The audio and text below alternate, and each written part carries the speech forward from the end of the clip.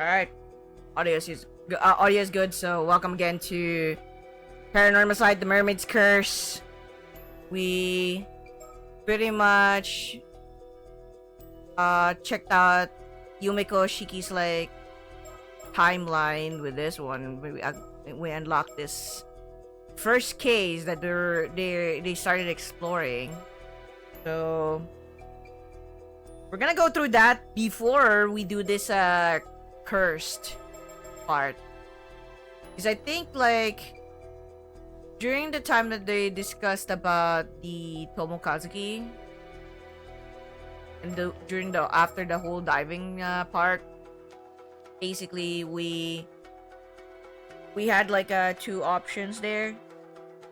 One is diving regularly, and then the other one is looking through that huge hole under underwater, and we saw like the version of Yuza trying to reach to the surface, trying to like grab hold of Yuza, the real Yuza.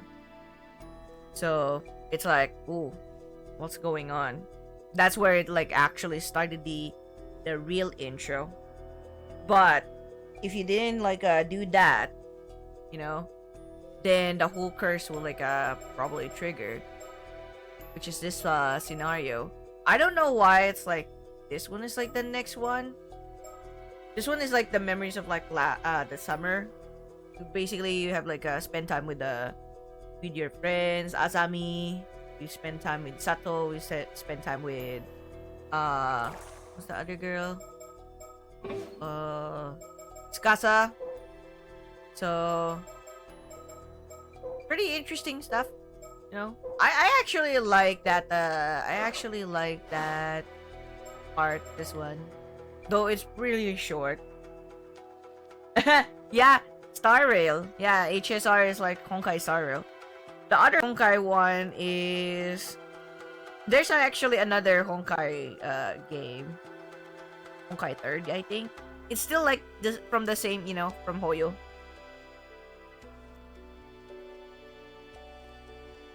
Otherwise, not would have been that earlier. Yeah, there's another Honkai. All right, before we start though, I haven't really like completed everything in the underwater. Like at least, do a little bit of like this before we head over to continue. I feel like it's nice to actually do a little bit before I like start, just to like pace my throat. It's not a sequel? No. Nope. Alright. I've been. Honestly, it's so addicting to actually do this dive shit.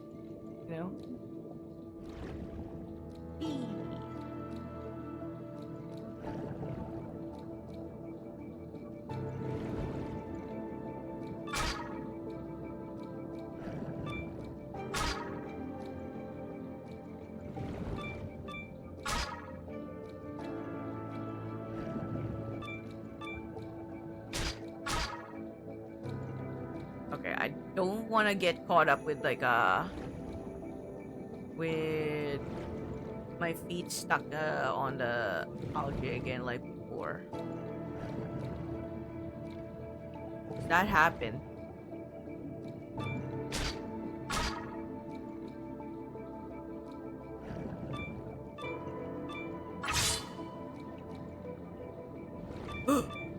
Okay, more stuff.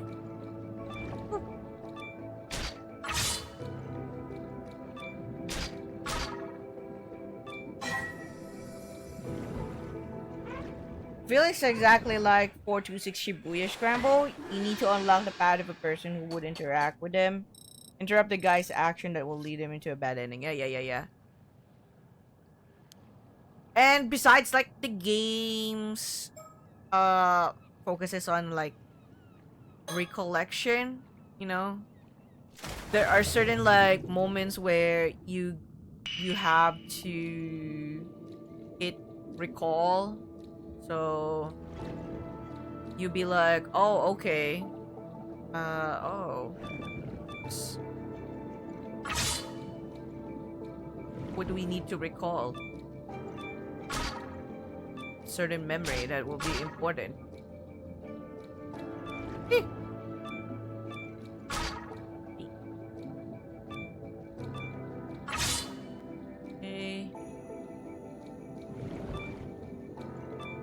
See if we can manage to get more Abalone. Yeah.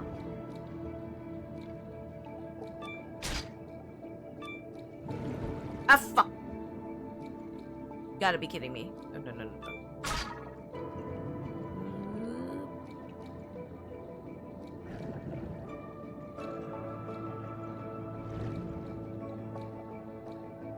Kind of harder to like maneuver now because you have pretty fast like swimming. So when that happens, you're like having a hard time to move. I remember doing this in the past, and that's how you change the present. Oh, bonus. If swimming is too fast, you might have trouble steering, it seems. Yeah. But it's actually important too, so like okay. Mighty wheel.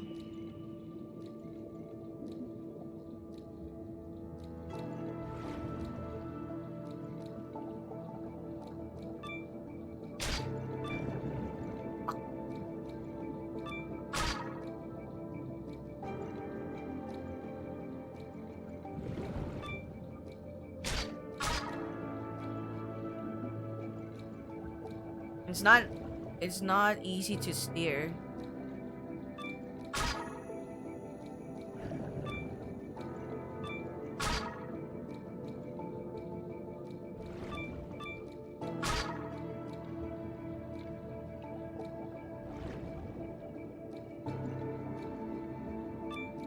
Boom.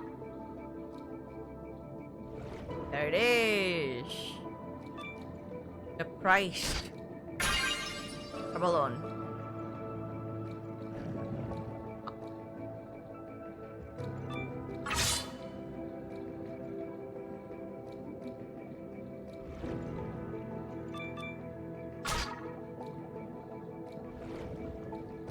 Shit.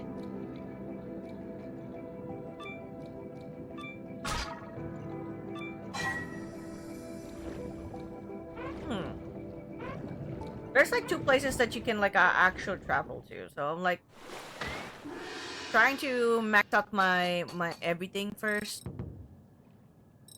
and then all the skills, then maybe we can like explore later on the yellow question marks, you know. Okay, let's stop diving and then let's continue. Oops, stop diving. Let's go to the store check.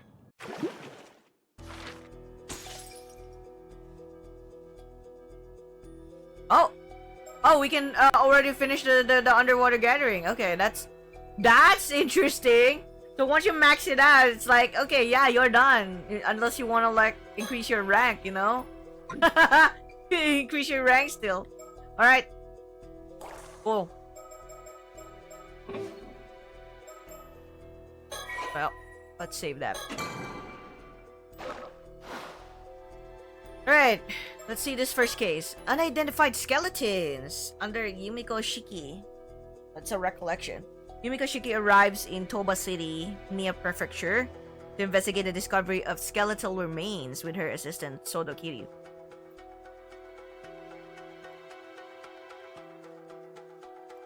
Alright, let's get right into it. Date unknown, August 1980 something morning. Toba City, Ijika Town. Okay. Alright. Welcome, ma'am. I've been waiting for you. The site where the bones were found is a little ways offshore from this beach. You went on ahead and started the investigation, I see. Thanks for that. Not at all. You clearing everything with local police meant all I had to do was arrive and inspect the remains myself.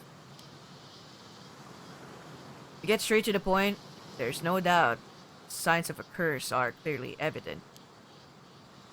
The skeletal remains are tied to a supernatural incident. Seems I was right to trust my intuition on this one. Alright then, let me hear the full report. Understood. Alright. Wow, look at this. It really is like nice, you know? That.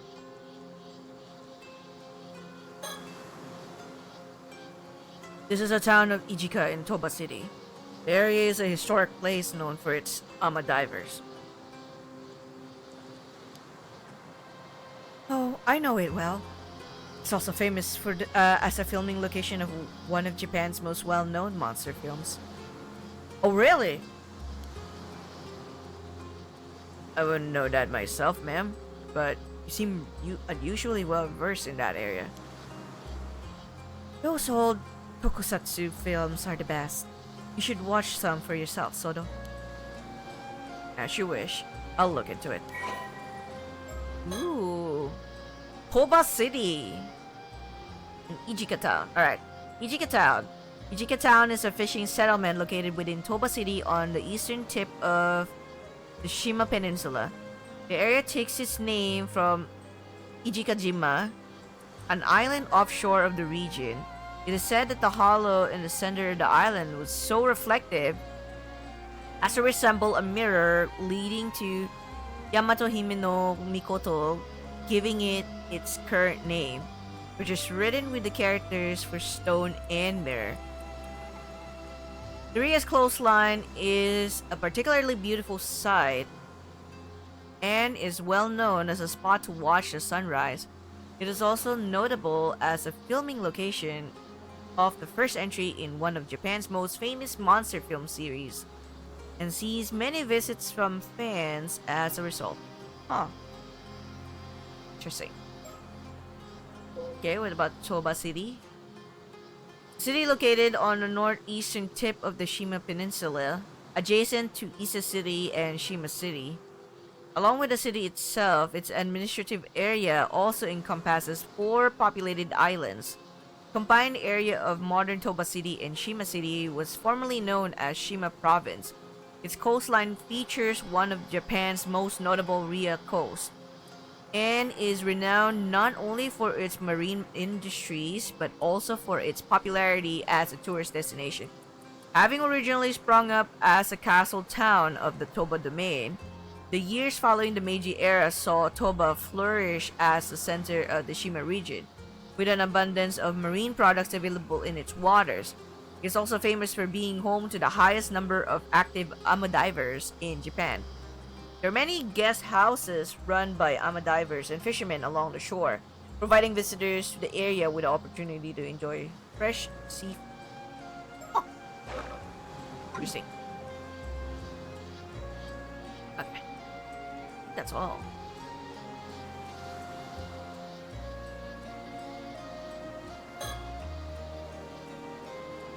A diligent and earnest young man.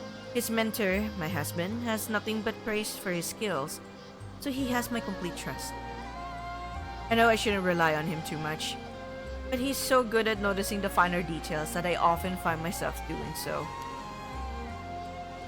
I had already planned to come here to Toba in Mie Prefecture together with Soto on another case, but the news of skeletal remains being found in the area caught my eye, so I sent him ahead to investigate. As expected, it turned out to be the result of a curse. Okay. Hi. Immediately I was like, okay, yeah, there's a typo already. Likely a troublesome one at that. I swear, this visibility.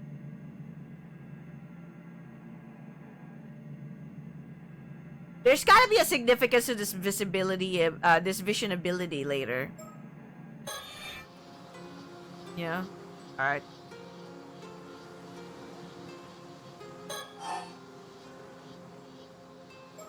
Let's not talk about the skeletal remains just yet.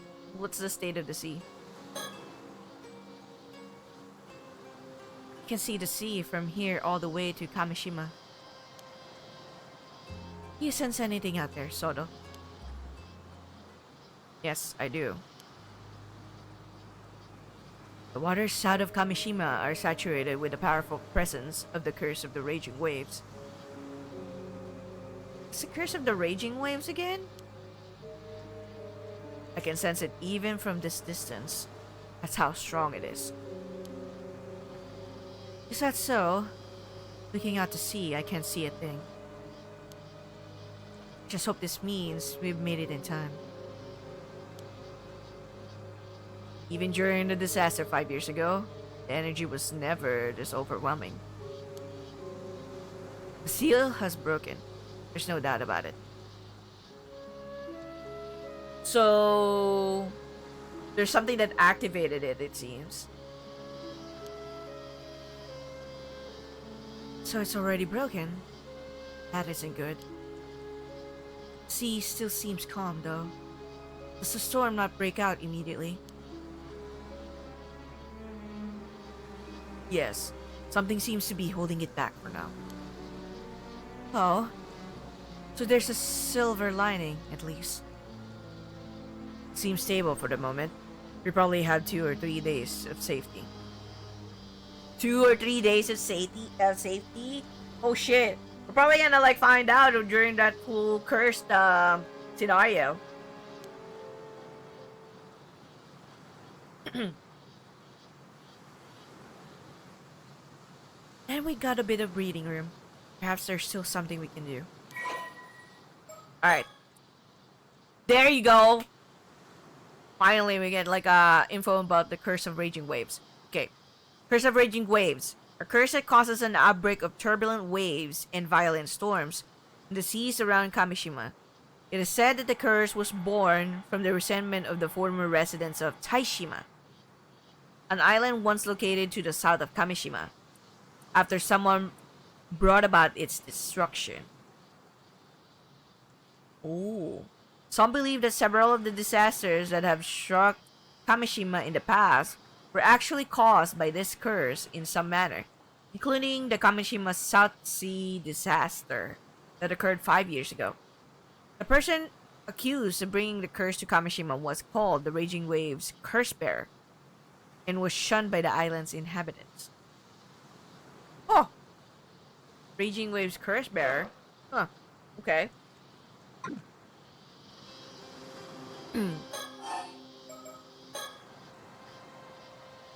I hope we can do something about the curse of the raging waves while it's still being held back. Yes, but despite all our efforts, we still haven't found a way to lift the curse. We might have quite a struggle ahead of us. That's really the heart of the problem, isn't it? And we have no idea where your ancestors' keepsake is either. I apologize on behalf of my family. Wait, wait, what? So his ancestor has like a keepsake? I wonder who's like the omyoji associated with like a Sodo, you know?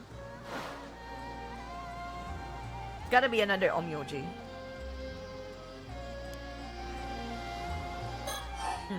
Alright, skeletal remains, give me like the deets. To begin, shall we review the details of the case? Is that really necessary? Summarizing will help us notice something we missed. And the day goes past that I don't admire your diligence, Soto. My thanks. I'll try to be brief. A few days ago, a fisherman off the coast here hauled up a long rod-like object. It resembled a human bone, so he notified the police. That was about 10 days ago. Okay. So he fished it up completely by chance.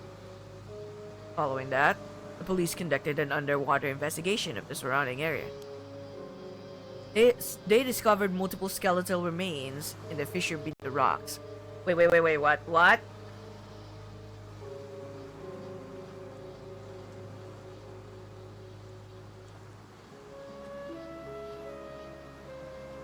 There are multiple skeletal remains beneath the rocks. Huh.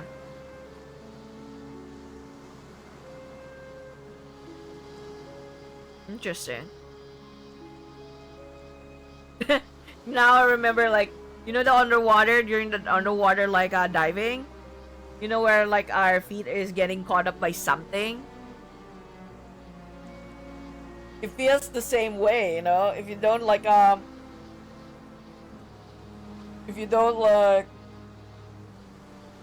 struggle free from that or break free from that, pretty much gonna be dead there.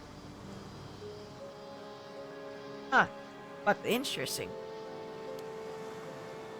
All the remains were already severely deteriorated, with each being several years to several decades old.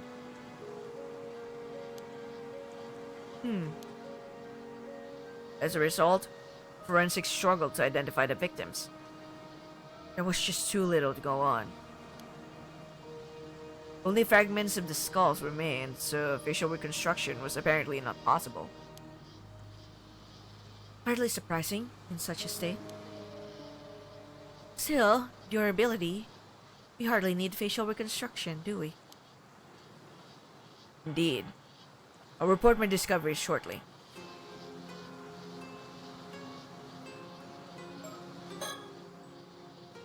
Multiple skeletal remains found resting on the multiple skeletal remains found resting on the seabed.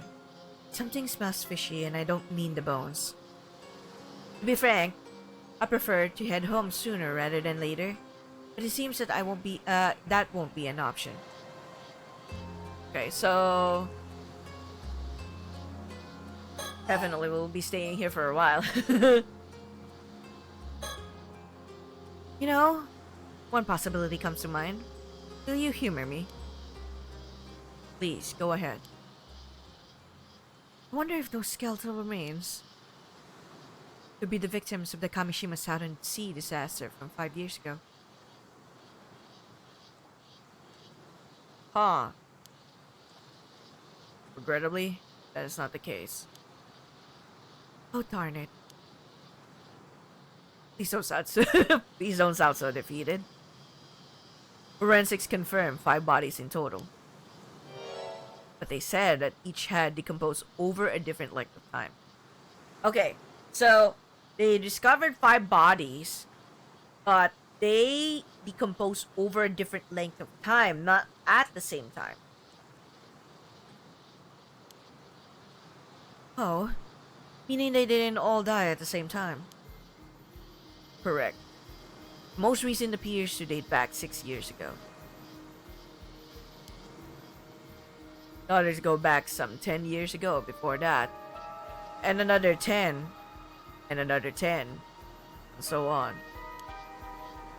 So roughly 1 body every 10 years. Indeed. I imagine that any older remains may have simply decayed entirely.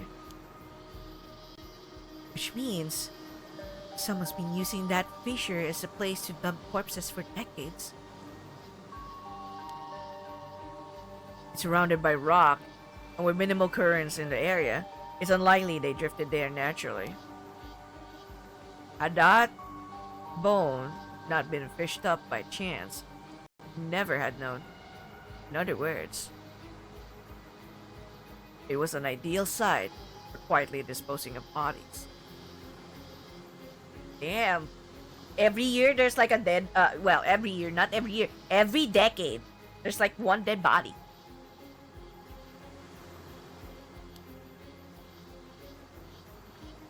So this was no accident. Someone did this. I imagine quite some resentment must have piled up over the years.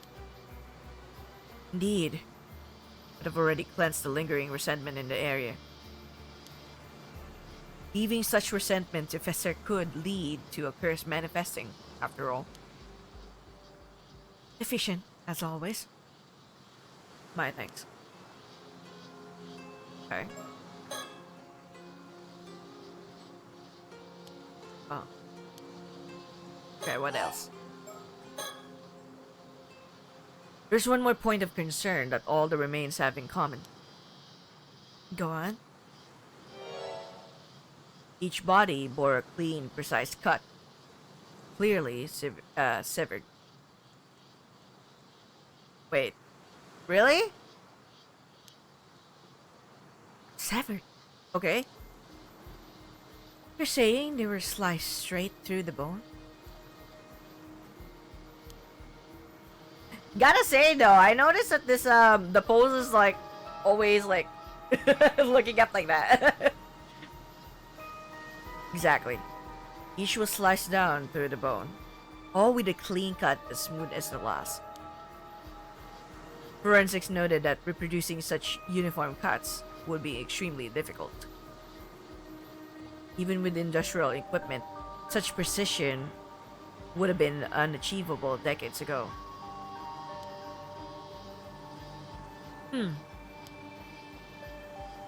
One possible explanation is that a master swordsman wielding a razor-sharp katana cleave each of them in a single stroke. Yes, well, that would certainly explain it. But warriors don't exactly run around with swords in this day and age. Which brings us to the possibility of a curse, I suppose. Correct. If the cuts were made by supernatural means, the rules change. And as it turns out, there were traces of a curse at each of the severed points. Okay. It was just a matter of time until we found one. Also, for the briefest moment, I glimpsed a cursed echo that looked like a warrior in armor. Really? There's a cursed echo that looked like a warrior in armor? Oh shit. A cursed echo in armor? Whoa! Look at that! A fucking samurai. Yes. Judging from the crest of on its armor and given our location, it appears to be a curse tied to the Heike. Ooh! That is actually cool. Right. The Heike. You are familiar with the Heike, I assume. Oh shit. I'm not familiar. Give me the deets. Give me the deets. Give me the goddamn deets. I have no idea. I have like heard of it, but not like fully know the history of it.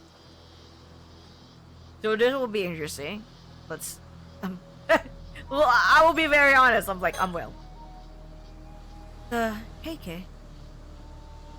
Not too sure. Okay. The Heike were a branch of the Taira clan, a warrior family who rose to power at the end of the Heian period.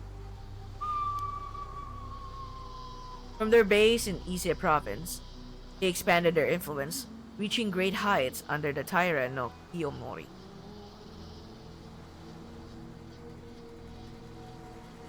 Oh, under Taira no Kiyomori, okay.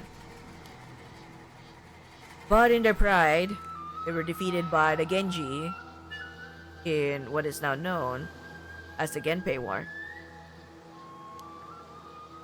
Ah, yes, of course, I knew that. Look at that! That's actually amazing. Look at that. See that? That's that art.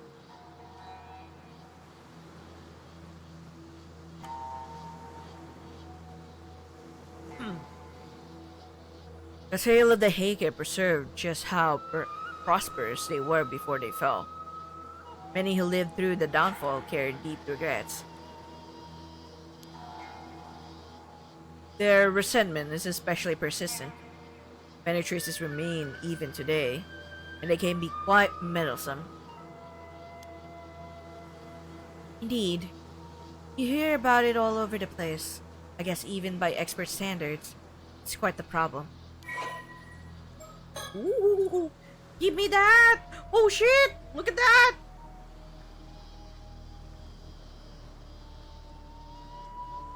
Abbreviated genealogy of the Heike.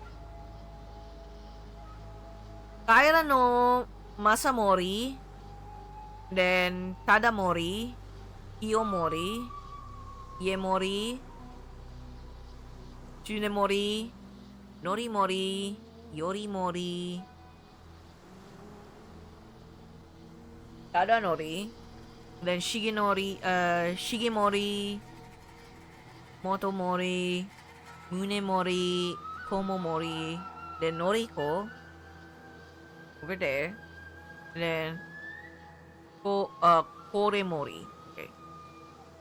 Interesting. That's probably the clan. The Heike were okay, let's see. So the Heike were part of the Ise clan, which was itself an Ise-based branch of the Taira clan, a prominent samurai family of the Heian period. Although the entire Ise Taira clan was greatly influential, Heike refers to the particularly prosperous lineage of Taira no Masanori, Taira no Masamori, Taira no Tadamori, and Taira no Kiyomori. Ah, okay. Known as one of the most prominent samurai families of the Heian period alongside the Minamoto clan, the Taira clan was originally based in the Kanto region. However, following Taira no Masakado's uprising against the central government, Taira no Masakado, so familiar, can't remember though. Uprising against the central government in the year 935 and its suppression at the hands of Taira no Sadamori, the latter's son, Korehira, moved to Ise province where he came to wield significant political power. This was the start of what would become known as the Ise Taira clan. 4 generations on from Korehira, Taira no Masamori consolidated the family's influence in Ise. His successor, Tadamori, was granted permission to enter the imperial court in 1132, eventually attaining a rank equal to that of nobility. The distinguished military exploits of Tadamori's son, Taira no Kiyomori, further led to Kiyomori's promotion to Daijo Daiji, Chancellor of the realm. Oh, Daijo Daiji. The highest possible governmental rank in 1167. In 1180, Kiyomori's daughter Noriko married into the imperial family, and her son ascended the throne as emperor, enabling the Heike to consolidate their monopoly on political authority.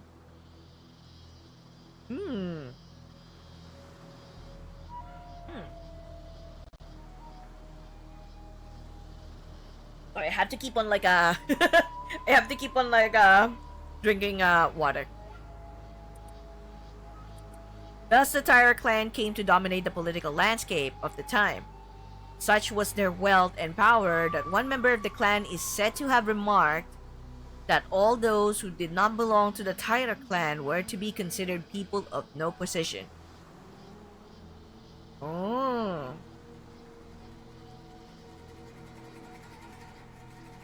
However, this golden age of the Taira clan did not last long. Their arrogant rule and dictatorial grasp on power led to many turning against the Taira clan, and the series of rebellions soon came to a head, with several prominent figures joining forces in a bid to overthrow them. In the midst of the resulting years of warfare, Kiyomori died of illness in March 1181. Despite losing one of their key members, the Taira clan continued to struggle against their opponents, but to no avail. In 1185, they were finally defeated in the Battle of Danno-ura, and many of its members, including Kiyomori's grandson, Emperor Antoku, who was still a child at the time, were lost beneath the waves of Danno-ura, burdened with unfulfilled ambitions. Oh.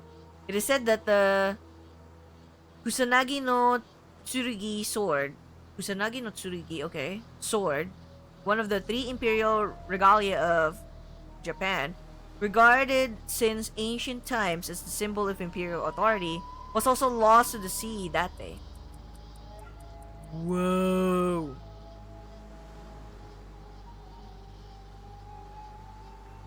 Wow. After the defeat, the surviving members of the Taira clan, now disgraced as fallen warriors, scattered across the country and lived out their days in hiding. Even to this day, legends of Taira clan survivors persist in various regions across Japan. Interesting, interesting, interesting. Very, very interesting.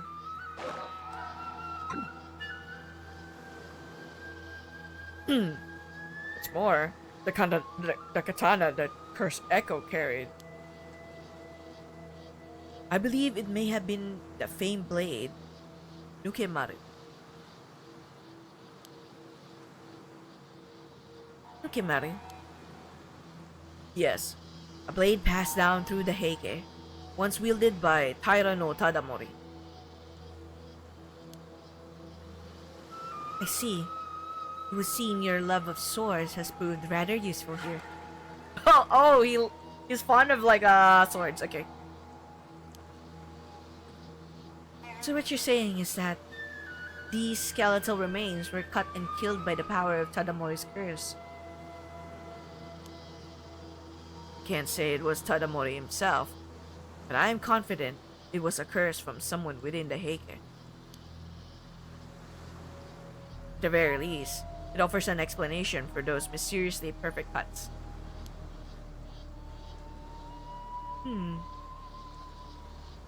But the body is being dumped every decade. Surely that can't be the curse too, can it? Correct. I imagine that part likely involves further intervention by someone else. But this wasn't an accident by some spontaneous curse. There's a perpetrator out there. Indeed. However, I can't imagine any psychic with enough power to wield such a curse would dispose of bodies so poorly.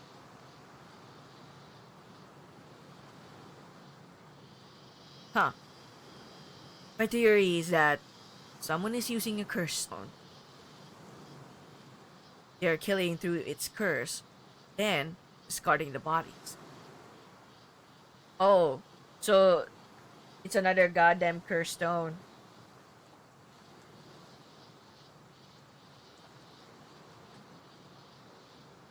Hold on, give me a moment.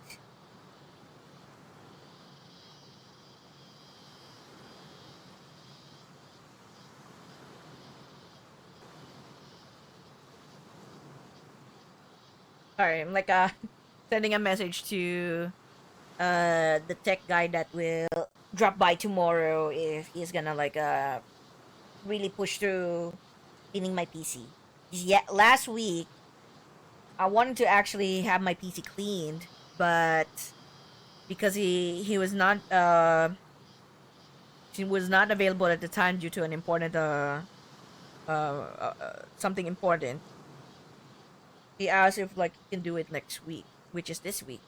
I was like, okay, sure. And he just like sent me the the time that he's gonna expected to he's expected to like drop by, which is around 10 a.m. my time zone. I was like, yeah, sure. Then there's no problems like tomorrow. So just had to make sure that I will be like you know, getting ready to make sure that I log out on my PC by then. Once he's there. Alright. So there's gonna be another cursed stone that has the the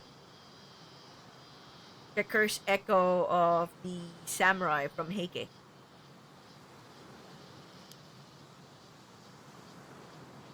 There. A cursed stone.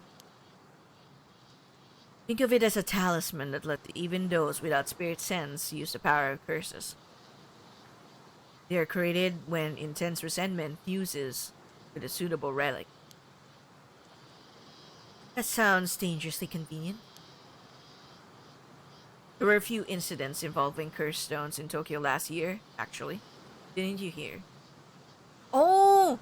So okay. Mysteries of Onjo is the first game, right? And apparently, the Mermaid's curse occurred literally just like after a year from that. So, interesting. Very, very interesting. Oh, now that you mention it, that someone rings a bell. Curse stones. A type of curse tool that allows even people without any spirit sense to wield curses. As long as a tool meets the above criteria, items of any shape or size may be referred to as curse stones. Many curse stones have conditions that must be fulfilled to use them, often based on the spiritual power and characteristics of the curse itself. If a curse stone has low spiritual power, it may only be possible to use it under specific circumstances, such as when under the influence of the Feast of Shadows, a spell that heightens the potency of certain types of spiritual energy. Oh. Okay. So in short, whoever's behind this possesses a stone imbued with the Heike's curse. They use it to kill somebody. They use it to kill someone roughly every decade, dumping the body into the sea. Yes, that aligns with the evidence. Thank you for the summary.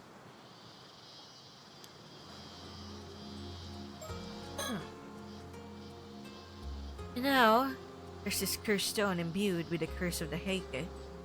This whole thing is turning into quite a headache. Even with so little to go on, sort of deduce all this. Pretty impressive. I'll have to remember to give him kudos later.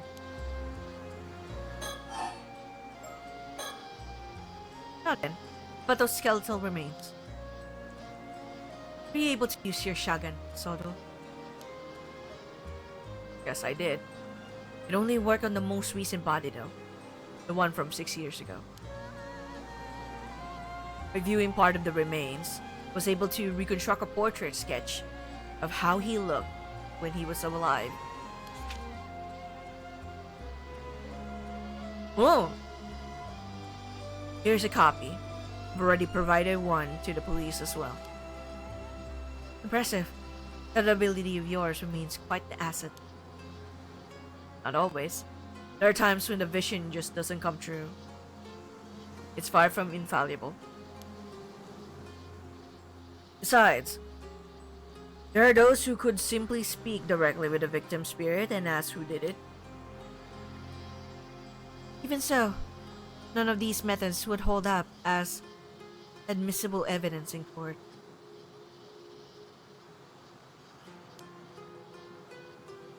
But as a lead in our investigation, it's more than enough. Excellent work.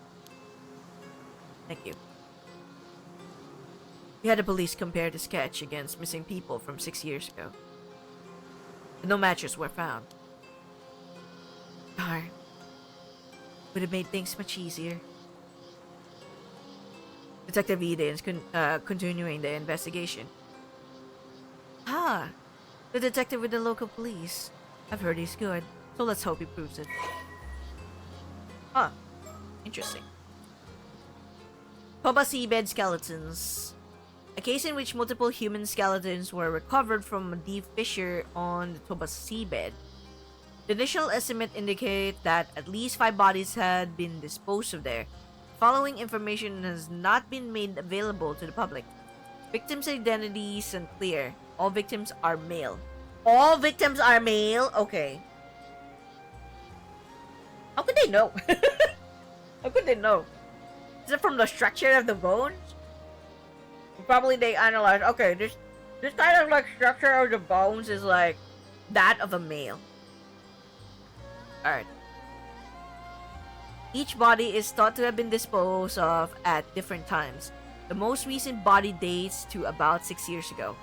A facial sketch of this individual obtained using Sodo Kiryu's Shagan ability. Okay.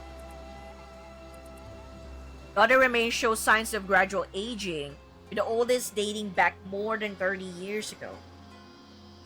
Okay. Although the presence of older remains has also been confirmed, they have completely decayed and it is impossible to tell how old they are. It is unlikely that the bodies could have drifted into the fissure naturally, so it is thought that someone has been discarding them there every few years. Each skeleton shows signs of a clean, precise cut inflicted by a sharp blade. Traces of a curse were also detected from around the severed sections. The victims are believed to have been killed by a curse wielded by someone connected to the Heike. Huh.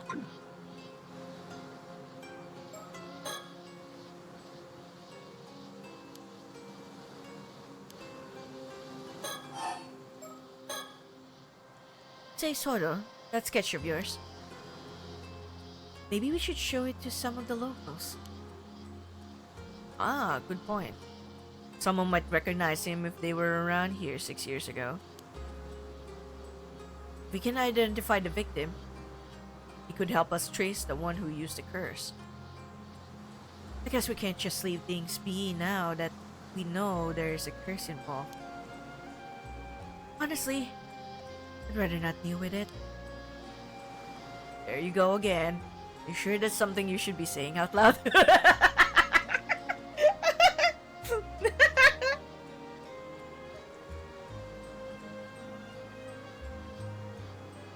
She's probably like, oh my god, this is such a pain in the butt. I don't wanna like deal with like curses again. No? I'm already just a mere housewife. I should not be like doing these things anymore, you know, for the police. As part of the you know, paranormal paranormal department. Obviously not.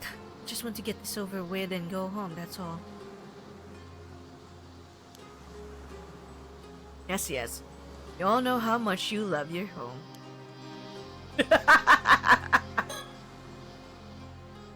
Okay. What else? Bam! Behind you. Behind me? What do you mean? What do you mean behind me? Wait! I hate these kinds of like things! Don't just tell me like behind me? Like that?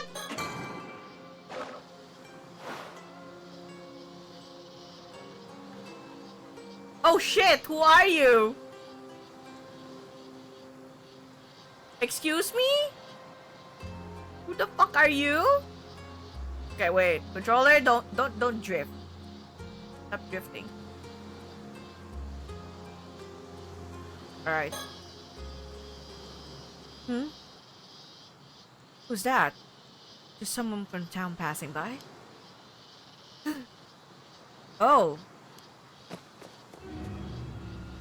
Ah, she bolted. Soda, after her. On it. Hey, stop. Let me go. I didn't do nothing wrong.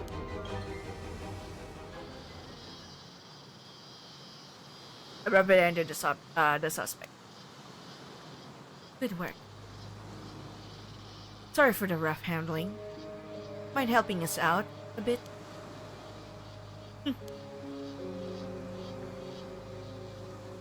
What are you doing here?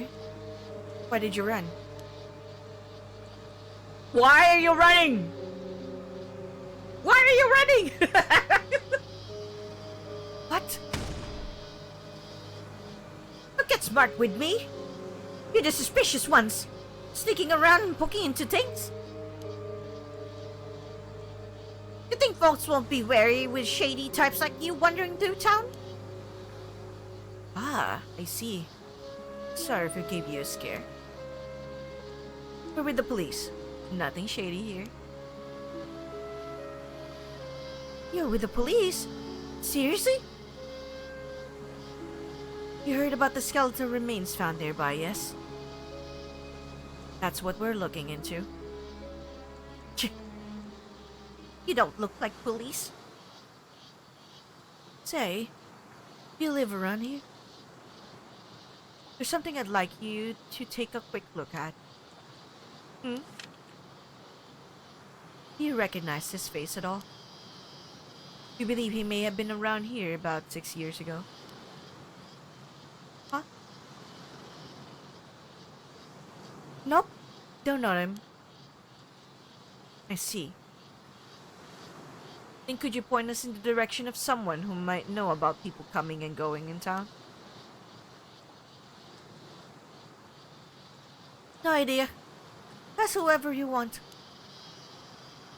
Can I go now? I got nothing to do with this. Don't know a thing.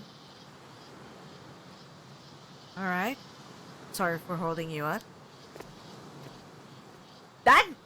That lady is suspicious as fuck. I don't know about you, but that's sus. She looks so, you know, cray-cray.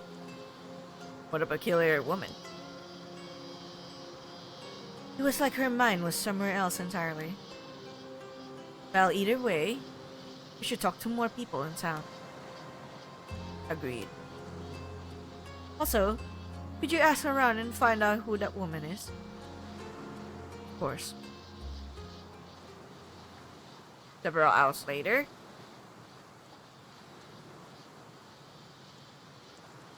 Bam. I've learned a few things.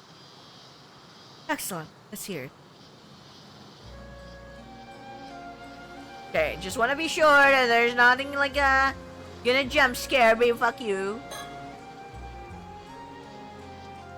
The port and town center are down that way, so this area is technically the outskirts. It's quiet. It's a quiet town, so a stranger loitering here would definitely attract attention. That's a good point.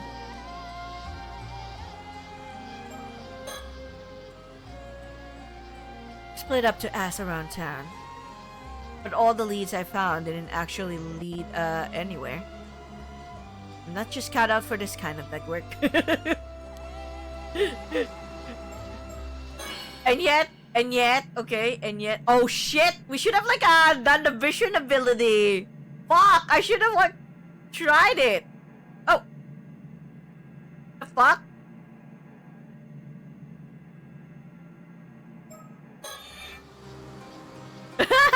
Wait. Oh, it's a mockingbird. Mockingbirds. These popular bird mascot stickers seem to pop up everywhere. Nobody knows who the artist is behind these quirky, rough and tumble birds, or where they'll show up next, but they quickly became popular for their bizarre yet oddly cute designs. Be in the right place at the right time in Ise and the surrounding areas, you might just be able to find all 20 of them. Reach a total of 5 and 20 stickers collected to unlock fun bonus content at these milestones. You gotta be kidding me.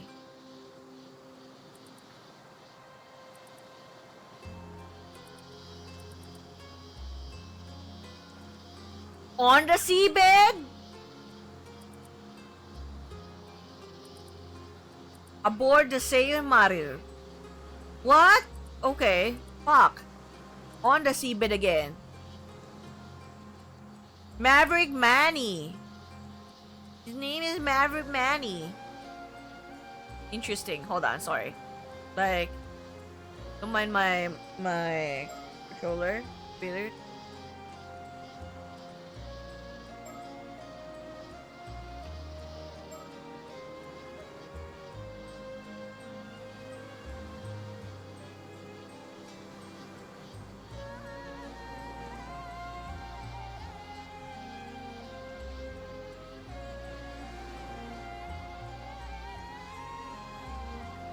Okay, hold on.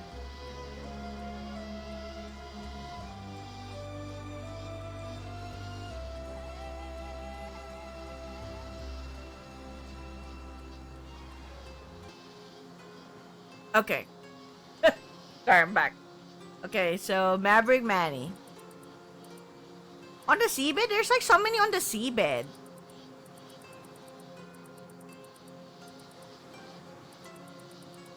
Okay. Probably gonna like have to find that in some ways.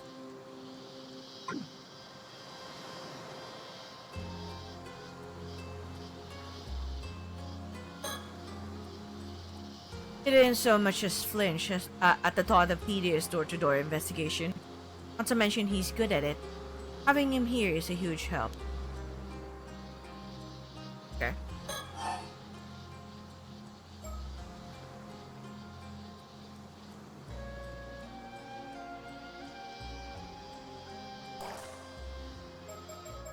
Okay. That. Hold on.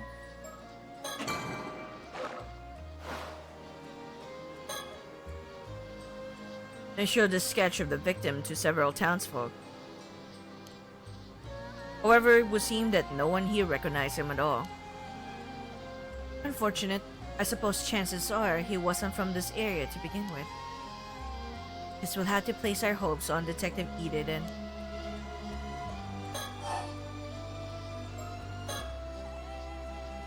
You don't suppose we might be working with a bad sketch here? You needn't worry about that. I'm confident in the likeness. It should be a near-perfect match. You're right. I'm sure it's close. Sorry for doubting you.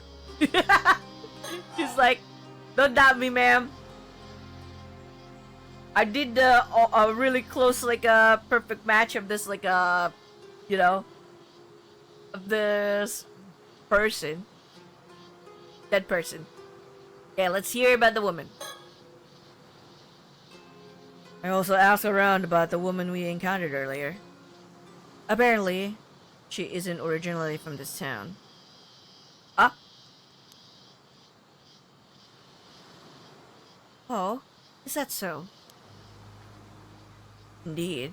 Apparently she wandered into town about 5 years ago. She's been living alone in a cheap rental apartment on the outskirts of town ever since. When she first arrived, she had nothing but an old wooden box, which she was clutching as if it were very dear to her. Nothing but an old wooden box. Supposedly, she used to work as an ama diver. Around when she first moved here, she'd occasionally go diving for fish. But these days, she keeps to herself, and no one ever sees her diving anymore. No one really knows how she supports herself, and many of the islanders find her unsettling. Perhaps she fled from something and moved her life here. That was suggested, yes. She's never spoken about her past, so no one knows for sure. Although, according to her landlord, she's never been late on rent. And she's never caused any problems either. Still, it seems odd she'd get so worked up about strangers coming to town. Doesn't seem like she is in any position to be worrying about that. You think she might be hiding something? Possible. Her attitude changed the moment we said we were with the police. Perhaps she was keeping watch over the coast where the bodies were dumped, waiting to see if someone showed up. Right, I mean, the most recent body is from 6 years ago. And she arrived in town 5 years back.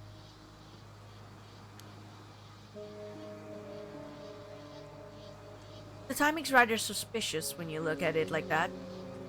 You'd best keep an eye on her. Agreed. Were you able to get her name?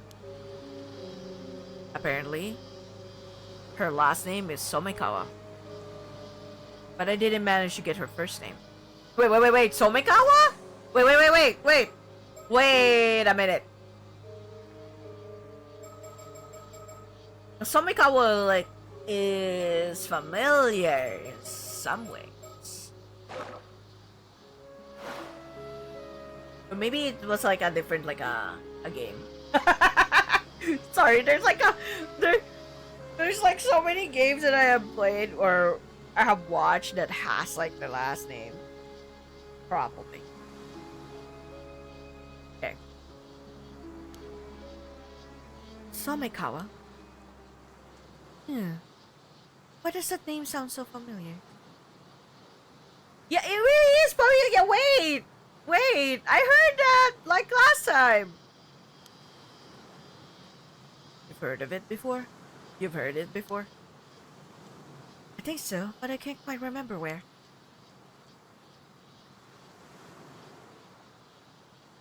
But I'm a woman who cast off her past long ago. I guess I shouldn't let it bother me. No!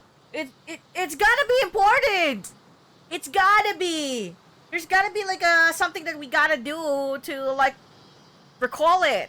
There's gotta be like some sort of trigger later. Not this again. Let's leave any time consuming background checks to Detective Ide. Very well. I will inform him.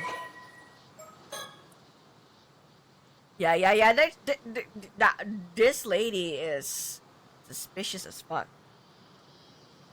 Okay, Somekawa, woman living in Toba. Although she occasionally does work as an ama diver, it is unclear who she is and where she came from.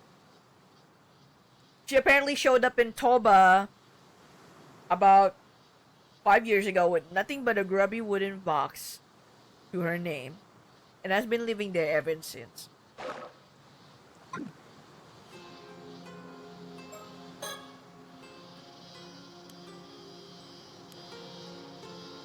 Alright, what else? So this means that women might have been marking us since we got here. It's possible. I apologize for not noticing sooner. Even a moment's lapse can expose one to a curse. I was careless, but I won't let it happen again.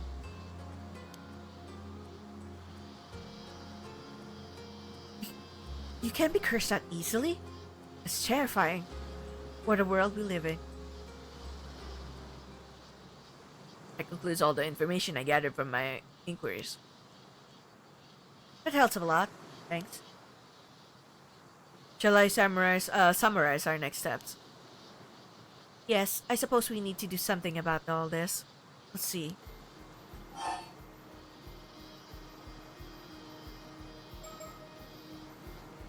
Let's do the Curse of the Raging Waves first. Regarding our main objective, or the so-called Curse of the Raging Waves, without knowing how to lift it, there's not much we can do right now.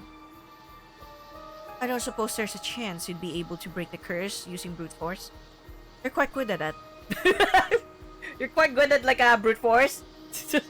So no.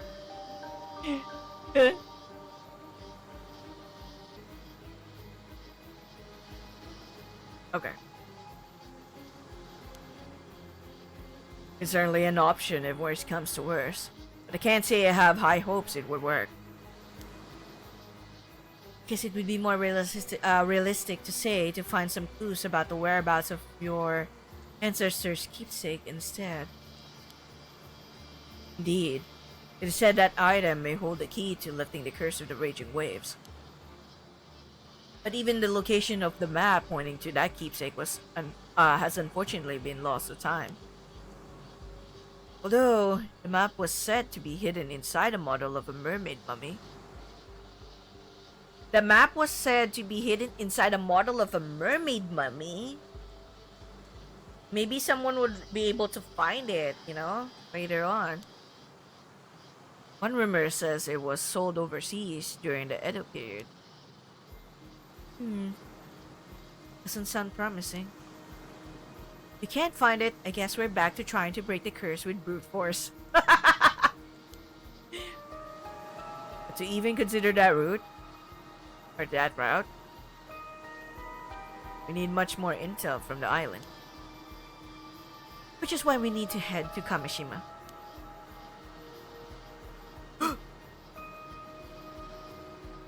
I don't... What's with her neck? Is that like some sort of like scar or something? Or is there is it just like a mere shadow? I don't recall that like on her neck. And at the very least, advise the locals to evacuate. Yes. Hopefully someone of influence there will believe us about the curse of the raging waves.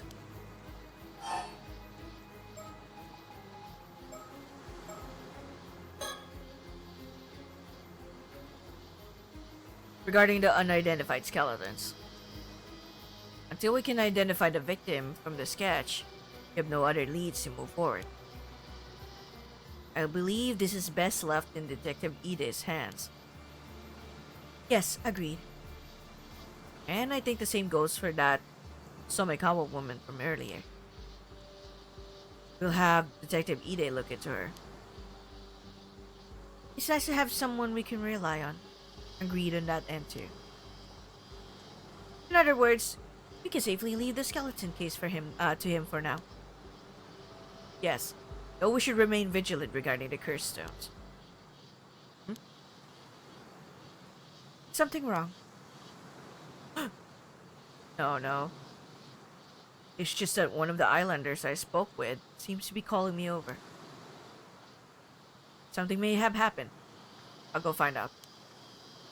Please do.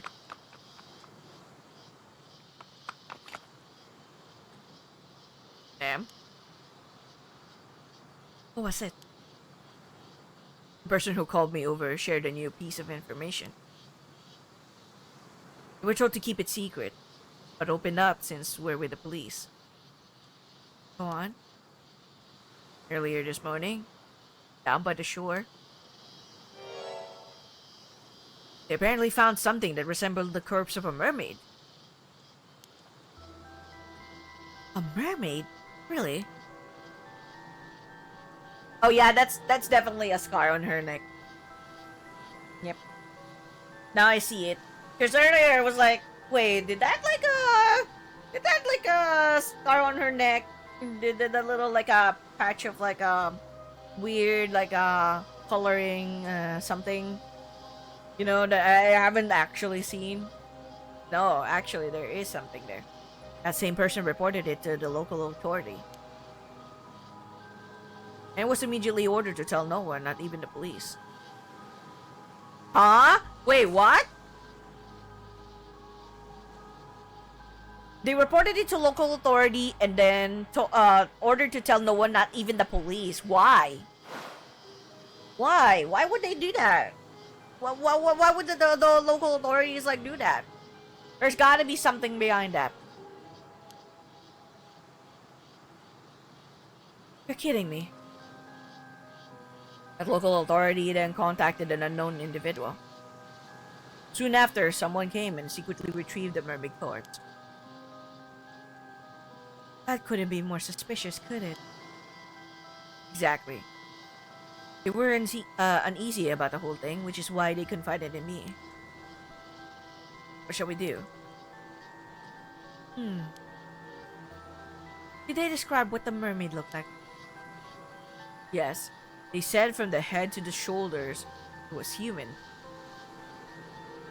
But below that, entirely fish. So it was not the classic mermaid from fairy tales, it would seem. Only the head was human, Hmm. He also said it was completely dried out, almost mummified. The face was unrecognizable. But I thought it resembled a local ama diver named Tamiko Suma. Tamiko Suma? Okay. Mr. J, thank you so much for the, for the greetings. Yeah, 6 years. Imagine that. 6 years of like streaming. Pretty happy with where I've been, I've gone from. Just being like still small but enjoying the streaming, you know. Time flies, we're getting old. Exactly. Dude, I'm gonna be in my mid 30s. Mid 30s by April. Gonna be mid 30s by April. How are you doing, sir?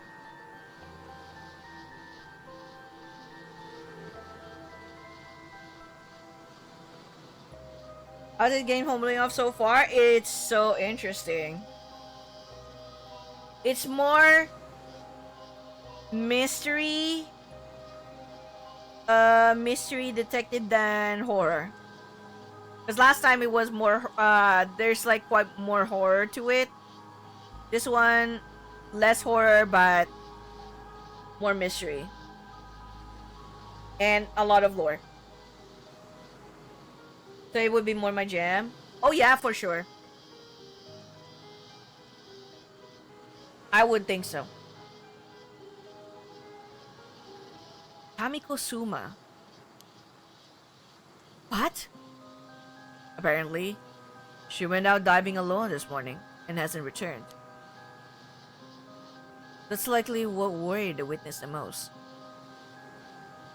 That is troubling. Damn it. Just what we needed. More things to deal with.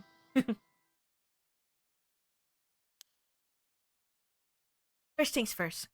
Let's deal with this mermaid story. Come on. Oh, so that's where we get to that scenario. Oh, there's another one? Holy shit. Wait. We're not going through that curse yet. I want to like see this other scenarios that we have like witnessed. Ise-Shima investigation. Oh. A mermaid corpse has been discovered on the beach near Ijika town. While Yumiko and her partner are investigating its whereabouts, they run into an important local figure. Oh, old man.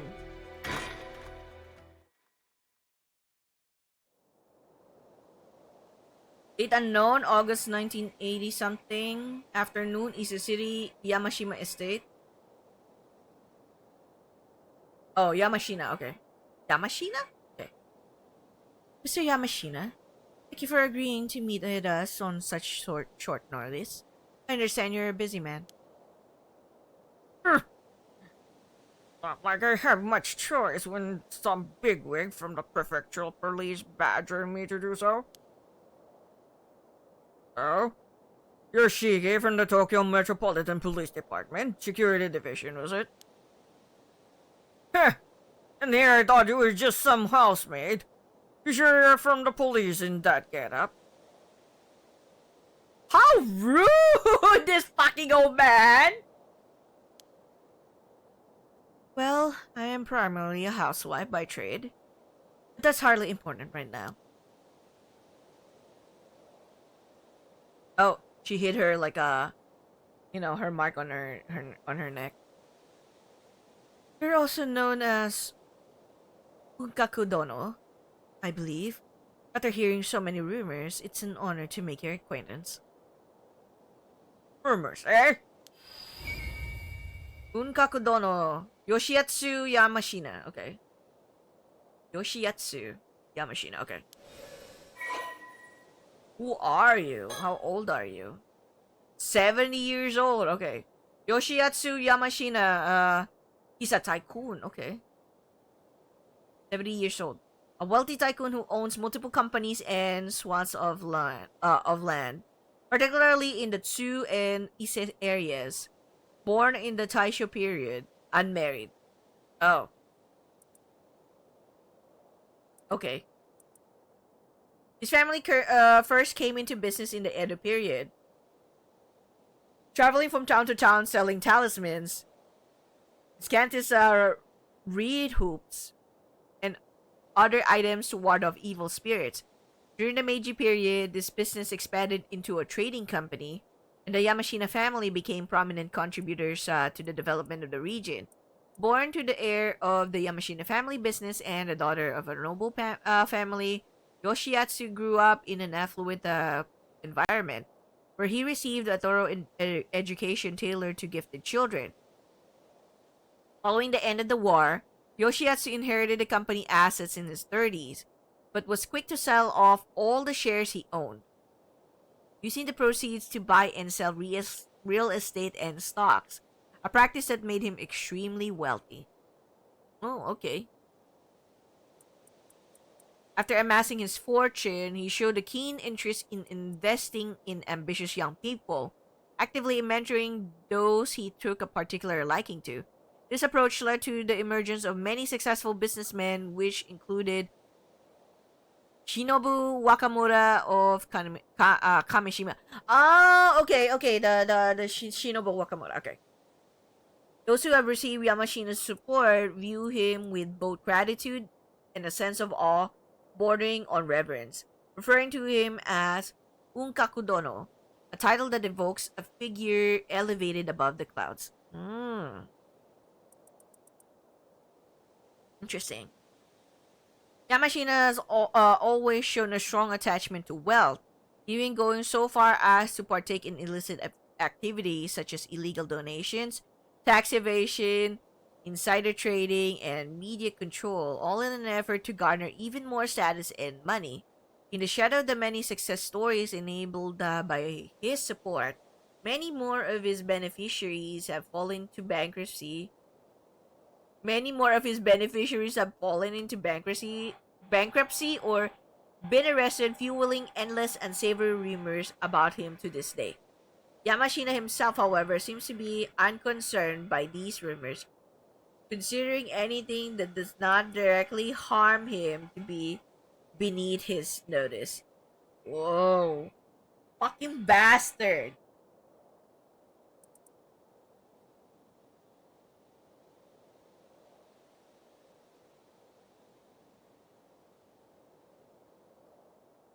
Hmm. Oh, so he's one of those like older people, the elders that wants to have like immortality. Okay. All right. Even as a lifelong bachelor, he has surrounded himself with many followers, both publicly and privately, and has never lacked for anything to satisfy his personal needs. A few years ago, he began to seriously consider the issue of a successor, driven by his determination that his beloved fortune should never fall into the hands of someone untrustworthy. Perhaps for this reason, he began to develop a keen fascination in immortality around the same time, and is said to be secretly investing vast amounts of money into research on the topic. Ah, so kind of like the Hyaku soaps lady. Alright. Yes, I hear you've been doing some, under the table research into immortality. And? So what if I am? Well, now, I wouldn't have expected you to be such a dreamer, but it does make you just a bit more relatable. Huh. You can laugh all you want. What's it got to do with the police, anyway?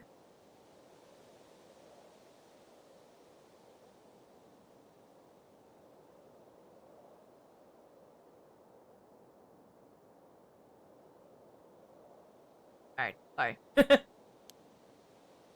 It seems, on this particular occasion, it has quite a bit to do with the police, unfortunately.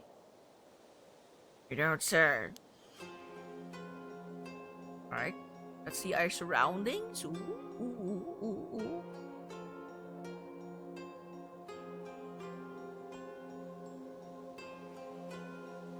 Oh, there is the bird. Mockingbird number 9.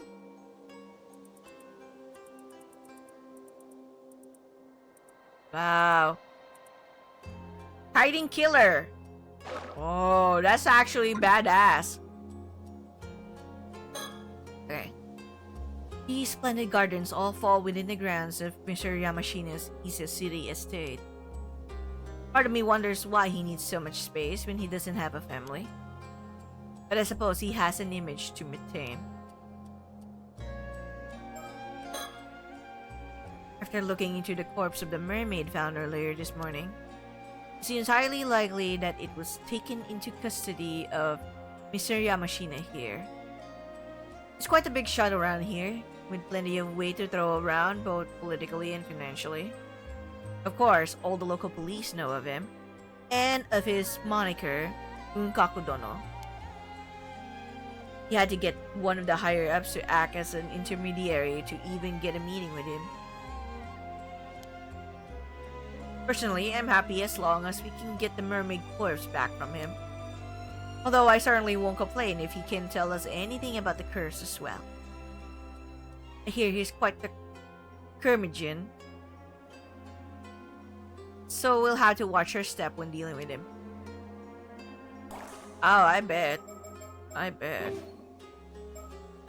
this shitty bastard. Okay, let's see the vision.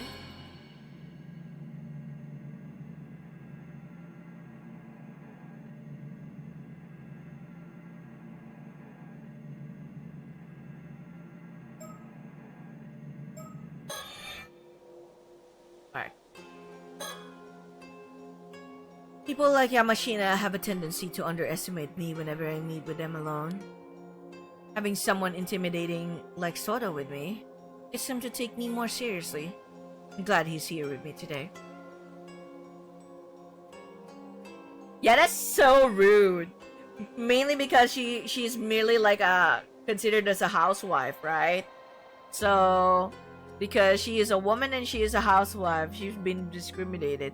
Well, it kind of makes sense if it's like in the 1980s, you know. I'm amazed we were able to get an appointment with him this quickly. Yes, and all thanks to Detective Ide. Would seem he's quite a capable fellow. Alright. Guess that's it. Yoshiatsu. This is Yoshiatsu Yamashina. He's a tycoon with multiple properties and companies to his name, mostly based here in Ise-Shima. He's long been rumored of being involved in various shady dealings. Special Investigations has had an eye on him for a while now, but they haven't managed to find any concrete evidence so far. It seems he has a knack for pinning the blame on his subordinates before finding a way to slip away. Needless to say, he and the police are quite familiar with each other by this point. Though I don't doubt he has local police chiefs and politicians under his thumb behind the scenes. There's no need for me to get involved in all that. I'll be satisfied as long as I get the information we need from him.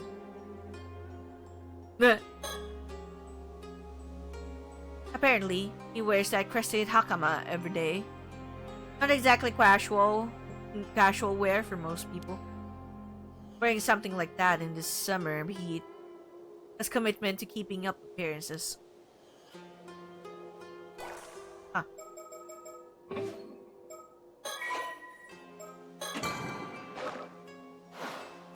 Alright, let's hear you.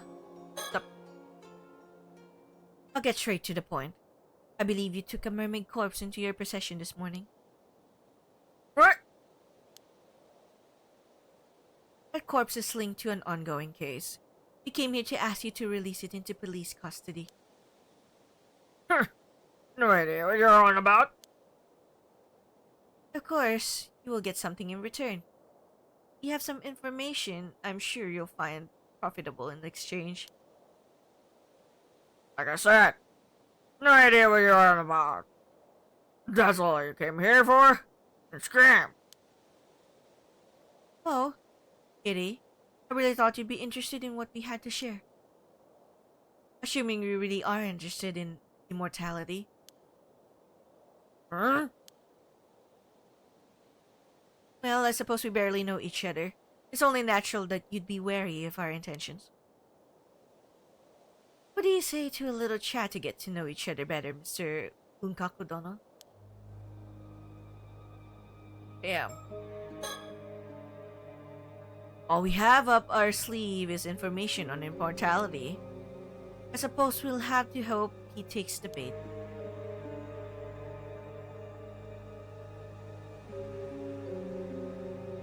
Ah.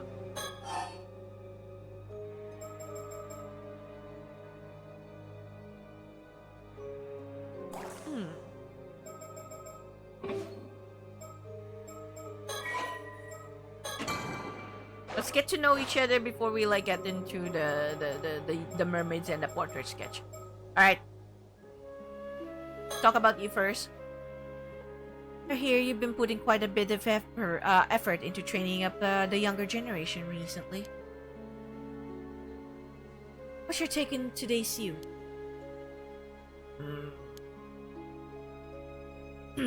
Useless. A lot of them. Bunch of pushovers that have let all this new generation tribe go through their heads. They're the ones who built this country back up after the war. But they're out there strutting around like they own the place. Far too big for their britches. My, what a skating review. Would a resident member of the new generation like to comment at all? Soda. Please don't call me that. I mean, he's like in his 20s. I guess he's the new generation, kinda. I hear you've been searching for a successor, though. Given your strong opinions on the matter, I take it that you're struggling. Though I can see why that could lead to a desire for immortality. After all, there's no need to cede your legacy to someone else if you can remain at the reins yourself. Huh. Might have been true when I started my research. Oh, I take it that isn't the case now.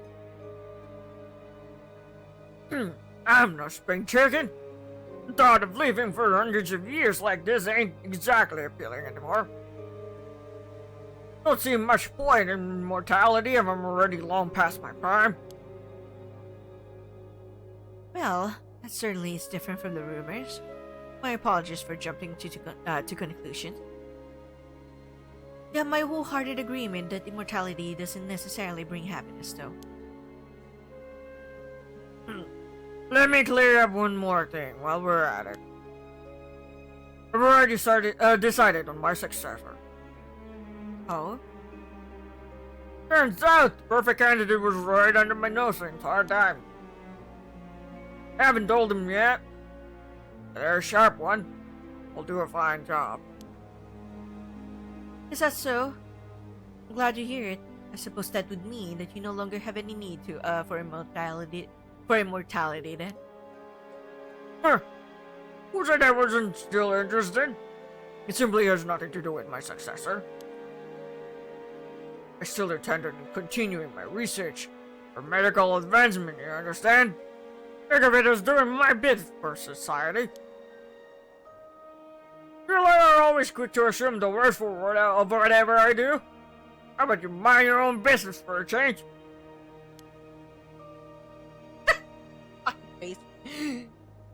Well, there's not much we can say to that. We'll try to be more discerning from now on.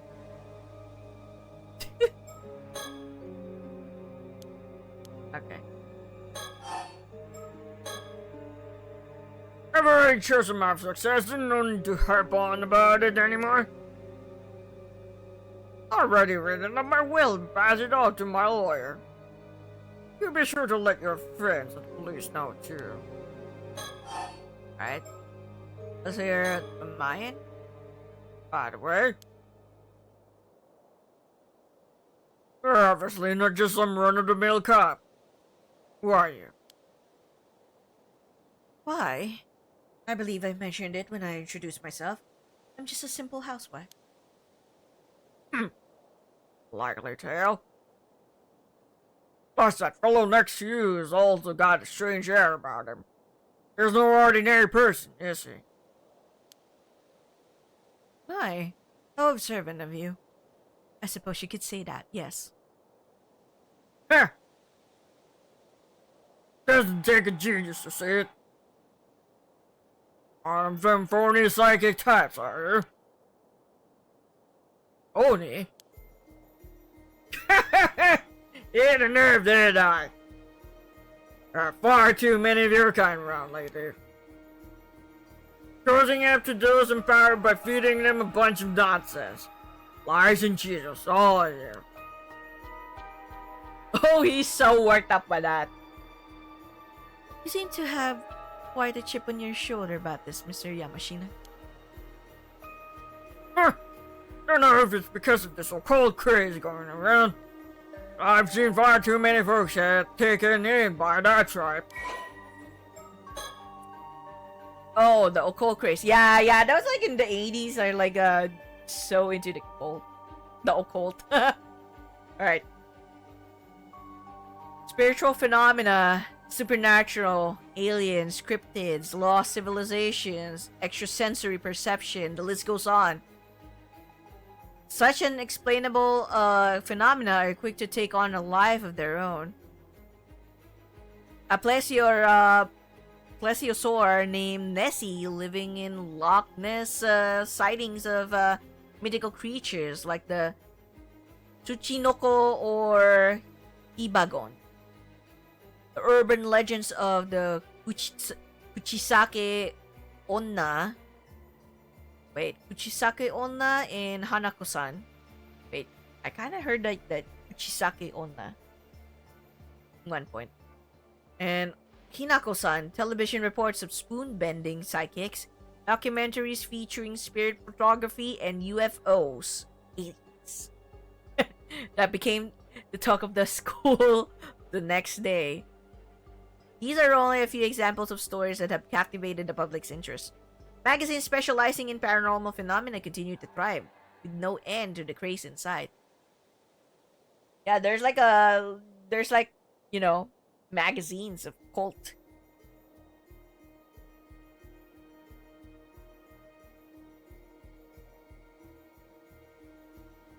Sorry. I need to drink water.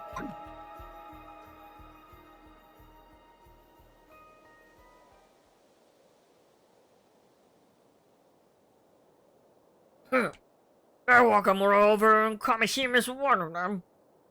Talk about a ways of potential. Wakamura? Wait, what? Oh, hold on. Before we do that. Can't say I care much about who you are anymore. You don't even know if some phony psychic tells me all I need to know. How dare you? Soda, come down. He can take what he wants. Of course Soda would be like mad.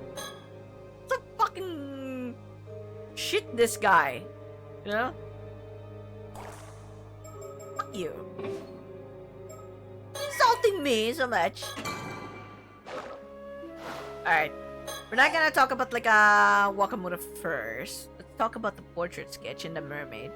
I feel like it leads to more like shit. By the way, you're quite well connected around these parts, if I'm not mistaken. Huh? This doesn't have anything to do with what we came here to talk about. But I was wondering if you happen to recognize the person in the sketch. It seems he lived in the Ise-Shima area around 6 years ago. Nope. Never seen him. The face again. God damn it. God freaking damn it, that's a fucking face. I assume you've heard the news about the old human bones found on the seabed. This is a sketch of one of the victims from that case. You sure you have no idea who it could be? Yes, I have it, actually. Get no interest in things that have nothing to do with me. Fuck you. Okay, about the mermaid. There's one thing I should warn you about. Eating the flesh of that mermaid you found won't grant you immortality.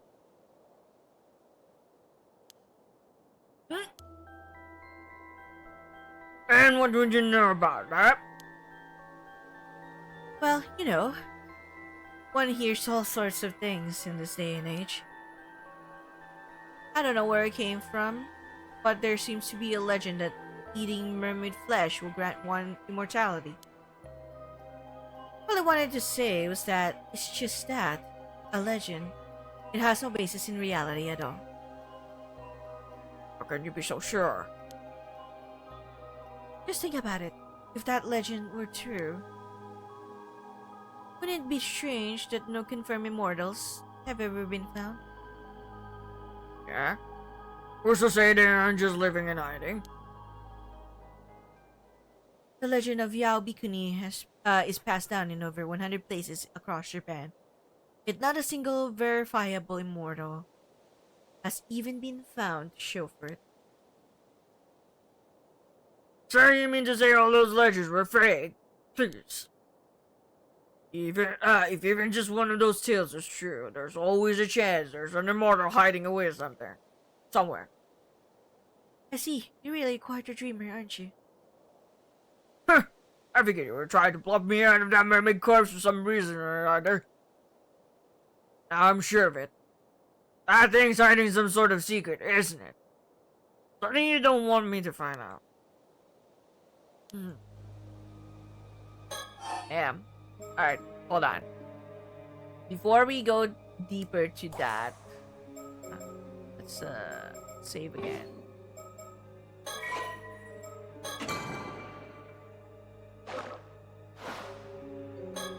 Go back to Wakamoto. Who might this Wakamoto be? Wakamoto? There's one of my proteges. He's the one currently in charge over in Kameshima. Used to have high hopes for that one, but that changed when he came under the thrall of some phony sorcerer in Tokyo. A phony sorcerer in Tokyo? Right.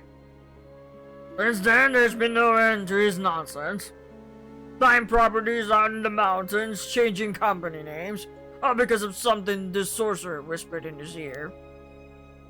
He even told me the layout of my house was unlocking, trying to get me to renovate the place. Just recently he was going on about some curse causing a big storm. That sort of rubbish. A storm caused by a curse, you say? Huh. He even said the storm 5 years ago was caused by the same curse. He'd been trying to wheedle me into helping him find some way to stop it. I'm done with him and his ramblings. Man's clearly a lost cause. He'll be coming over here tomorrow morning. But I'm thinking it's time to have someone else take the reins over on Kameshima. I see. So even though you believe in immortality, you refuse to associate with anything to do with the occult. And you? I figured someone claiming to be a cop would have more sense than that. Are you meant to solve crimes if criminals can just pull out curses left and right? You won't find me disagreeing there. So, what exactly has this Wakamoto been saying about this curse? Well, if I remember, why did you go to Kameshima as the man yourself? Maybe we will. Thank you for the information.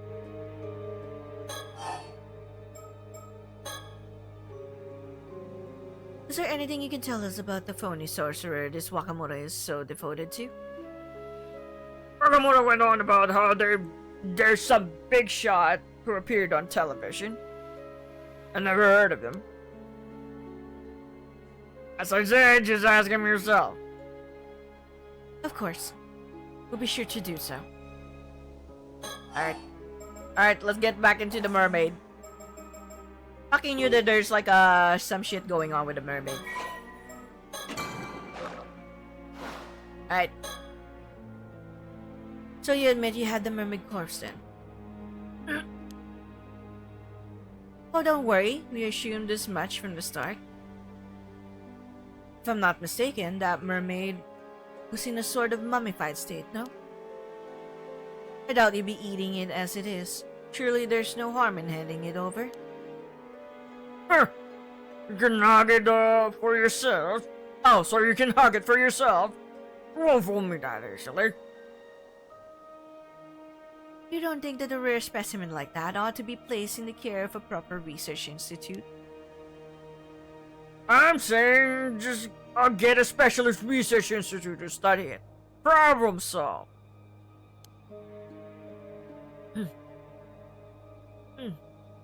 Wow. That fucking like shit. Point taken.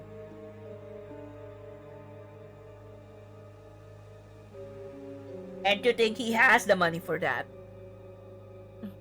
I suppose so. Right? I'll make sure that mermaid gets studied properly. Don't you worry about that.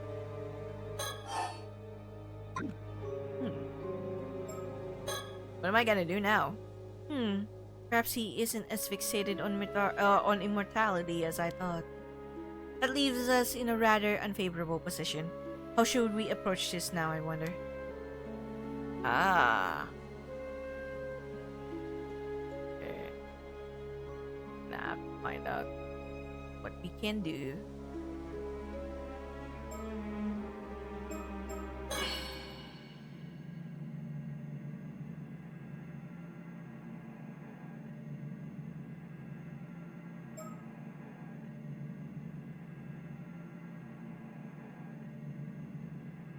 Trying to like think if like there's something here, you know?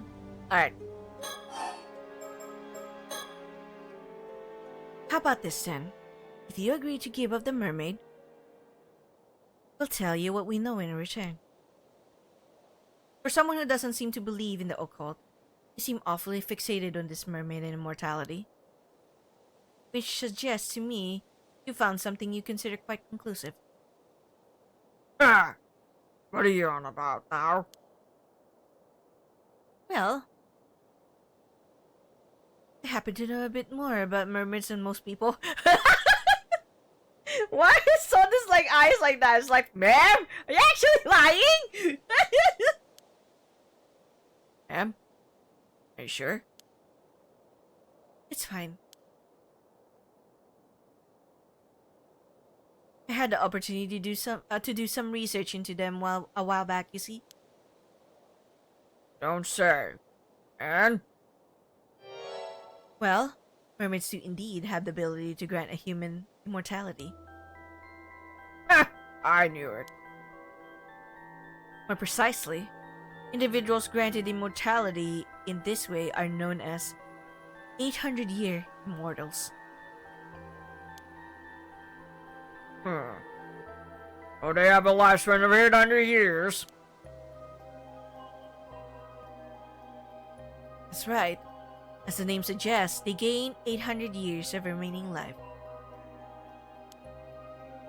During this time, they won't age a day, and even if they die, they resurrect immediately. Sounds like a real blessing. No, I'm afraid it's anything but.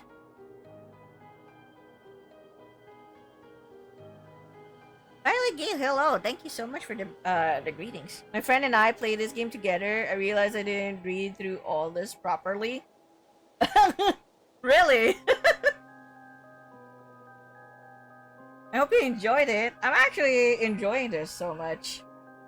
Of course, I'm just doing it on my own, so my throat's like dying. But I'll manage, you know. Just need to like get my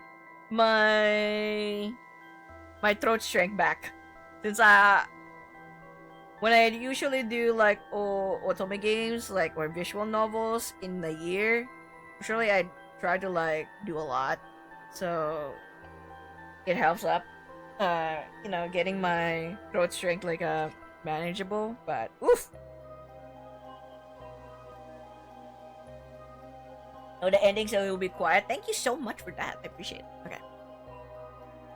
No, I'm afraid it's anything but. One who defies the very laws of nature like that is no longer human. They're an anomalous being that should not be allowed to exist.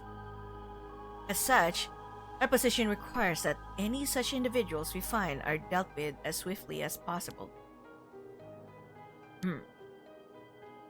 Indeed, this immortality was originally a curse mermaids place upon humans.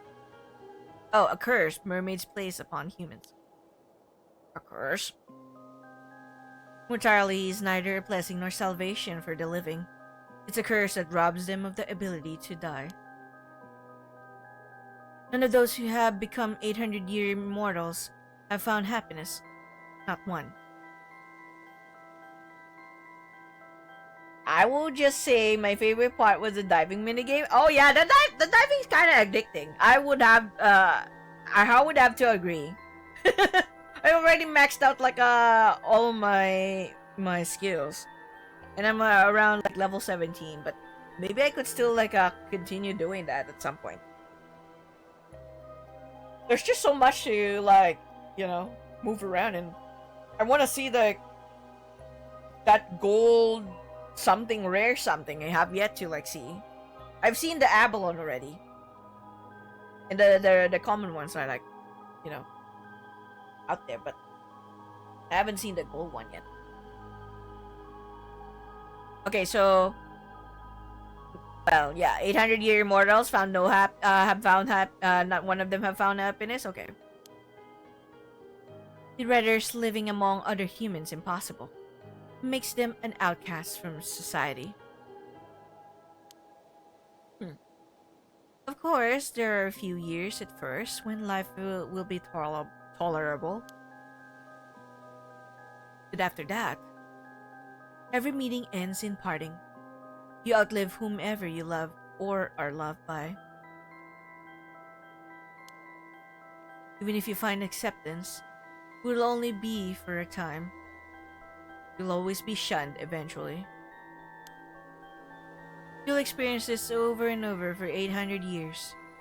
800 years unable to die, with loneliness as your constant companion. This is why many see no other recourse than a life of monastic seclusion, just as Yao Bikuni did.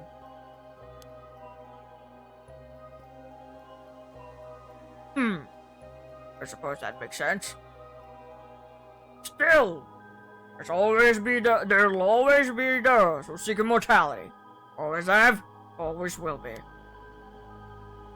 You think so? I, for one, struggle to see the appeal. In any case, there are also certain conditions that must be met for this curse of immortality to be effective. Eating mermaid's flesh alone isn't enough to make you an 800-year immortal. Oh? What exactly are these conditions? Sorry to disappoint, but I'm not aware of the specifics there myself. Ooh.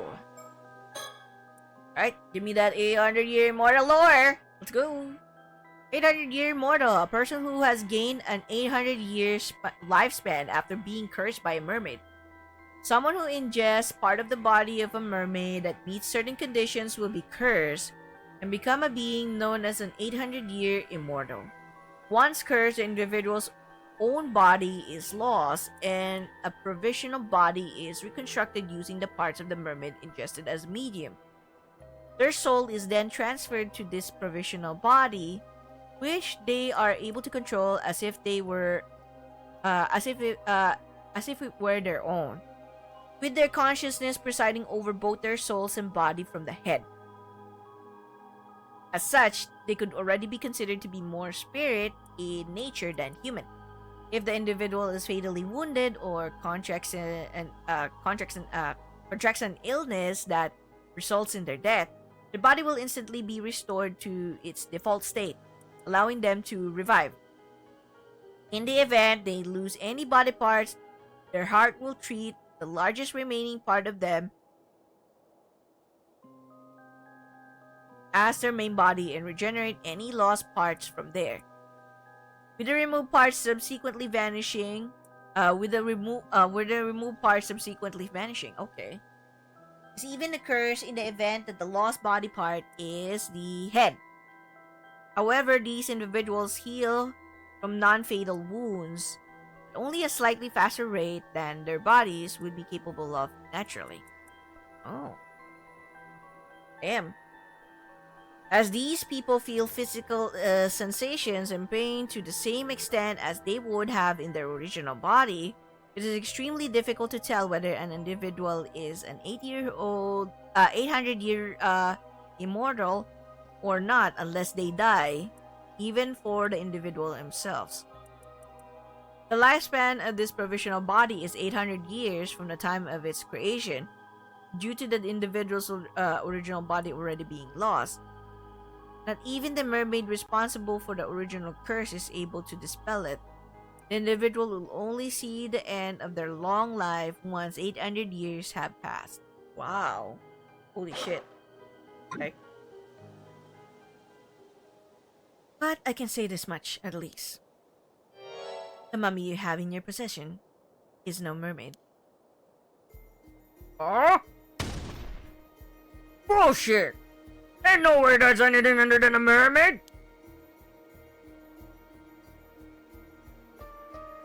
What I mean to say is that mummy is a different being from the mermaids who wield this curse. Not all half fish, half human beings are mermaids, you see. In fact, calling them all by the same name is what leads to mishaps like this one. What? You mean to tell me there's not a mermaid? That real mermaids are a completely separate thing? That's right. Which is why I can say with confidence that eating its flesh won't make you immortal. It's like we weren't bluffing after all. But what is that thing then? There's gotta be some reason you're after it. I imagine that even if you had it dissected and examined, all results will point to it being just a mass of fibers. In other words, nothing more than a man-made fake. There's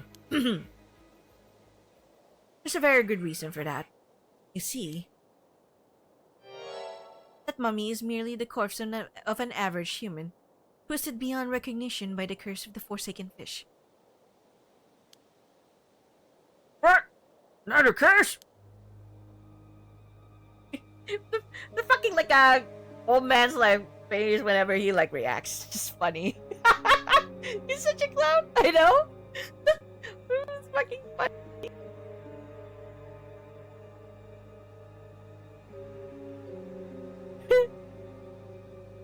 I definitely didn't read this carefully.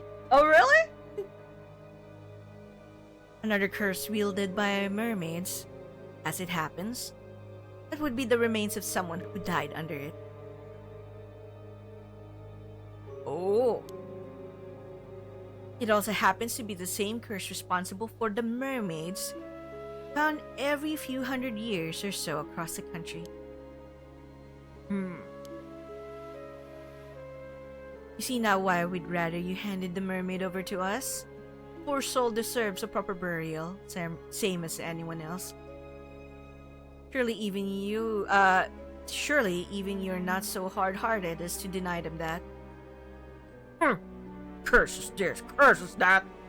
We're all a bunch of hook'em, you ask me.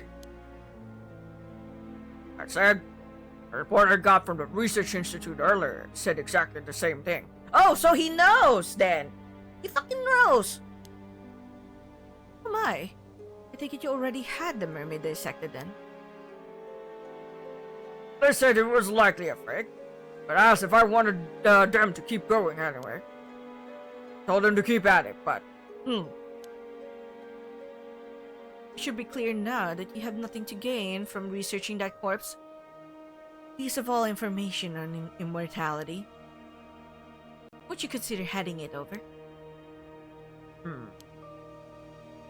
Of course, we could always take you in on charges of abandonment and the desecration of a corpse. Look at his face. Alright, have it your way. I'm so glad you come around. Thank you for your cooperation. Wow, smart lady. She's like not like just some housewife, okay? Let's be real. She's not just some housewife. Fine. Okay, wait. Checking everything. I know, kind of scary sometimes with this fucking game. I already got this one. Alright. Okay. Oh, still the same. Okay, more on the mermaid. I'll give you the damn mermaid. In exchange, I want you to tell me one thing. What is it? Say there are real mermaids out there. There's real mermaids hiding there. I suppose you could call it the eternal world. The eternal world? Yes, mermaids are not creatures of this world, you see.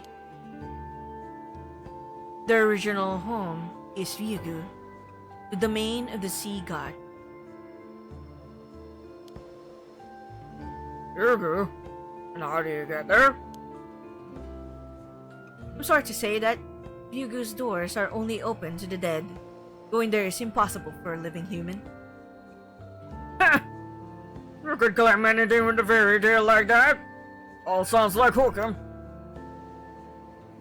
That said, the entrance to Ryugu is said to lie somewhere in the Ise Sea. There have been numerous sightings of mermaids crossing over to this world in the area's long history, which is why Ise Bay has its share of mermaid legends too. Now that you mention it, I've heard one of those stories too. Some old tale about mermaids being found in some long lost island called Ise-Shima or the like. What? Wait a moment. Where did you hear that story? Ah! Caught your interest, have I? Looks like this story has some merit to it after all. I was simply surprised, that's all. It's not a name I've come across in any historical records. Ooh, but they already mentioned earlier about the Ise-Shima though. Okay, Ise-Shima, an island said to have previously been located to the south of Kameshima. As it has long since vanished, it is sometimes referred to as Tai-Shima or Lost Island. No official records remain, and it remains shrouded in mystery, with knowledge of it preserved only in tales passed down between residents of the Ise-Shima area. Legends say the island was besieged by someone 400 years prior, and the curse of the murdered islanders caused the entire island to sink. Ooh, wow. Damn, very interesting.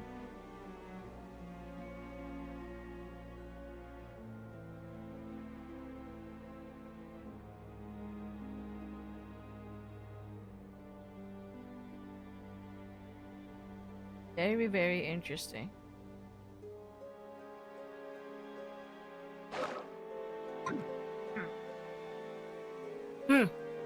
It's just something I heard from one of the young'uns I have out there looking for mermaids.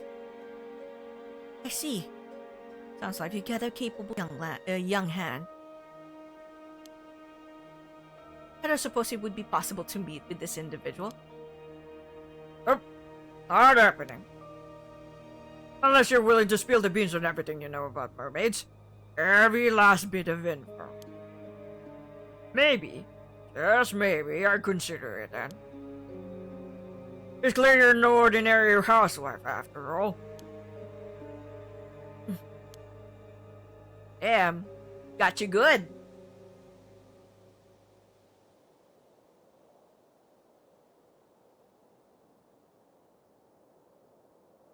Oh, hello, welcome.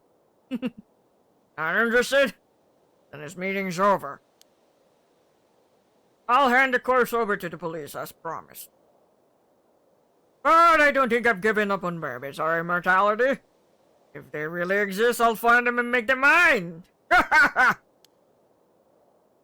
Damn, fucking old geezer. You like this? Ow. You know how it hurts my throat?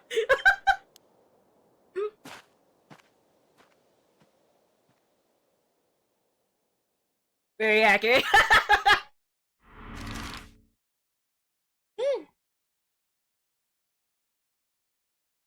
Damn, they got us. They got her good.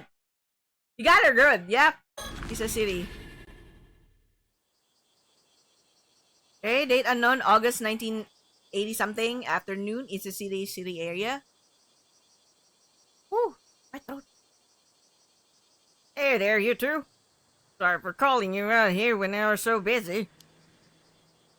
I figured it'd be best to give you the rundown of our findings as soon as possible.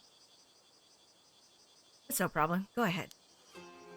Oh my god, it's like a Ide this time. Alright. Anything? Anything? Oh, see if there is something.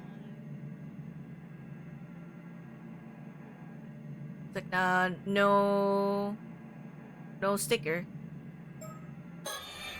Please. Alright. See. This is one of Ise City's residential districts. Right now, the ground is so hot, the air around it seems to be shimmering. Oh, I hate that kind of heat.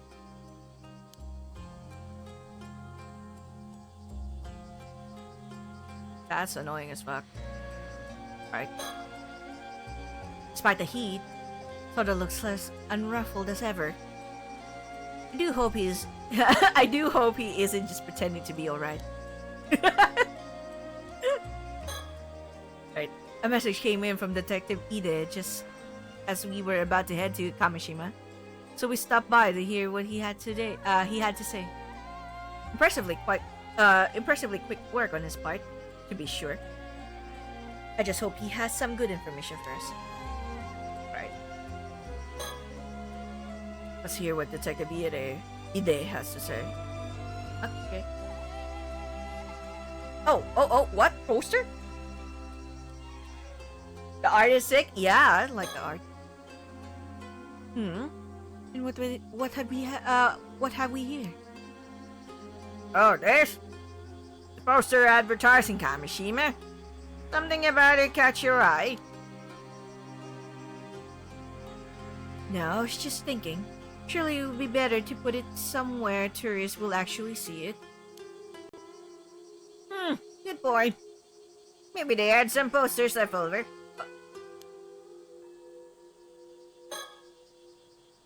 Interested in Kameshima, are you? It's a nice place. Great tourist spot too. I recommend it. Okay. What else do you have?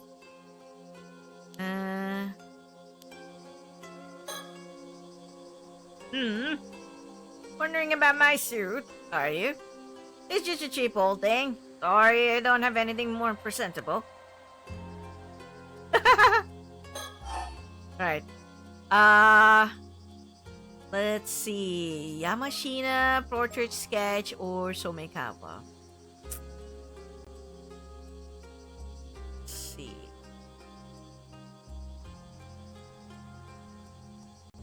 This is probably like much more like interesting. Well. The art is lovely. I like the art in this game. Even the first one was like pretty cool. How are you doing, Usagi? Welcome. Alright, let's go Yamashina first, I guess. So, Did you manage to meet up with Mr. Yamashina? Yes, thank you again for your help there. Seems he's willing to hand the body over without any fuss. Really? That's great. Still, why would some big shot tycoon go to all that trouble to withhold the body?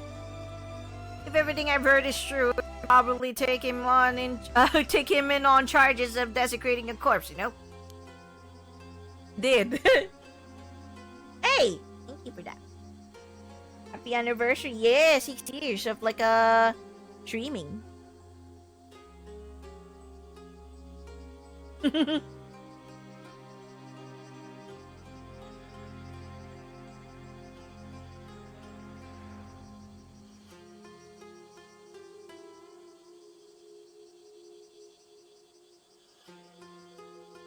Phew. Alright. Or was there something special about that corpse? How observant of you, Detective. I can, of course, explain if you'd like to know more. Wait a second. Is it related to that secret department of yours? I think I'm better off not knowing if so. Oh, really? I don't mind bringing you into the fold. Ma'am, please stop trying to rope him into helping us.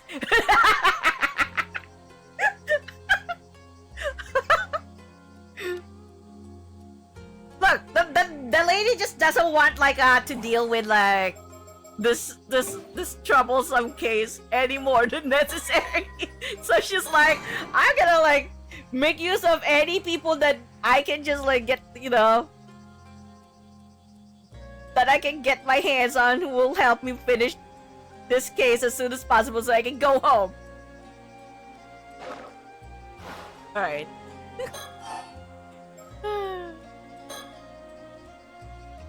I've never met the guy, but I hear he's quite a cranky old geezer. How'd your meeting go?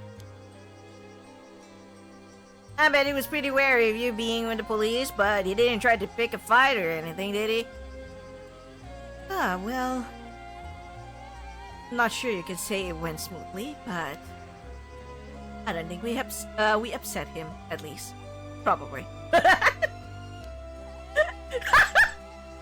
So there's a facial expression.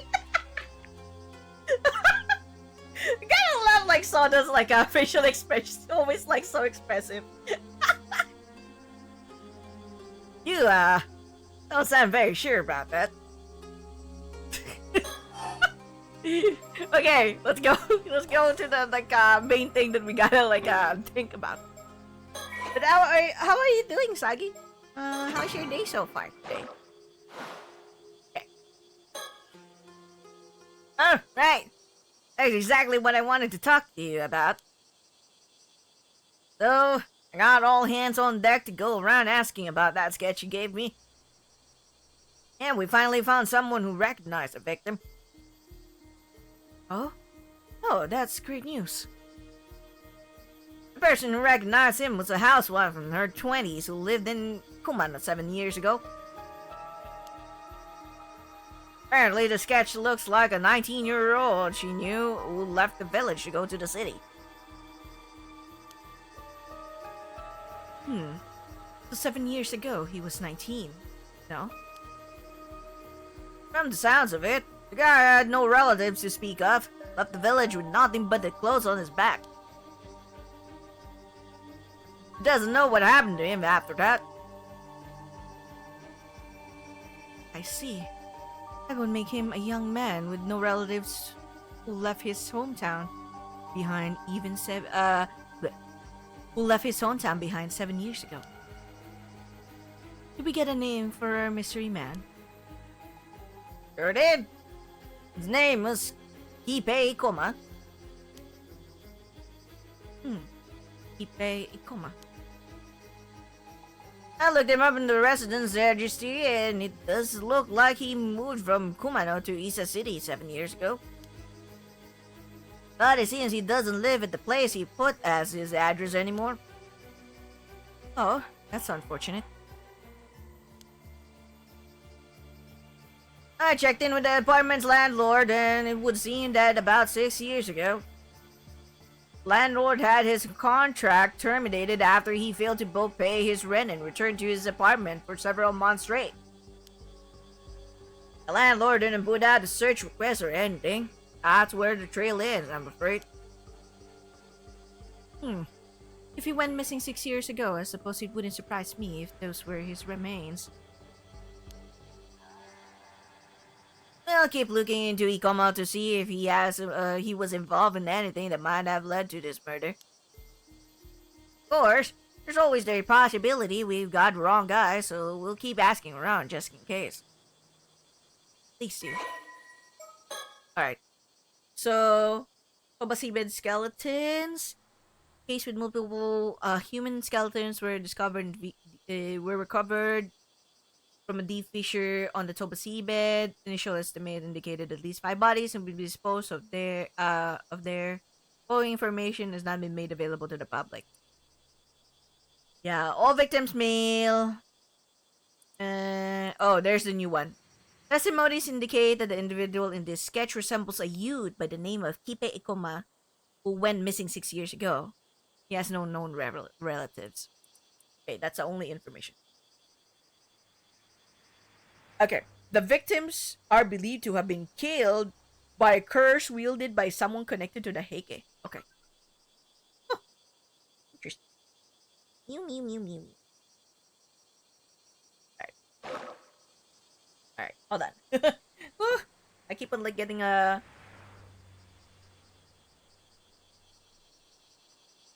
keep on hydrating because my throat is dying.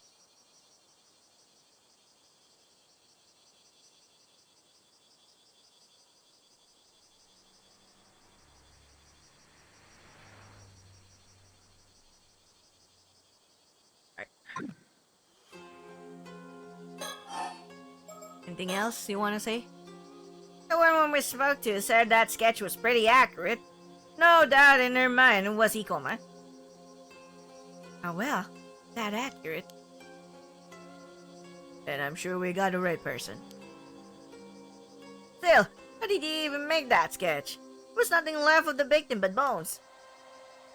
Ah well, let's just say it's classified for now. Right, guess that means I shouldn't pry any further. Alright, so who is Somikawa? The lady is a little suspicious. Oh yeah, I also looked into that lady you were asking about, Somikawa. Oh yes, did you find anything? Oh yes, did you find anything? Well, it seems she hasn't registered as a resident even though she moved here 5 years ago. And nothing came up for Somikawa in the civil registry either. I'm afraid I don't have anything on who she is or where she came from. Sorry to disappoint. I see. Is that quite common? Happens. Not unheard of for folks from the countryside to come here for work and just drift on, no one really knowing who they are. Apparently, it was really common during the post-war growth period. Seems we have quite the mystery woman on our hands. Yep. So there's something I've been wondering about. Oh, let's hear it. Yeah, let's hear that.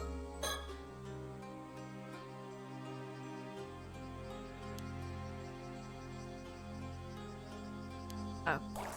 Yeah, I just had to make sure. Sometimes like those thinking things are very helpful too. Alright. More information. You have some idea who she might be? Well, have you heard of the Kameshima Southern Sea disaster? It was a big maritime disaster that struck 5 years back. I have, yes. One of the victims of that disaster was an arma diver and housewife from Kameshima by the name of Yuza Minakuchi.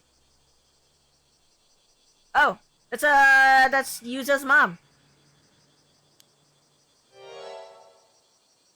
But it seems her maiden name was Somikawa. Oh! Oh yeah! What the fuck? Wait, Wait. Then. Uh,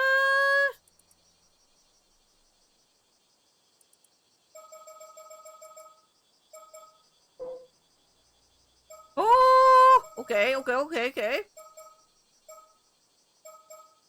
Kinda possible? Kinda?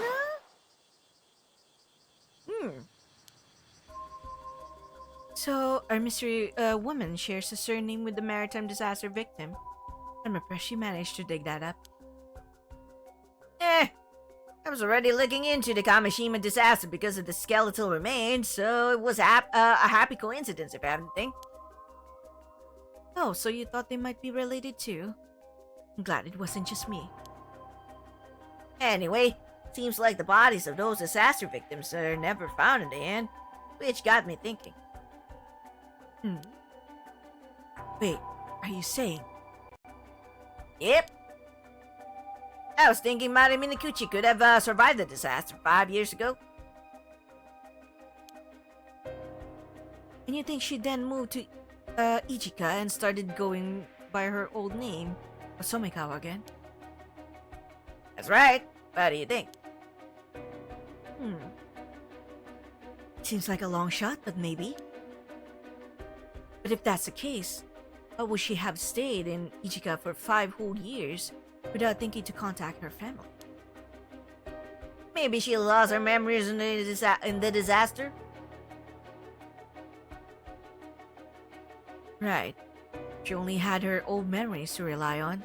Wouldn't be that odd if she went back to using her old name. Surely her appearance would still be the same, though. It is difficult to imagine no one recognizing her for 5 whole years. Possible. She just never ran into anyone she knew. That kind of thing's more likely than you'd think. Oh, speaking of appearances, I found a picture of Azami Minakuchi from a report on the disaster. I haven't met this Omikawa myself, so could you take a look for me and let me know what you think? Let's see. Oh, this is interesting. What do you think, Sodo? If she'd aged 5 years and grown badly gaunt, I can certainly see how this woman might come to resemble Miss Somikawa. My thoughts exact. Kinda does resemble, yeah. So, you agree it's a pretty solid theory? Certainly worth looking into, yes. But if she really is Azami Minakuchi, there's something else that concerns me. Something else? God damn it! There's more? But wait, there's more! Okay. I can't deny Miss Somikawa and Azami Minakuchi closely resemble each other. But could there really be a connection there? Somikawa. Something about that name's been bothering me. Have I heard it somewhere before? Oh my god! It's gotta be important that we recall it at one point in time, you know?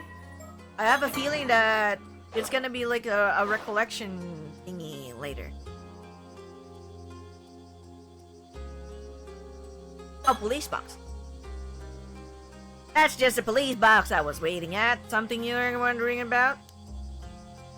Oh no, I just happened to find myself looking at it, that's all. Would you rather talk inside? Though there's no air conditioner, so it's probably cooler out here. Ah, it's quite alright. Talking out here should be fine. Okay. Anything else?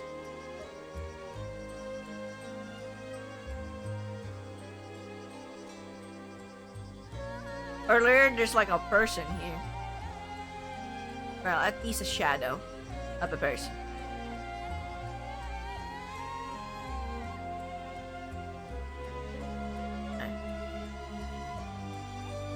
What the heck is that? Oh. Alright. Let's go back. This is just what I've heard.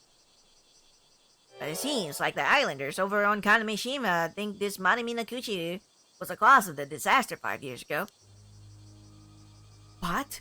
How would they think that? idea, but it seems like it's pretty much taken for granted by most of the folks over there.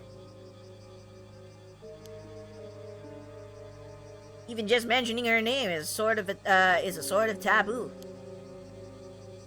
So I was thinking it wouldn't be that odd if she felt she couldn't go back home because of that. Surely not. Seems as good a reason as any why she wouldn't want to come forward anyway. If she really is related to the storm 5 years ago, she's a point of interest regardless of her connection to the skeletal remains. Perhaps it's worth looking into that first. I lead talking to Miss Somikawa to you two then. We'll handle that, yes. Anything else? So people believe this Madame Minakuchi called forth the curse of the raging waves 5 years ago, do they? I didn't expect the curse of the raging waves to come up here, of all places. Wait.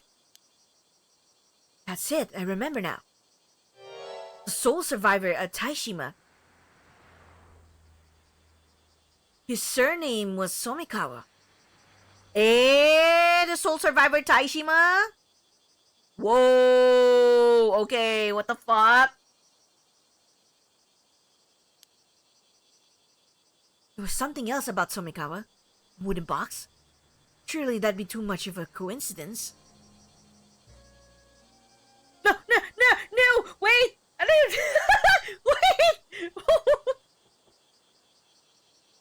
Ah, man! Maybe there's like nothing more, but there's like a little extra dialogue there too. Shit! Should have like yeah, anyway. Well, that's about all I had to report. Thank you, detective. That was very informative. Okay, hold on. I'm gonna go I'm gonna go back to that like same point. Wait. I gotta you know, I gotta see what's like that little dialogue, even though no matter it's like how insignificant it is.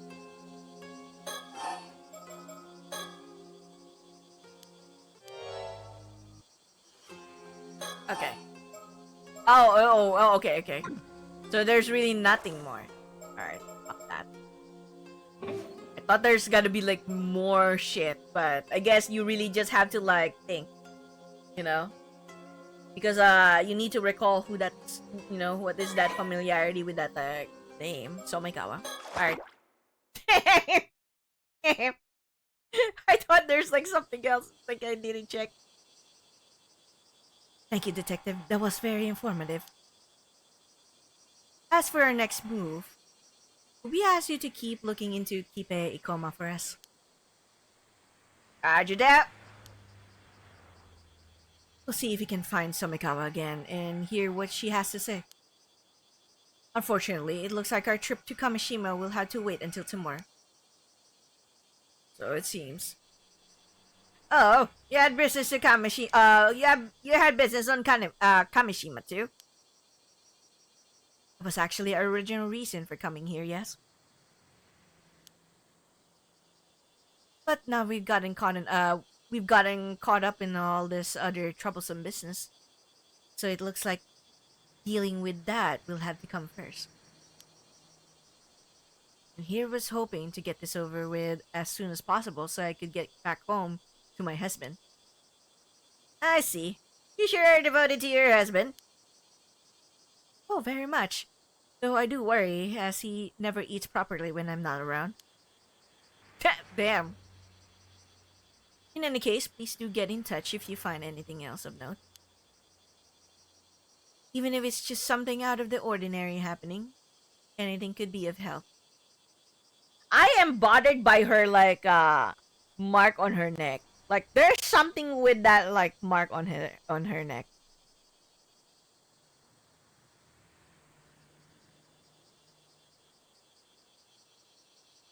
Hold on.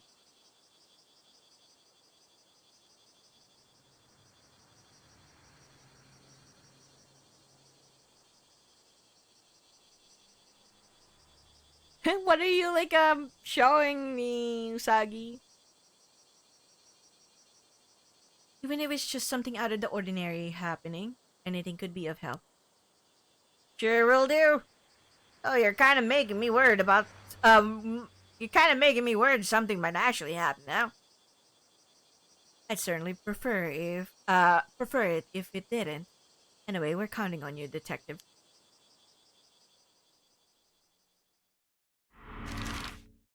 Oh shit! It still continues? Damn. Date unknown, August 1980 something afternoon. Ijika town. Oh, we're gonna try to like find her again. Bad news, ma'am. Seems we were a step too late. What do you mean? Seems someone came and took that Tomikawa woman out to sea just a few minutes ago. What? According to the witness, a foreign man came to the port with Miss Tomikawa in tow. A foreign man? They then boarded a motorboat that was moored there and headed out into the bay.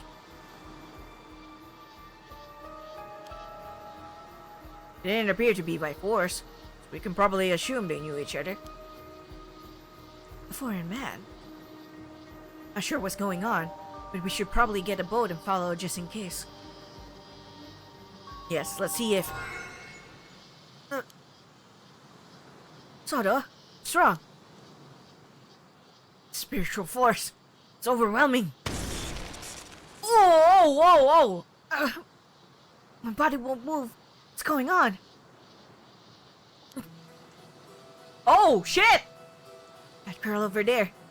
Is she doing this? Oh my god! What's going on? The intense scenario.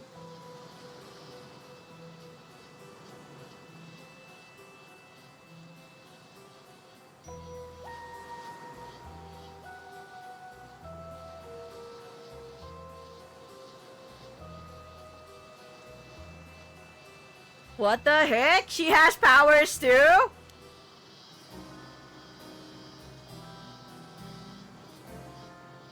You can withstand this curse? You really are quite strong, mister. Sorry, but I can't let you go any further. I have to ask you to leave. Okay, hold on. Hold on. How do I pronounce it? Wait. I need more water.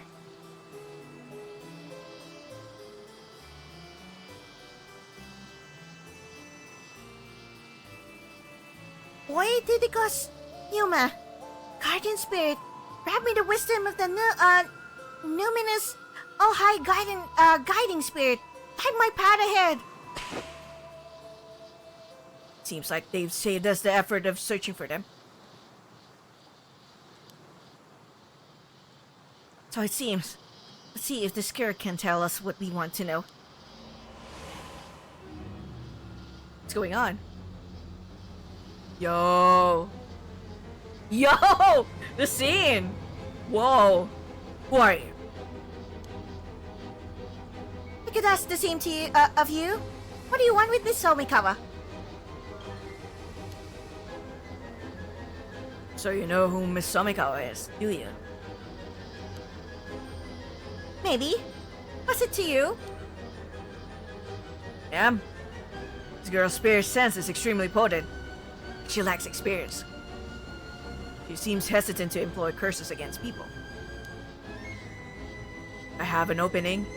I can use my curse of binding to restrain her. Usually it's too risky to use on ordinary people. That shouldn't apply here. Alright? I certainly wouldn't mind getting some information out of her. So this is as good an opportunity as any.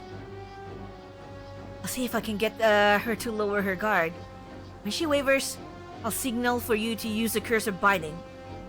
Sound like a plan? Oh my god. Okay, wait. Fucking minigame? Wait, hold on. Wait. This is gonna be a minigame. Sounds like a plan. On your signal. Okay. Use Sodokiryu's curse of binding to restrain your opponent when they let their guard down. Press the use curse button to signal to him to use it. You only have 3 chances to use the curse. Okay. Oh! Okay, wait, hold on. Oh wow, that's interesting. I kind of want to like do all, and even if I fail, that would be fine. But let's see.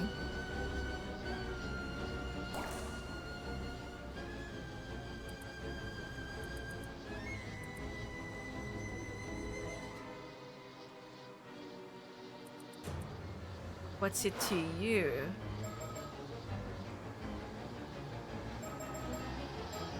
Alright, let's do this. Can we assume the foreign man who took Miss Somikawa is a friend of yours, son? So what if he is? Why are you trying to follow them? Can I use it now? I wonder. It's no good. He's too wary of us.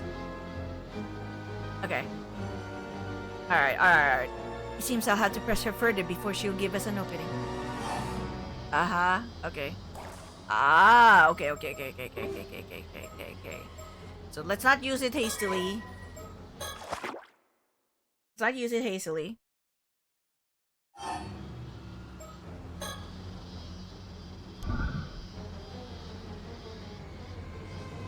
So what if he is? Why are you trying to follow them? Okay. Ease, no? Question?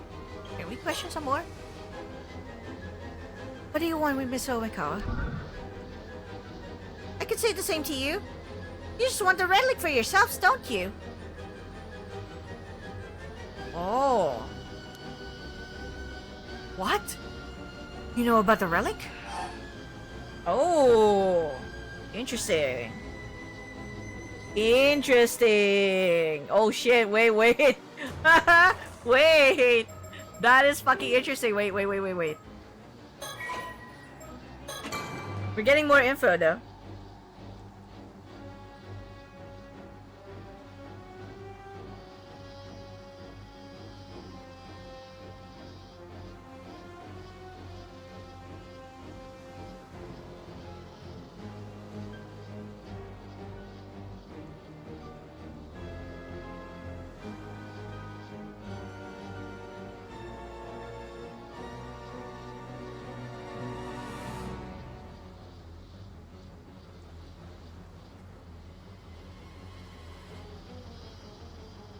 Alright. I'll continue questioning. You know about the relic. I'm afraid we can't let you get away. Get away? Get away? I'm the one holding you here. Let me like do more. Oh, okay. Definitely not that one. A piece. I know, there's no need to be so uptight. How about we stop all this and just talk a bit? Not happening. You're just going to use a curse the moment I drop my focus. We'd rather not be heavy-handed about this either. Let's calm down and find some other way to resolve this. Sorry, that won't work on me. I'm at the rebellious age, you see. Really? Rebellious age. Okay. Alright, still not that. Okay. You certainly have a remarkable strength for your age. Why? Might even be too much for us. What's with the sudden praise? You're creeping me out.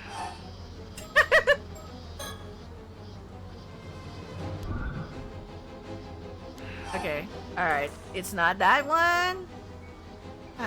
Okay, let's see. No. Let's like, still continue. If you resist anymore, we'll have to take in for obstruction of public duties. Wait, you're with the police? Yeah. Despite appearances, yes. Defying us could net you quite a heavy punishment. I see. You must be from Paranormal Affairs. And I definitely can't do what you say. What? Really? Interesting. What happened with Yuza, by the way? I have no idea what happened here. Oh, we're not doing the curses yet. This is still like just in between that, like a part. Girls jealousy. Have quite some nerve standing up to us despite knowing where we're from. Don't you get off lightly for this? Threatening me won't get you anywhere. You can't arrest me unless it's an emergency, right? Okay. Oh, so it's done. Okay. Let's see.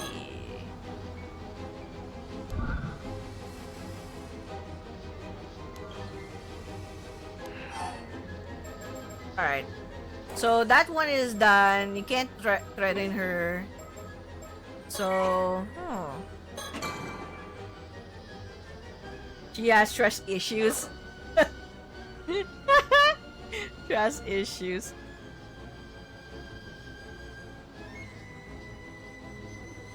Fight between Cursa. Obviously, the one that will lose, guy will lose. Yeah. Yeah, that's why we're trying to, like, get her out of her focus so that, Toda can do something. Okay, but, let's try giving up. I just saved. Alright, well, we'll back off and leave you be. How does that sound?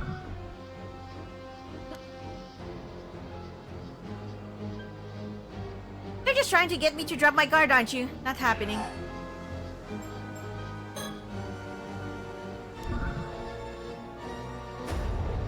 What about this one? Nope. Still too wary. Before she gives us an opening. God damn it.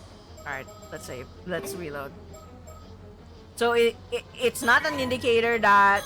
Okay. There's gotta be like more talks that we have to do. Okay. What else can we do? Question again. You're also with Paranormal Affairs then? Sorry, I have no idea what you're talking about. I suppose this is the trouble with secret departments, that even their own members recognize each other. What a bother.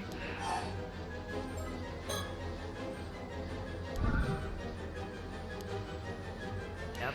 Alright. Even knowing we're from Paranormal Affairs, you kept a straight face and hid your ties. I can tell you're both bold and smart.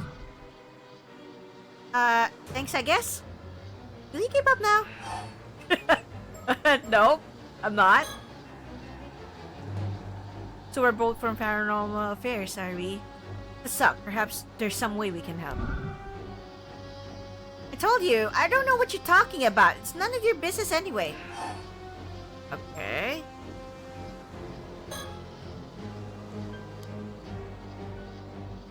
So you're with... wait. So you're with Paranormal Affairs, okay? But you need the relic yourself, so you're unwilling to cooperate with us, am I correct? If that's what you think, you can give up or... can you give up already? Oh, okay, so we gotta, like, give up. That's pretty much it. And then...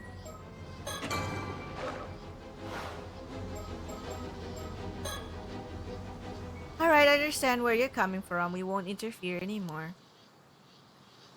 Although you can stop now. Okay. Really, thanks. There you go. She's like, yep, really? Okay, thank you. Boom. You grown-ups are and your dirty tricks.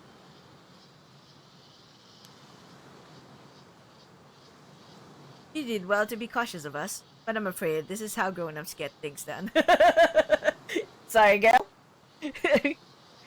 That's years of experience for you.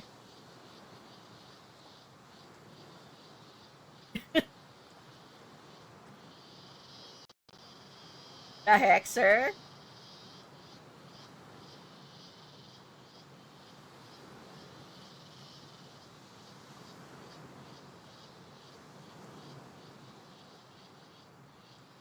Thanks for the Prime sub, sir. You've been subscribed for 8 months already. Appreciate it. Alright. Wow. Damn. Lady. Now will you tell us what you're up to here?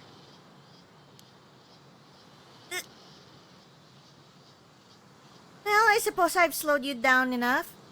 You'll never catch up to that boat now. To the boat now. Baka sa steady. Guide my path, and with thy merciful hand, uphold me. What? You broke the binding? Bye-bye.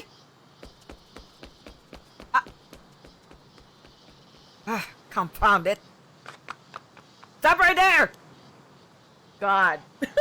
My throat. Dying. This doesn't look scary. It is not scary. Well, not surprised, you know? She a rebel. She's just a rebel. A lady. Looks like she's given us a slip. I doubt we'll be able to catch her now. Still, I'm going to have to have a word with Paranormal Affairs about that girl. Oh my god, she's gonna be like, excuse me? Did you happen to have like another little girl who's like also a psychic?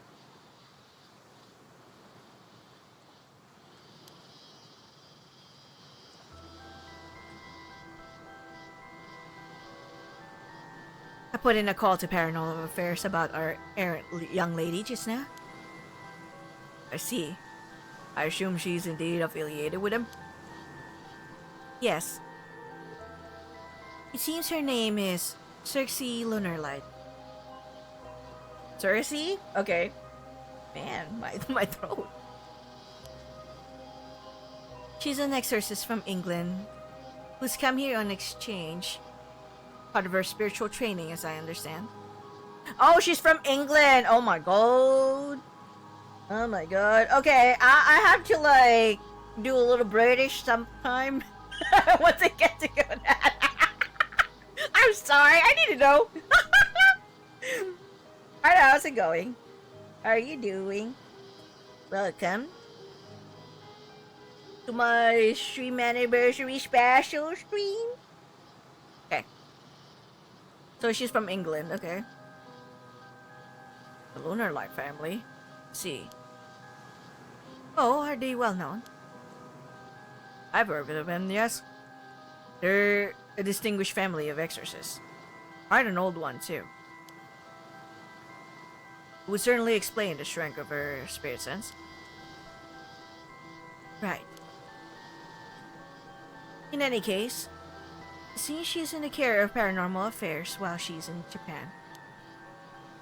Honestly, I do wish they tell us all the they tell us these things in advance. What is she doing here in Mia Prefecture? Well, it seems even Paranormal Affairs isn't sure what she's up to. They've been looking for her. Okay, she went like you know, she just ran away from Paranormal Affairs and be like, oh yeah, we don't know a thing.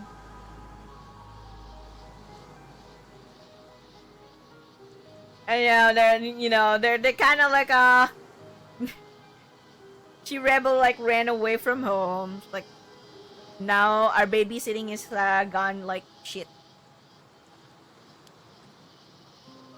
From the sounds of things, she's been skipping her training assignments to travel around Japan, visiting all sorts of spiritual spots instead. Doesn't seem like they're keeping an eye on her at all. I don't think they're keeping an eye on her at all. The paranormal even ever happened? Just vibes? I don't know. Unfortunately not. He asked me to tell her to return to Tokyo at once when we next see her. Okay. I see. More work for us then. Yes, the things we find ourselves caught up in. She seemed to know about Somikawa too. I've got a bad feeling about all this. Shall we try looking for her? I imagine she's still in the area. No, not now. If all that is true, I doubt she'll be looking to cause too much trouble. Besides, I'm sure we'll run into each other again eventually. Well, I think that's enough trouble for one day. Let's call it a day. We'll head for Kameshima first thing tomorrow. Understood.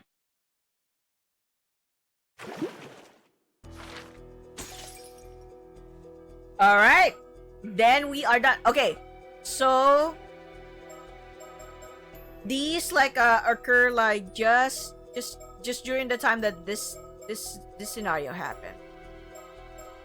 So we'll have to like see what happened to Yuza from the time that we get into his scenario. Okay, let's get right to it. Map moments in the VN. I wish I could just dive again, you know?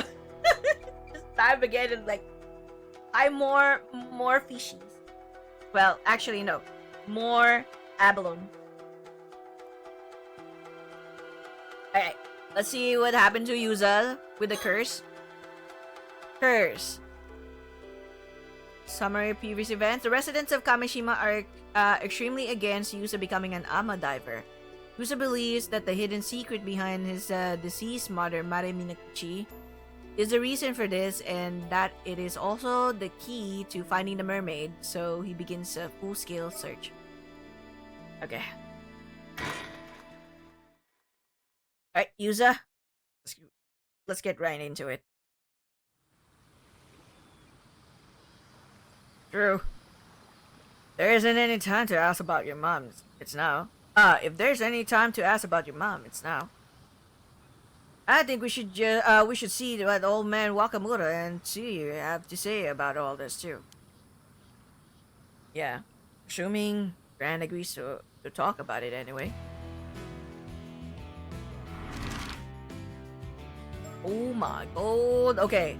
So this is Gran, this is Wakamura, and there's like more places for us to see.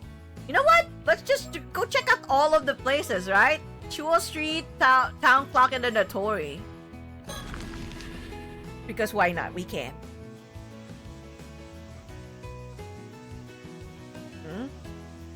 Seems like there's a bit of a commotion over there.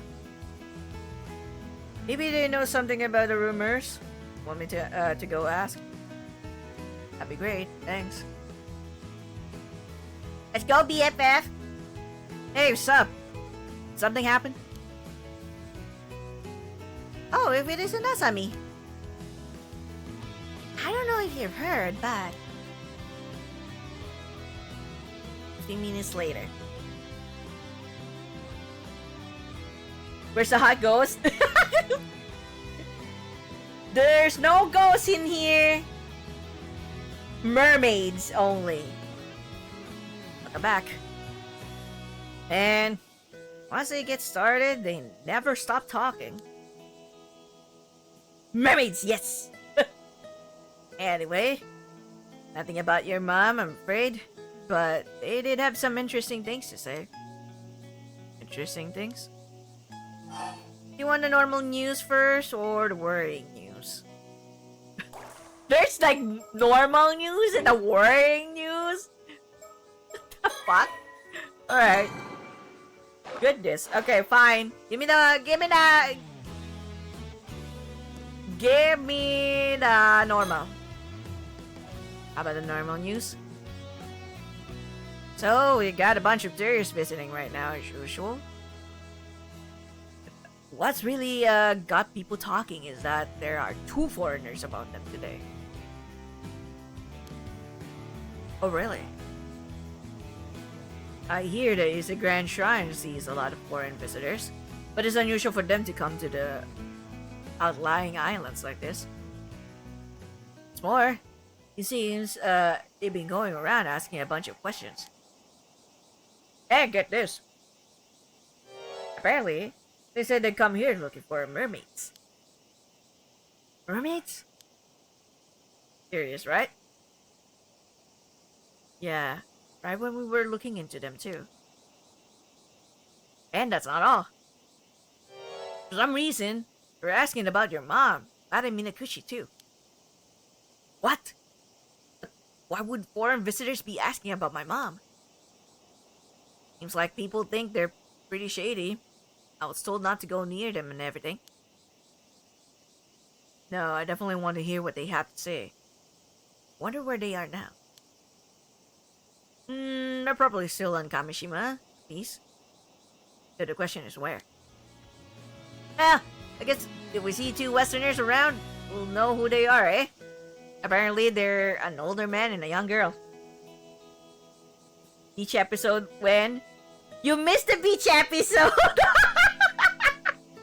You already missed the beach episode! There's already a beach episode last time!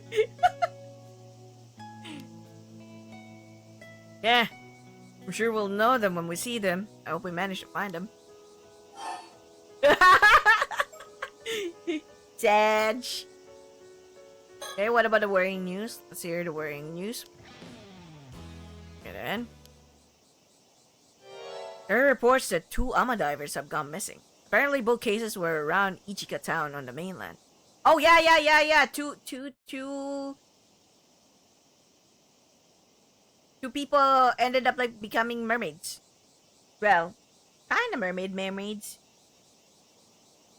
Wait, there are hot ghosts? Are there muscular ghosts? Sagi? Who knows?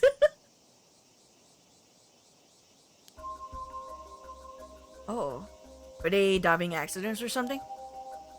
Guess so. Seems it's still under investigation though. The sea hasn't been that rough lately. But I guess it is a dangerous job, so you never know what might happen. Still, two Ama divers going missing one after another is pretty unusual, so it does make you wonder.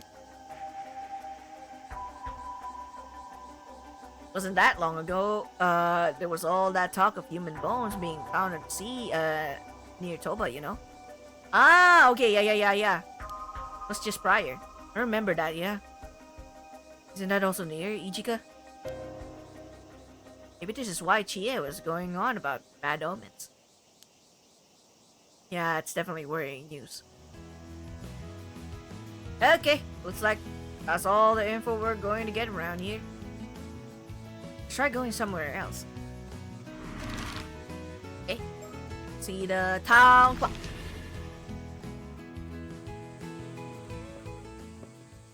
Sadly, only Mercy. Oh, it's Shotaro! Look, it's Shotaro. Look at that guy. Well, if it isn't Shotaro. Hey there, you two. Just the man I wanted to see. You wouldn't happen to see, you wouldn't happen to have seen Sato around, would you? Why are you? Yuza, what's going on? Why are you like upset?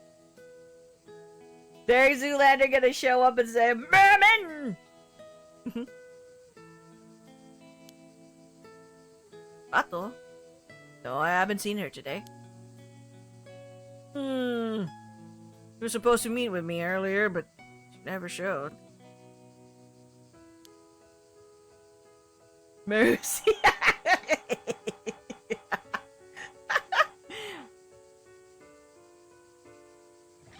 She didn't show? Did something happen?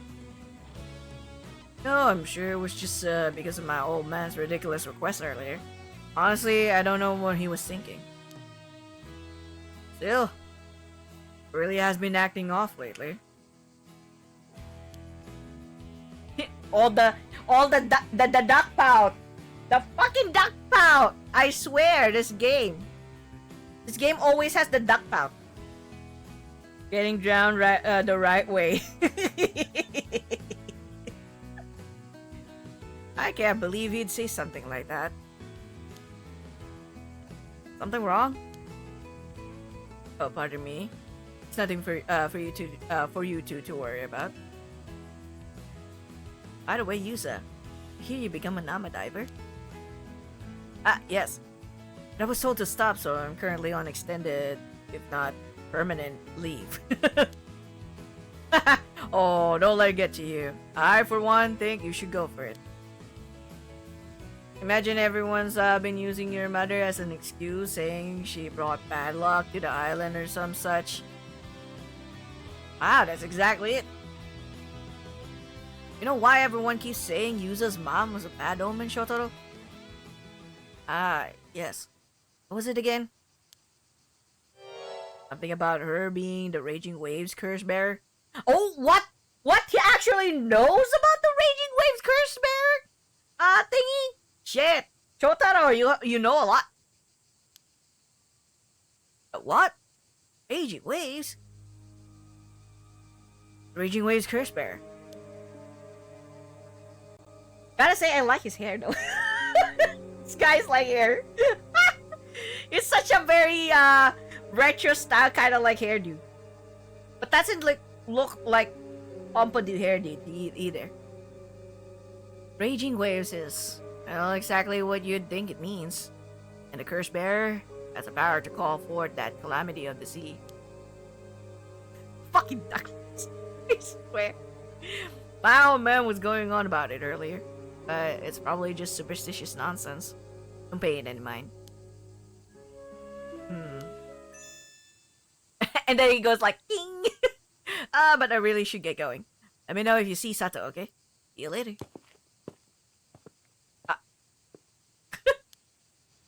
Fuck that guy. Yuza's like, why are you looking for Sato, huh?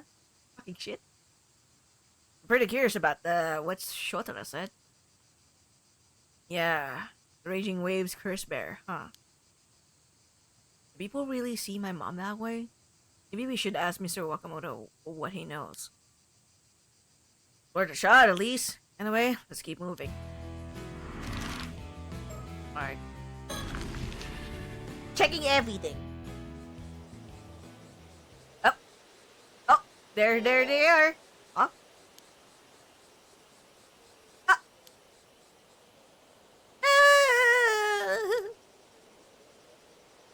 Tsukasa? Sato, what's going on? Well... I'm sorry, I can't explain right now. Tsukasa, come on. We're drawing too much attention here. Why? Why is she crying? Hey! What's that all about? Something was definitely up with him. Yeah, they practically ran off when they saw us. Kasa was crying. What the hell could have happened? I'm worried too, but Sato says she can't explain right now. I'm sure that means they'll tell us what's up later. True, but... true, we shouldn't grill them if they're not ready to talk about it. She crying because no mermaid? Or she crying because of Shotaro? She has a crush on Shotaro, okay? Or maybe Shotaro like dumped her already, or maybe she found out that Shotaro has like a girlfriend or something.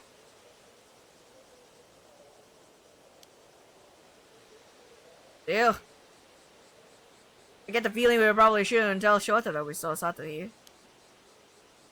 Yeah, let's keep this to ourselves until we learn a bit more. Wait, can we like move around before we like go to like the main important parts? Because we need to like talk to these two. Sometimes we might like discover something new.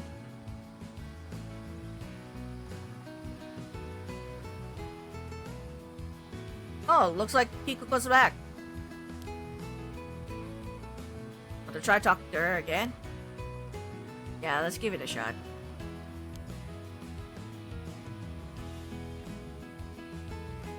But now, let my feel shady rumors for the day, okay? Want to talk? Let's talk about something fun instead. Okay, fine. Got any ideas, Yuza? Uh. Well, how about this? What? What? There's so many! There's so many! There's so many! What the fuck are these? Working as an ama diver, underwater gathering tips, missing ama divers, boxes. Boxes?! What the fuck is why boxes? Okay, boxes. About those boxes we helped you with just now. Was that the delivery everyone was expecting? Yep. The latest Kameshima merch hot off the press. Thought so. What do we have this time? You wanna know? I'll bet Azami is keen to find out. He's always wearing that t-shirt. Sure am. Gotta show the world how much I love Kameshima. Turtle. Very seen to love that shirt too. You're wearing it all the time. Should make for great advertising. Anyway, the latest addition to our souvenir lineup is this. What is that? A hand mirror. Why is there a hand mirror? That's a fucking hand mirror with like a turtle. A hand mirror? Bingo! A specialty made hand mirror with a Kameshima design on the back. So, what do you think? It's great. Why did you go with another hand mirror though? Well, mirrors are pretty prominent symbol of protection for sailors. Comes from the hope that the sea will be as smooth as glass, I guess. There are even regions where mirrors are used as offerings to the sea god. Oh, that's cool. With all these people living on the island and surrounded by the sea, I can see why mirrors are seen as symbols of good fortune here. Oh my god, wait. Oh my god, wait. No way.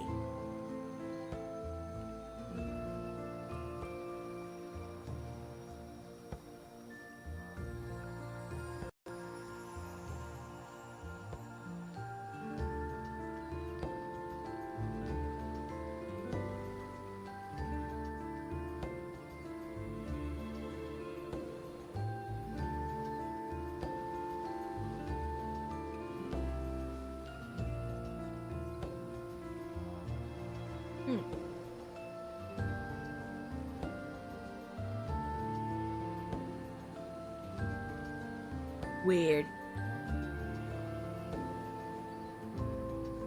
Alright.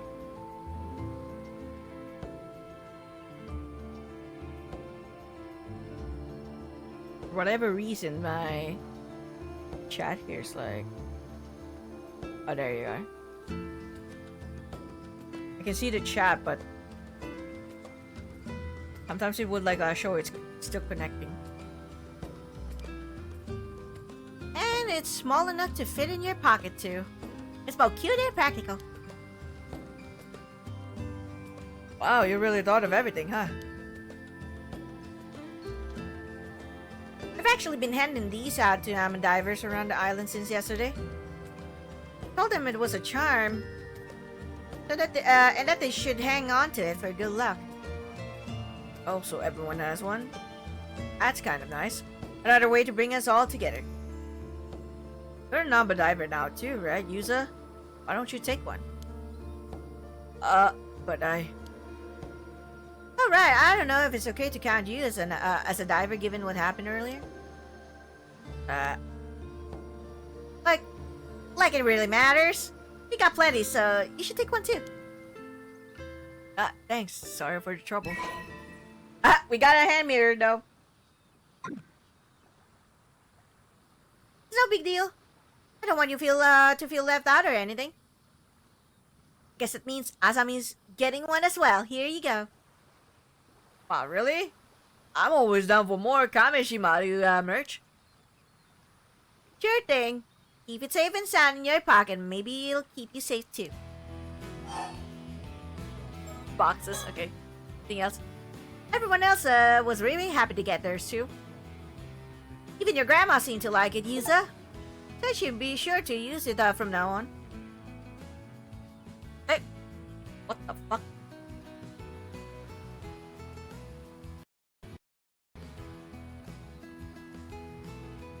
Sorry, what?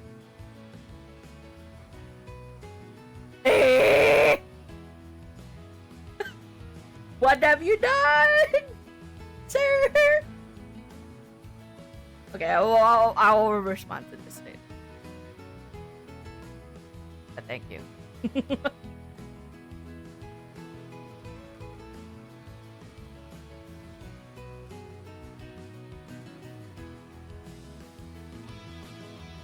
Mystery Valley! Spoopy. He's not spoopy. We're waiting for mermaids.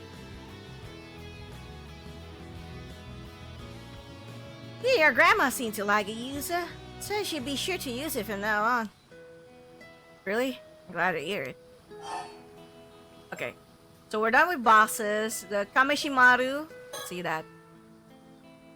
Oh yeah, there's something I've been wondering for a while. Yeah? Look at this! Like this. Are you the one who came up with the idea for Kameshimaru, Hikuko? No, can't take credit for that one. Oh right, I forgot you didn't know, Yuza. Oh what?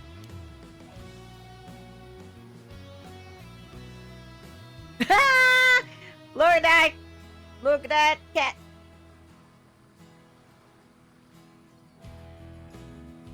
Boom, boom, boom, boom, boom. So bad. At one point, a local youth organization was trying to come up with souvenir ideas for tourists. Tsukasa stepped up and suggested creating a mascot character for Kameshima. She even drew the design for it. Mascot characters are all the rage nowadays, you know. There are even mascots for the World Expo and the Japan games. Oh, I see. So Tsukasa drew this? I only heard about it after the fact, too. I didn't know she was so good at drawing. And not just a cute little turtle. The unique look on its face makes a big impression. God damn it, Azami. Yeah, the old guys here didn't seem too sure about it at first, though. But thanks to Azami's fervent endorsement, it ended up making the cut. I just didn't want Tsukasa's design to go to waste, you know. Put a lot of effort into it. Yo, Azami! I think it's a great mascot, too. For what it's worth. Oh, interesting. I'm glad I asked. Wow. Kameshimaru! Look at that. That's an adorable turtle though. And I gotta say, that's a cute turtle. Mascot character created specially for Kameshima as part of the local youth organization's effort to boost the island's economy and strengthen the community. The design selected for the project was envisioned by Tsukasa Awao, a local high school student. It's a symbol of Kameshima. It can be seen on a wide variety of merchandise sold in shops on the island, including keychains, flags, and hand towels. Surprising number of tourists have found themselves charmed by the turtle character's peculiar, sleepy expression, enough so that its merchandise is often in short supply. It's an EP turtle. Okay, I gotta say it's an EP turtle. It's an EP turtle. So cute.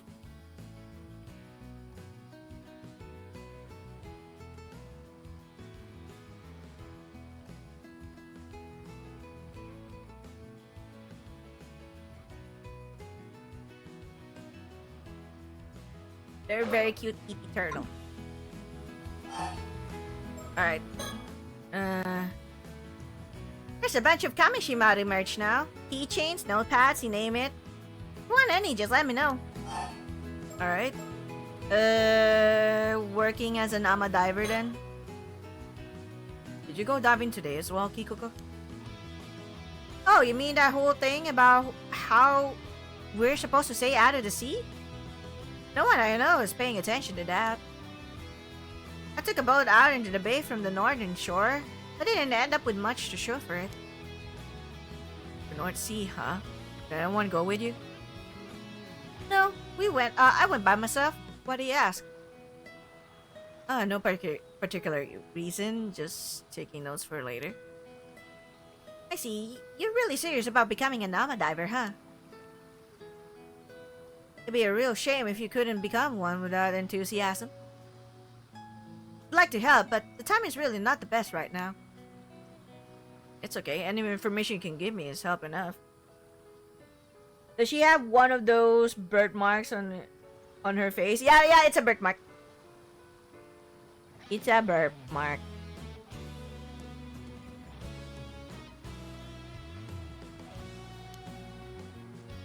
Sorry, I'll help out when things have died down, okay? Okay. By the way, Yuza, how much practice did you manage to get in today?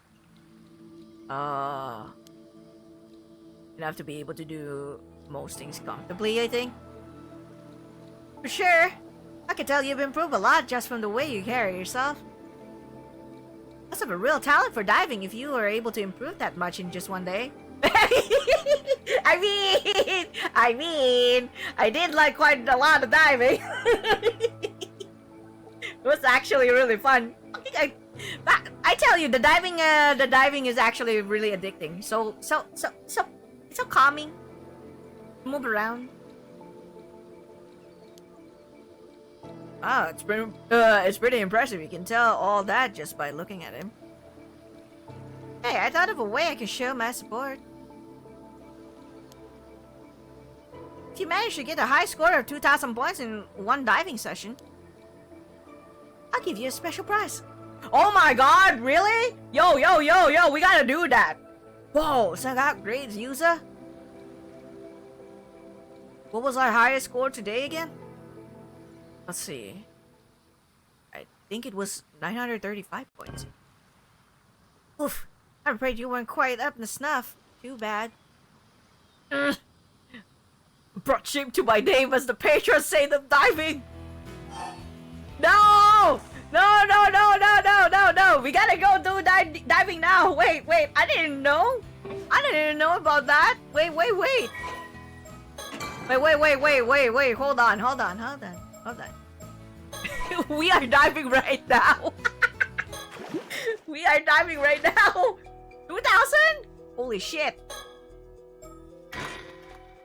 2,000 points for like one whole session. I don't know about that. That's quite a lot. You gotta get lucky enough to probably find Abalone constantly, you know?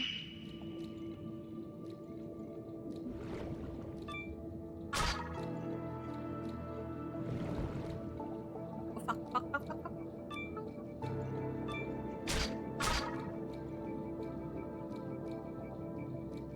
Oh shit, you gotta be shitting me.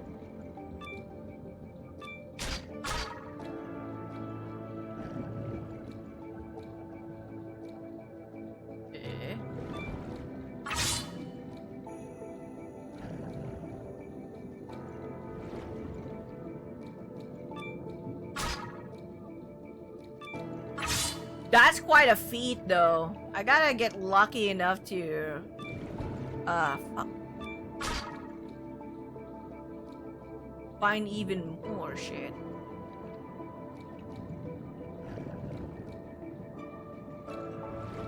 Probably not this run. Oh my god. Okay, it's perfect timing for me to rest my throat too. Oh, it's fine. This is the worst fishing game ever. What are you talking about, Mr. Invalid? This is like the most fun thing ever. It's just so hard to like maneuver. Must say.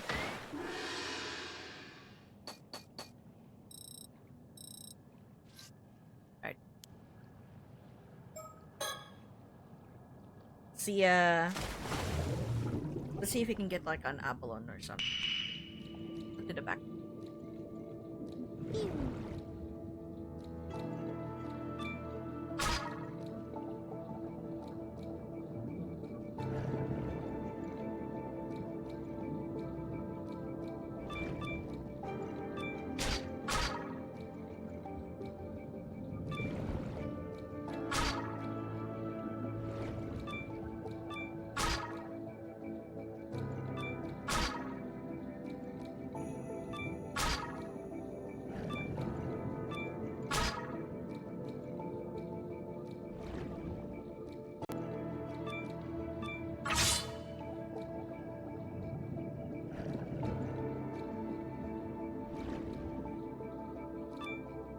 Oh my god, it's so hard to maneuver.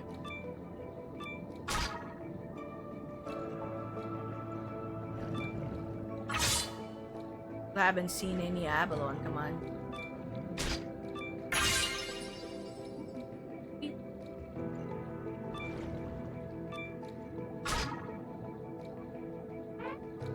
Oh. Try like going there and like just catching Avalon mostly.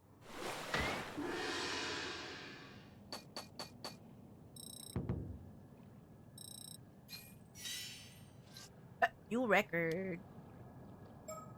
New record 168.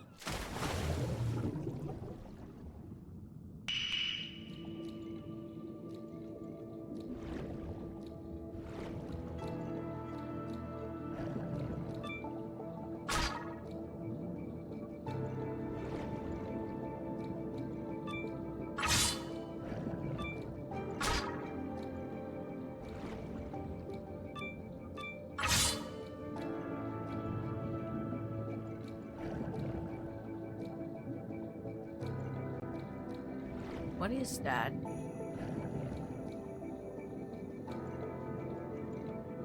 Yo, what is that?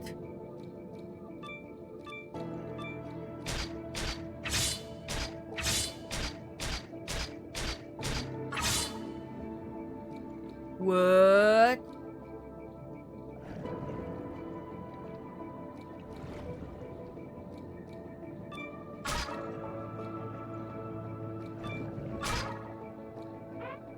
Huh? What was that? I don't know if we'll make it. Oh, I think we made it. Thanks for the greetings. Happy stream anniversary, dude. Okay. Wait, what was that? What was that like a lock?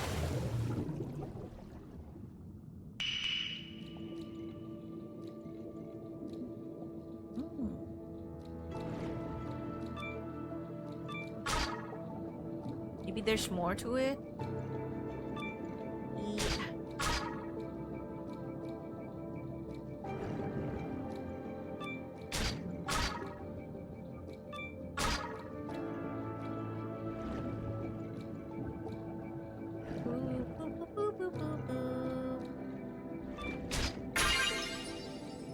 Alright. Let's get right into the deep.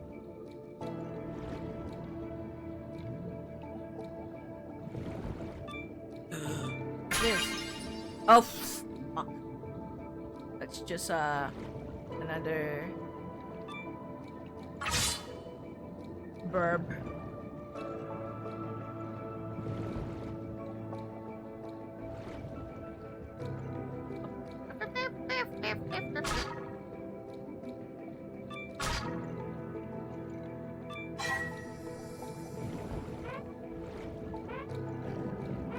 It's just a verb sticker.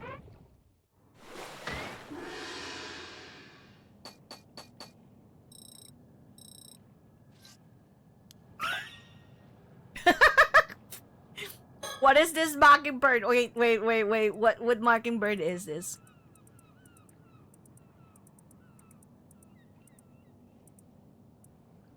Gallon roses? Cute. Cute. Yeah, there's like quite a lot, you know. Maverick Manny. We got like the kiting killer. So, oof. There's so many. The wig. I know, right? Cute. Okay. Dive some more. Shit. There's like a lot. I'm gonna get addicted to this like kind of thing.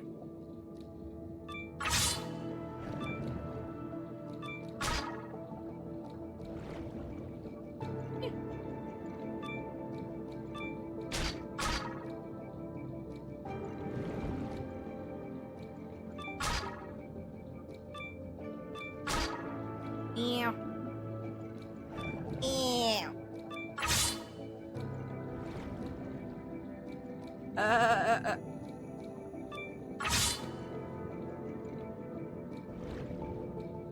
Or... Oh shit.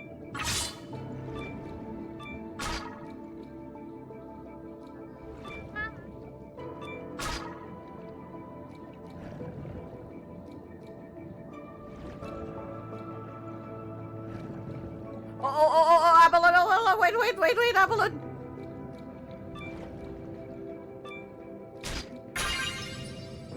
Ah, shoot. Lost time already. I'm stealing all the mermaid. What can you do? It's scattered everywhere.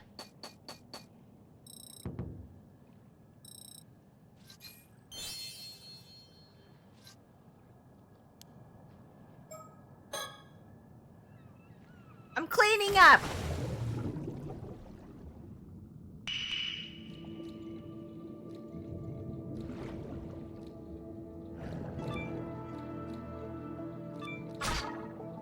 You should just not like put that anywhere like that easily. Scattered everywhere, all the bra. Oh, what's this? Oh, another bird. Fuck this. Ah, frick. You gotta be kidding me. Okay, well, I'm not gonna like wait on that. We need more abalone.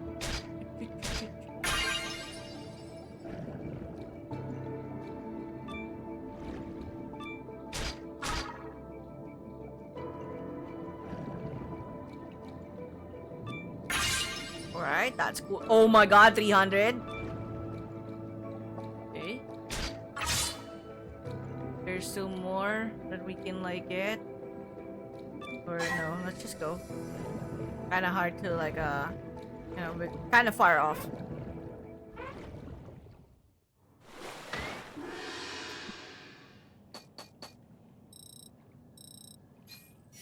No! Okay, we're getting there. We're getting there. Oh, another bird.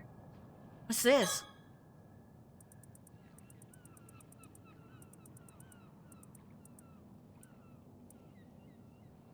Booby Bravo? Oh shit. Okay.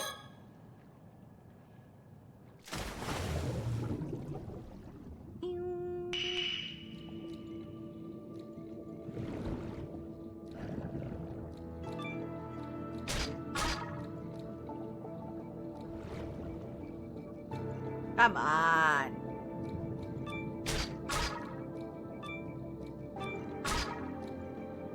Jeans.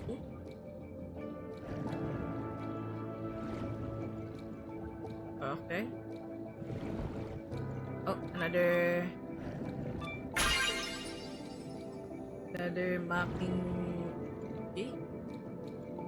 mockingbird.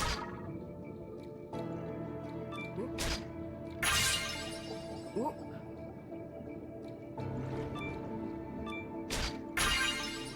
Ooh. Okay. New record.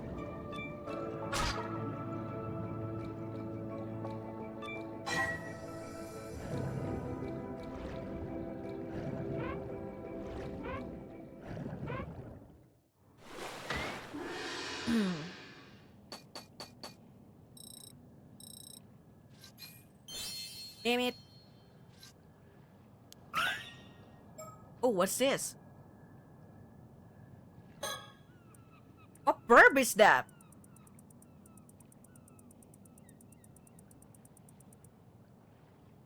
Fast lane frigate. Okay.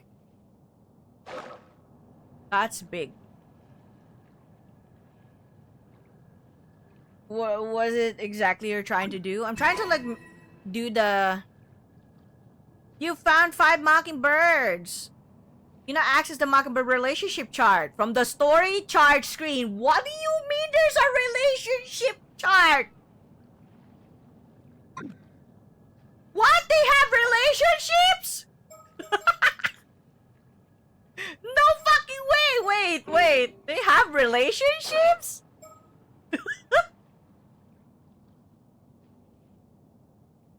You're gonna get it on birds. Wait. We can always come back here. What do you mean? Wait a minute. Look at this. Okay, so...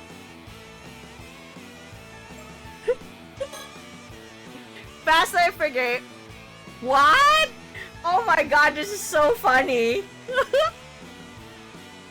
So, a die-hard sea racer, most often found speeding across the surface of the ocean. The thrill seeker was originally drawn to the danger of always being a wing beat away from a watery grave. After falling for Maverick Mandy at first sight, he joined the Bamboo Breakers dance team in a complete 180 from his usual ways. In recent days, often seen fumbling his way through unfamiliar dance moves and puffing up his bright red throat sack in an attempt to catch her. Okay, so she's in love with this. Oh my god. Okay, we gotta like find her. So he's best friends with the killer, with the kiting killer. Okay. The strategies of the rebels roost, delinquent crew. He can often be seen circling the skies over their territory, ever on the lookout for intruders. Those unfortunate enough to be spotted by him will find themselves greeted by his signature dive bomb attack and grappling claws. He and Fastlane Frigate of the Bamboo Breakers dance team go way back, having fostered a mutual respect for each other's prowess during their sea racing days. This is so great. The music also. Oh my god. Okay. In love. Slightly have a crush, I guess. Slightly have a crush. Oh, who the heck is in this here? This one is like so crazy. There's so many like enemies. Alright. Oh my goodness. What's this? Maverick Manny, member of the Bamboo Breakers dance team. This lucky duck is envied far and wide as the man who stole the heart of Maverick Mandy. The two are now a pair of lovebirds anyone would envy, or so he thinks. In reality, the only time they can be called that is during their extravagant dances, and he remains blissfully unaware of her frequent flings. A fact that everyone else on the team has already noticed. Shit! Okay, alright. I don't really care much about like the burb stickers on the first game, but I kind of want to like get all of the stickers now because this is like a freaking relationship chart. What? Golden roses. Golden roses. Member of the Ocean Outlaws hooligan gang, usually found whiling away his days at the seaside. He has a tendency to suddenly show up whenever trouble begins brewing, just so he can stick his beak into the chaos. Despite being the only one to notice the lack of substance behind Albatross boss's imposing demeanor, he finds it more entertaining than anything else and thus far elected to keep quiet about it. Gun and roses. But Gallon Roses, I know! Not Guns N' Roses, no, Gallon Roses. Alright, who's Booby Rabo? Steadfast senior member of the Ocean Outlaws hooligan gang. Accustomed to living in a group, He's quick to step in and smooth things over whenever he hears a dispute erupting among the gang's ever-growing ranks. Second to none in his loyalty to their leader, he's quick to tell him whenever he finds a promising new feeding ground. Okay. There's quite a love triangle between this, like, lady. This is Maverick Mandy, I guess. And then whoever is in the center here is, like, hated by 3 and have been best buzzed by 3. And then in this lady is, like, in love with this one. Whoever is this. This one is, like, mutual. This one is, like, yeah, just unrequited love. Trying to press the holy shit. That's quite an entertaining one. Okay, we gotta continue. Now I wanna, like, do this a little bit more. Look, I'm trying to, like, get the price. Cause we need to, like, get, like, 2,000 points, like, in one session, right? So that's gonna be quite a feat. Unless you try to, like, get as much Abalone or something. There's still, like, one more that I haven't seen yet. I plan on, like, finding that out.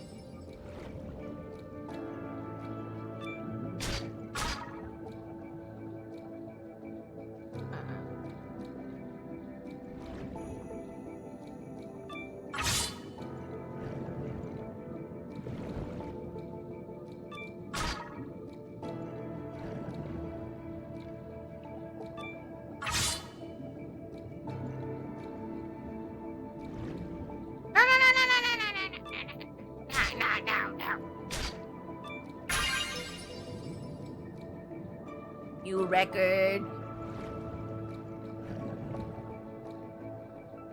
Another Abalone, come on. One last Abalone. Come on.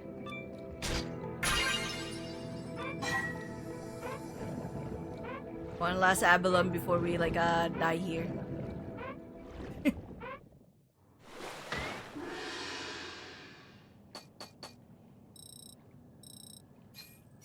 Yo! Look at that!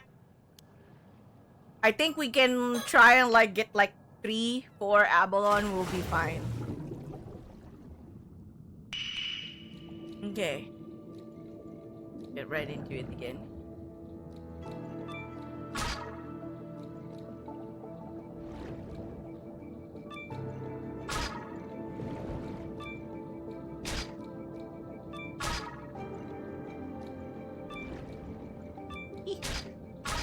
There you go.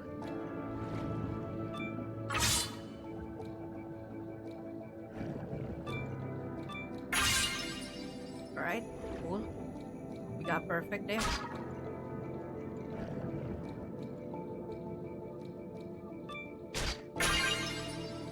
Come on. Okay.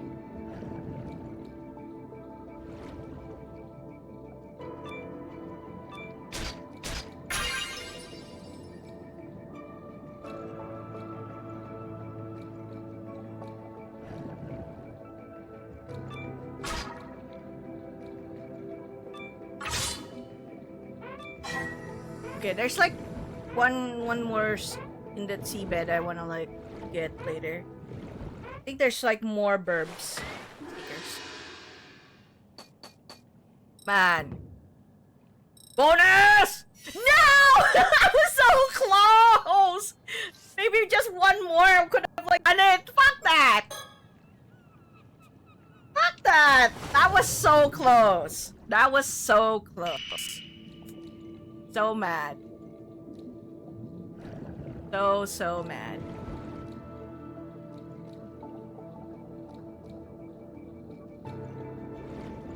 Now I'm not gonna get lucky.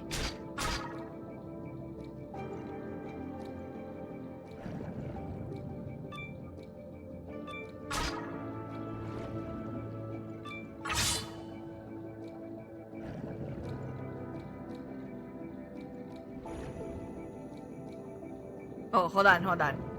I see something.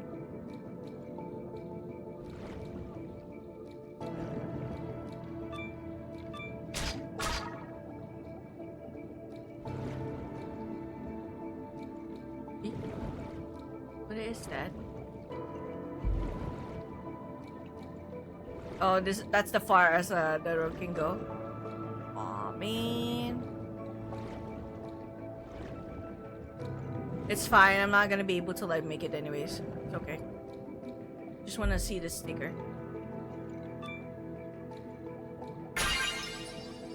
Okay.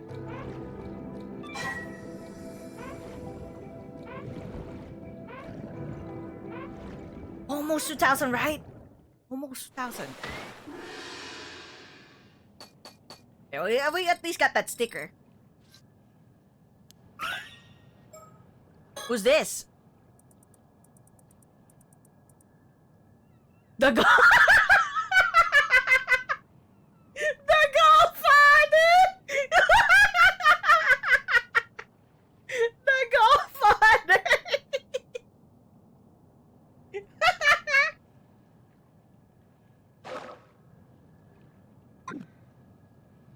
Damn! Godfather? Hopefully we can find like at least 4 abalone and then a few more stuff and then we'll probably be gold.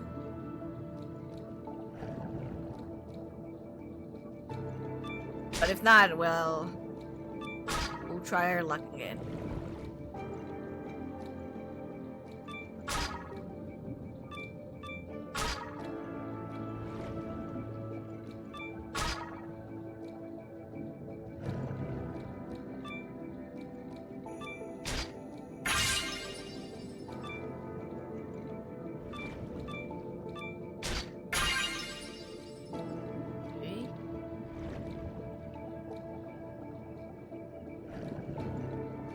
Shit! Come on.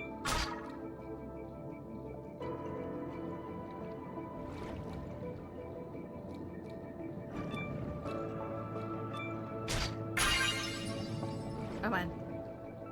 A few more. A few more!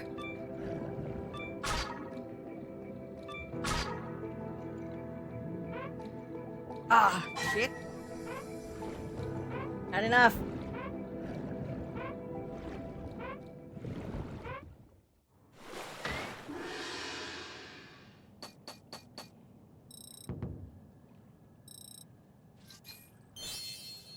That earlier one was like really good.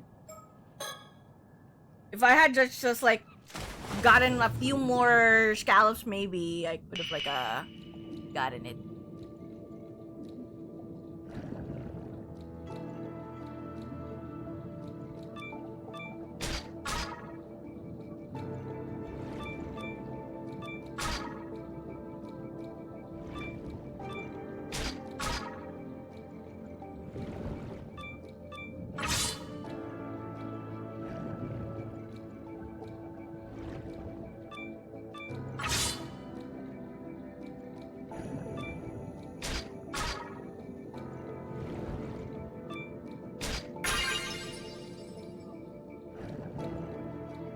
Yo.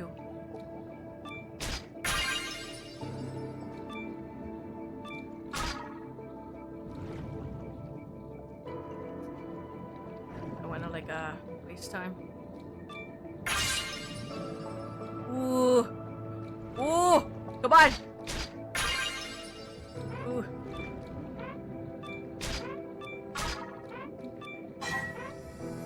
Come on.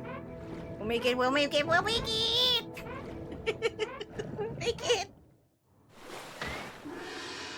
That should be enough. Heck yeah! Ha! Now we can go. Now we can leave.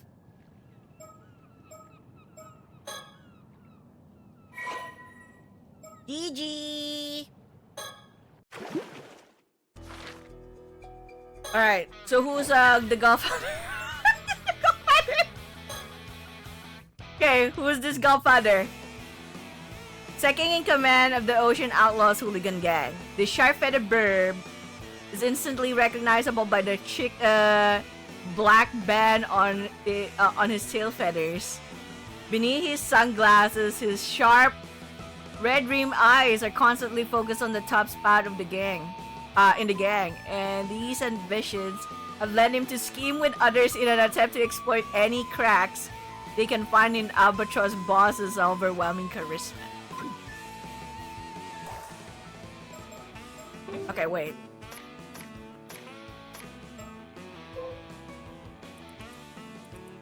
Is there more like in the seabed?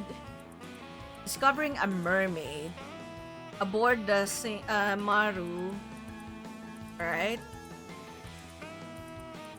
Oh, we got all of the seabed ones. Okay, perfect.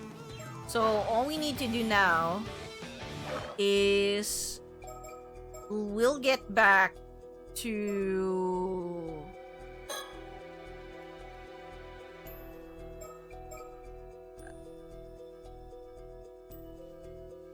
no.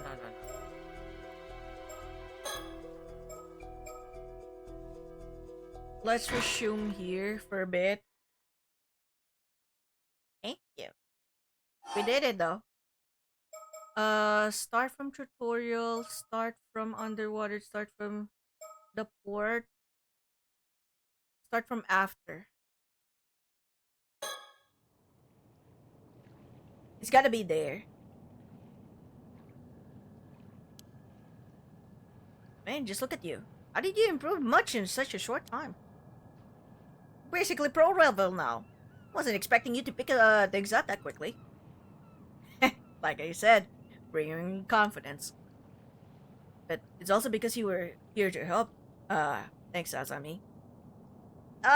Didn't do that much, but I appreciate it. So do you feel any different now? Did your body undergo any weird changes? Nope, I feel exactly the same.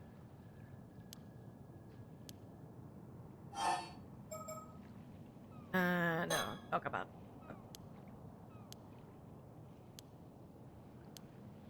Alright. So, apparently there's the... It's here? At the boat? Ah! I found you, sticker. Isn't this one of those mockingbird stickers? Oh, good eyes, huh? That's right, I found one stowed away on this very boat. What is that? It's not an owl! By the way, this mockingbird, that's mockingbird number 8, tit for tat. It's a long-tailed tit. Alkuza. Now what you get?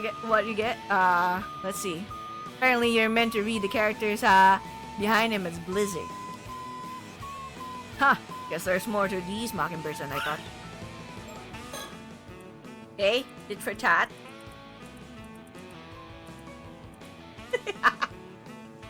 Alright, so we got the one on the boat, so discovering a mermaid is the next one. So let's get right to it. Dude. Alright, it's probably here.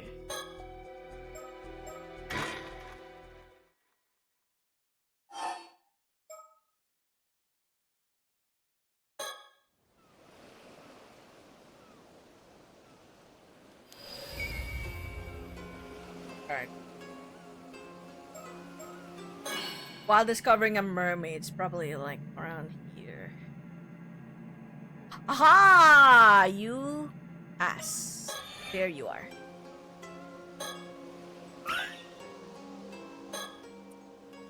I'm doing my best to like actually find these burbs now. Terminator?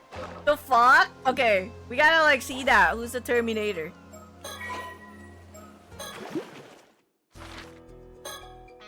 Come on, there's like a fucking... Oh my god, he's the center! The tit for tat is the center! Okay. The top troublemaker of Blues Brutal Beaks, a gang of delinquents from Abe's academy who have recently been wreaking havoc throughout the region. Despite his cute snowball-like appearance, he's both fierce-tempered and ruthlessly territorial. And the force with which he flies at anyone who messes with the gang's turf is more like a bullet than a snowball. Wow. Not as bad as hand holding. They're barely down holding, oh no. Okay. The Terminator. The captain of the raid team for the Rebels' Roost delinquent crew. Although the sight of him skimming the water during his daring dives is awe-inspiring in itself, he also commands the respect of the rest of the gang for being the first one to gain the trust of their maverick leader, Don Heron. Okay. Fucking cute. Fucking cute. Okay, I think we got everything, right? So far.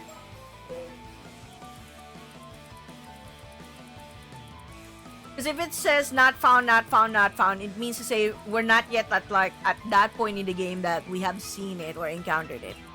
So great. Dude, the Mr. Valor, look at this relationship chart! Isn't this wonderful?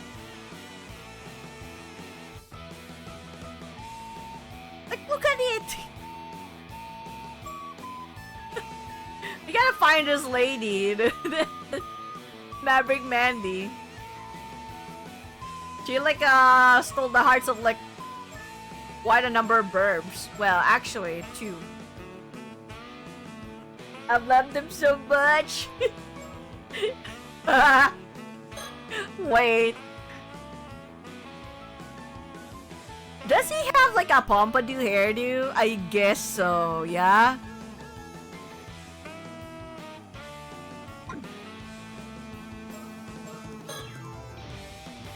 Gallon roses. Is this actually Hatoful boyfriend? He kinda looks like a Hatoful boyfriend! But delinquents! It was delinquents instead! There's no MC whatsoever, you're a human. No, you're... They're all burbs. Okay, anyway, let's go back to where we were.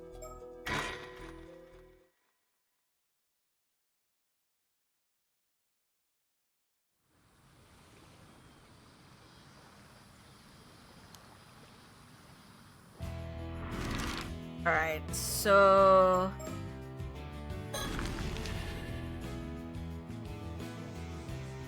we had to restart. So let's just go there. Let's do all of this.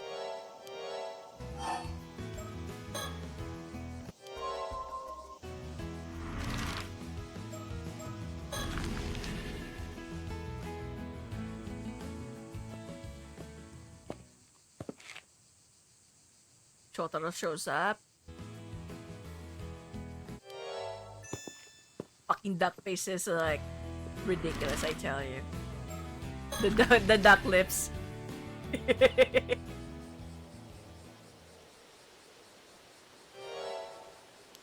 And then of course Tsukasa's crying. Okay.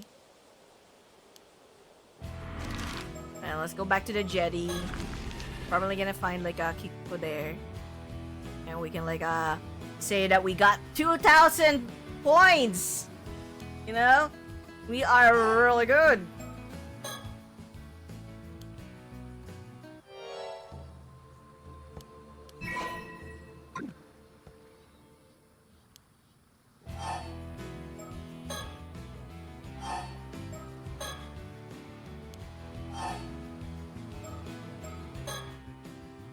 I'm skipping all of this because I already seen that.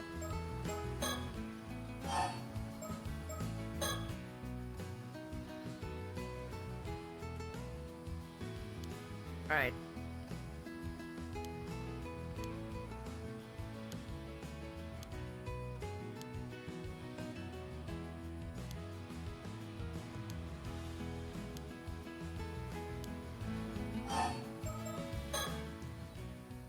the way, Yuza, how much practice did you manage to get in today?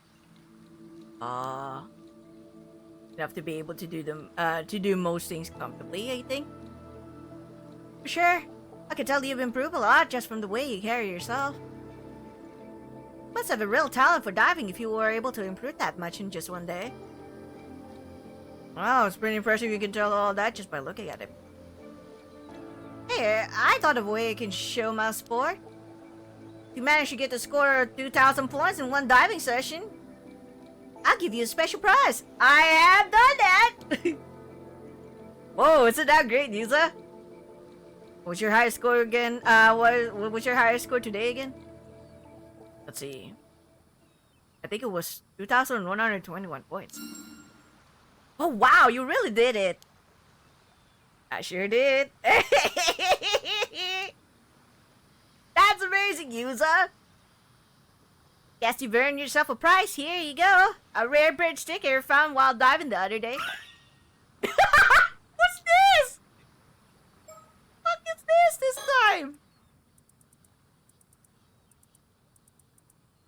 Oh, the albatross boss! What a gangster.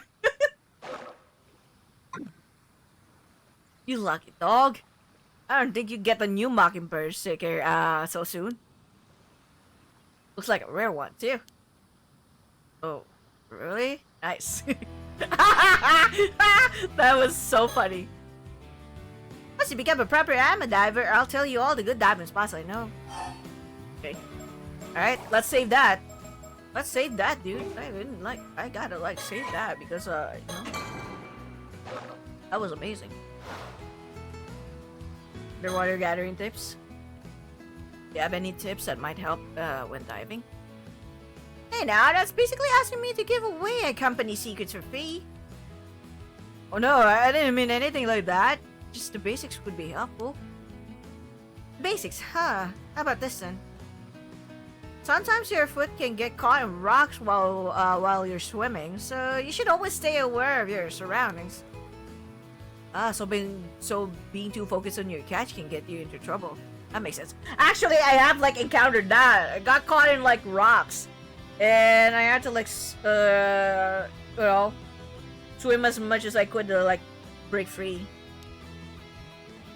If you swim hard enough, you should be able to free yourself. So don't panic too much if it happens, okay? Thanks. I'll be careful. If I'm ever allowed to go diving again, that is. Hey. Diving tips. Okay. Beware of dangers of the sea.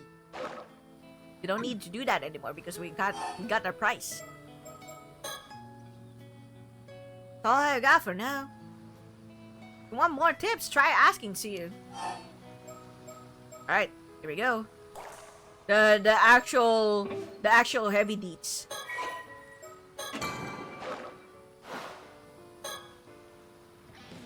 By the way, have you seen 2 foreign tourists that we're supposed to be visiting today? Wait a sec, foreign tourists? Here today? No way! What did they look like? Did they have blonde hair? Were they cool? Not sure. We don't know that much about it. Guess that means you haven't seen them either, though. Yeah, I guess they didn't come this way. Hey now, you two had better not be thinking of following them around to gulp. You don't want them to think we're all unsophisticated lads out here, you do? Aren't you just asking whether we're cool or not? I don't know what you're talking about. But if you see them, you'll come and tell me, right? Right? Okay, we will. Man, I sure hope I run into those foreigners before they leave. She's not even trying to hide what she really thinks anymore. Okay. The heavier part. Have you heard about the 2 Ama divers from the mainland who went missing? Of course I have. He evidently disappeared one right after the other. Guess it's a reminder of just how dangerous the sea can be. Hearing news like this is always pretty sobering.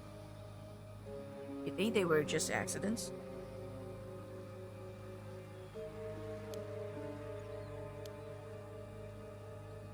Well, some of the other divers think it's a sign that something bad's going to happen. But you should probably keep quiet about this, Yuza. You start bringing it up, people will get suspicious. It's probably true, yeah. Personally, though, I think they were probably just unfortunate accidents.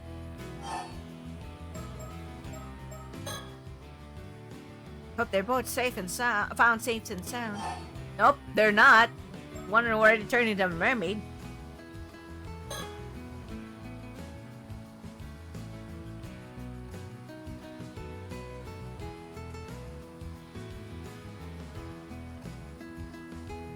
Oh, was that all? I'll be getting back to work then. Okay.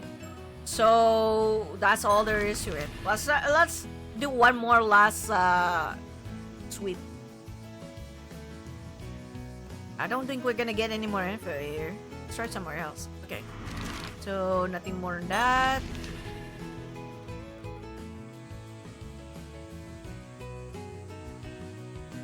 Doesn't look like anyone's here right now. Let's try somewhere else. Okay. Yeah, let's go. Okay. So, there's nothing there either.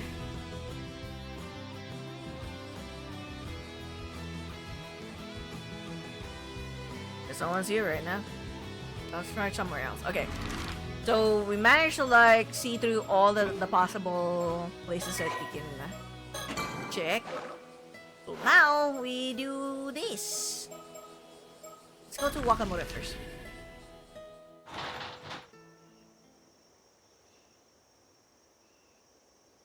You two again?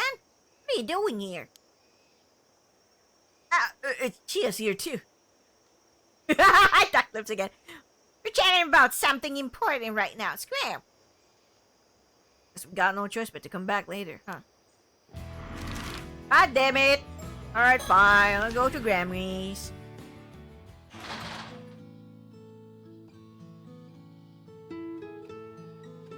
I'll come back, Yuza. Oh, and Azami's here too. Thanks for having me. You two went out diving today, didn't you? How'd it go? Get a decent haul? Grand, about that. It's all set to enjoy the next stage of my life as an ama diver, but I found myself on forced leave the very day of my grand debut. Goodness, has something happened? Oh my. Chia and others said all that. If I were you, I wouldn't pay them any mind. You're not breaking any rules, are you? Sure it's okay? No point fretting over pointless details is what I always what I always say. Grandma to you. Right? How old is Granny? 63 years old. Yuza Minakuchi's paternal grandmother and a former ama diver. Born in the Taisho period, she has a relaxed and broad-minded nature, but her tendency not to concern herself with the finer details often makes those around her uneasy. Although now retired due to health issues, she was one of the best ama divers on Kameshima, especially in her younger days, during which she had a fierce rivalry with Chie Toyama. Also now as Chie the Mermaid.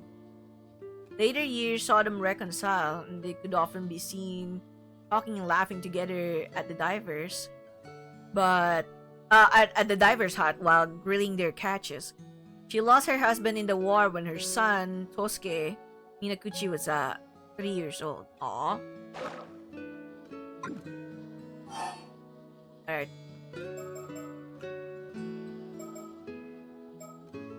Okay. I must have underestimated just how deep tensions ran. Never imagined they'd still be that hostile towards her. I thought things would have calmed down by now for sure. I'm sorry, Yuza. It's okay, Gran. Not being allowed to dive isn't the end of the world or anything.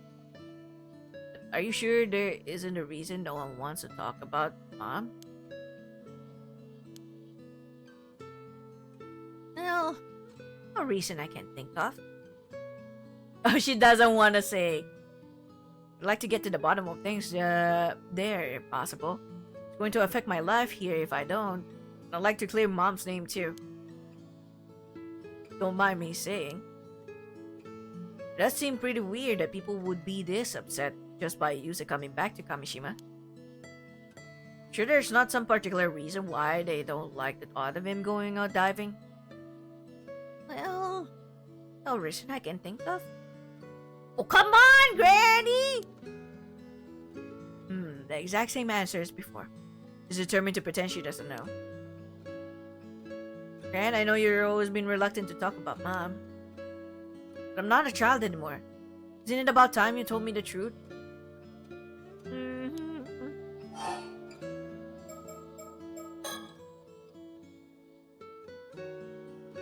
So, how did your dog go, dive out in the bay go? Dive went perfectly. You may know me only as your grandson, Yuza. In truth, I'm a living legend. Kameshima's patron saint of diving. Well now, that does sound impressive. I was going to leave it at that, but you're serious, aren't you? You've improved by leaps and bounds since I last saw you. Why, if I was to put it in numbers, you'd be ranked 22. Wow. You can tell all that just by looking at me? Your grand's been around the Hama diving block, you know? There's nothing more I can teach you. You make a fine Hama diver, Yuza. Thanks, Gran. I'll do you proud as your successor. But I've been forbidden from diving for now, so it seems my life as an Hama diver will have to wait. Oh, bleh, bleh, bleh, bleh, bleh, bleh. That's Yuza. Sorry. But I've been forbidden from diving for now, so it seems my life as an Hama diver will have to wait. No need to fret. I'm sure that'll sort itself out in time. I don't know about that. Your grandma's the same as ever, eh? Alright. Whatever the case, I'm happy you've chosen to follow in my footsteps, Yuza. Good thing I thought to keep Mari's outfit, eh? Yeah, but I don't know how I feel about being able to fit in my mom's clothes at this age. You never did get any taller after middle school, did you? Eh? Damn! Has my constant diet of fresh seafood meant nothing? What do you mean? That's like having like a seafood diet, like gonna help with like making you grow taller? Nothing you need to worry about, Yuza. Doesn't make you any less charming. Oh! You hear that? You hear that? Where's like Usagi? Another BL bait, I tell you. What the fuck is this game? BL baiting me all the time.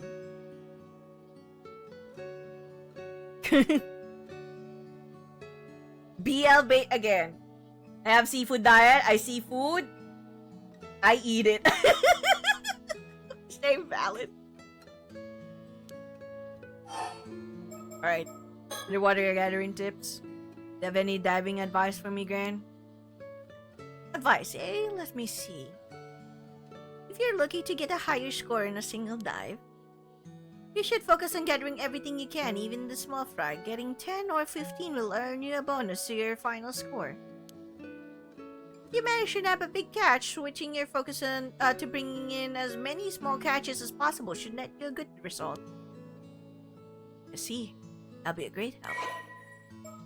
Boom boom! Eat. Blah blah blah. I'm done. I'm done with the underwater. Bro lab, yeah, bro lab. You wouldn't happen to have any other diving tips for me, would you? Well, now bored as brass, aren't we? I'm glad you're keen to learn. Let me see. Sometimes you come across areas when diving that are simply brimming with sea creatures. We call them bountiful zones. Bountiful zones, huh? I'd love to see one. On the other hand, areas with lots of starfish are usually clean. If you see with no sea creatures to speak of, we call those places barren zones. Oh. Areas with lots of starfish. So the more starfish there are, the less sea creatures there'll be. Got it. I wonder if a catch could still be hiding in the barren zone. Of course, always keep an eye on your surroundings. Wait, where's the last, There's still one that I haven't, catched. Maybe I'll, still try to find it. Underwater areas brimming with sea creatures known as bountiful, zones. Okay. Anything else?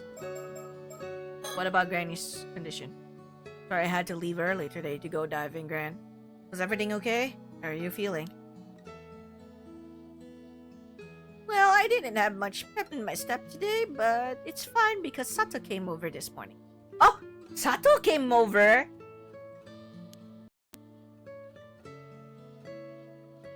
She really is a saint, always helping me out with the cooking and cleaning like that. Again? Gran, I know you're fond of her, but you shouldn't rely on her too much. I didn't know Sato was coming over to help out here. Yeah, she and Gran became friends recently.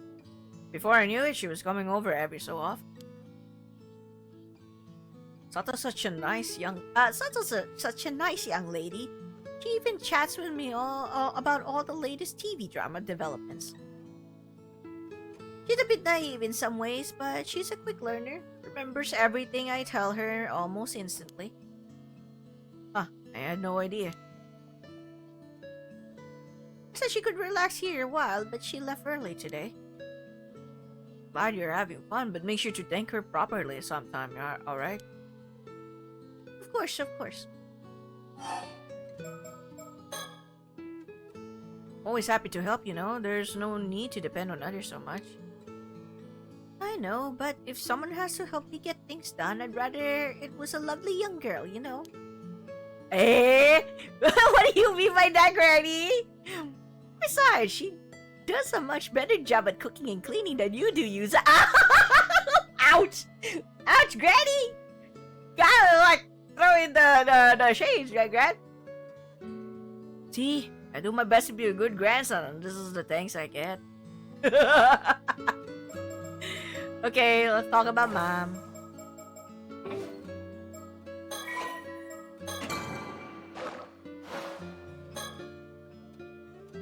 Really can't think of any reason why everyone had such a problem with Mom. Well... Alright, I'll be honest with you. Pare wasn't actually human. Hey? What? Huh? You mean we were right? Are you for real? Wait. Don't tell me you believe that. Can't you boys take a joke? I was absolutely kidding. You don't allow seawater pickle your common sense. Wait, you were joking? Of course I was. I thought I'd mess around a bit and see if I could get the rice out of you. But you sure turned the tables on me. No way! Maybe there's a hidden truth behind that. There's... Why would you suddenly blurt that out? We were serious! Granny, come on! Turning a prank around me, on me like that. I have nothing more to teach you, young Yuza. Oh, and here I fell for a hook, line, and sinker. It's no good. She set on giving us a slip. I'm not going to get anything more out of her like this. Maybe she'd be more willing to talk if we had more information. Maybe. You've heard me say this before, but I found it difficult to fit in here in the island. The environment she'd grown up in was quite different, you see. She struggled to adapt to life in the small community. No other reason I can think of for the beef the others had with her. man. Alright. Going out again for a bit, Gran.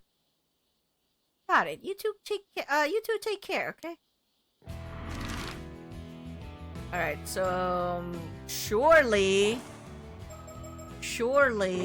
we can talk to Wakamoto, right?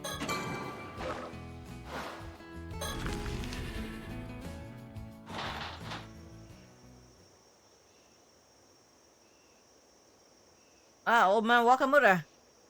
Mind if we ask you something real quick? It's just one thing after another today. But now. Azami and Minakuchi boy. I heard from Chi you two went out into the bay to do some diving earlier. Well, I've got a bone to pick with you. There's no time like the present. Okay. Boy, you serious about wanting to become a Nava diver? Huh? Thought first you'd come up here to get my permission to dive. Now I hear you've been running around looking into Mari Minakuchi. What's the meaning of this? Ugh.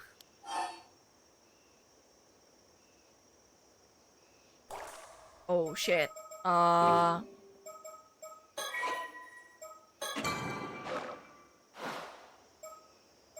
let's just be honest, I guess. Be honest, you've been asking around. I guess there was no hiding it from you. Yuza, you sure this is okay? Probably best to be honest about things now, Azami. You trying to keep the mermaid to himself? Damn. It's just like you said. We've been trying to find out more about my mom. I knew it.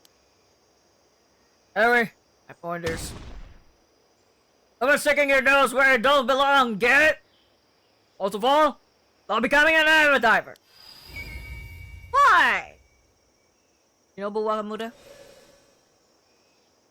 So, I give up on becoming an amateur diver and fall in line. So tell me about my mom? All the sniffing around you're doing sure ain't falling in line, that's for sure. Besides, you should be asking Tsuya about all this business, not me. She's gotta know more than I do. Oh? So, Tsuya really does know more than she's letting on. Okay. Let's save you.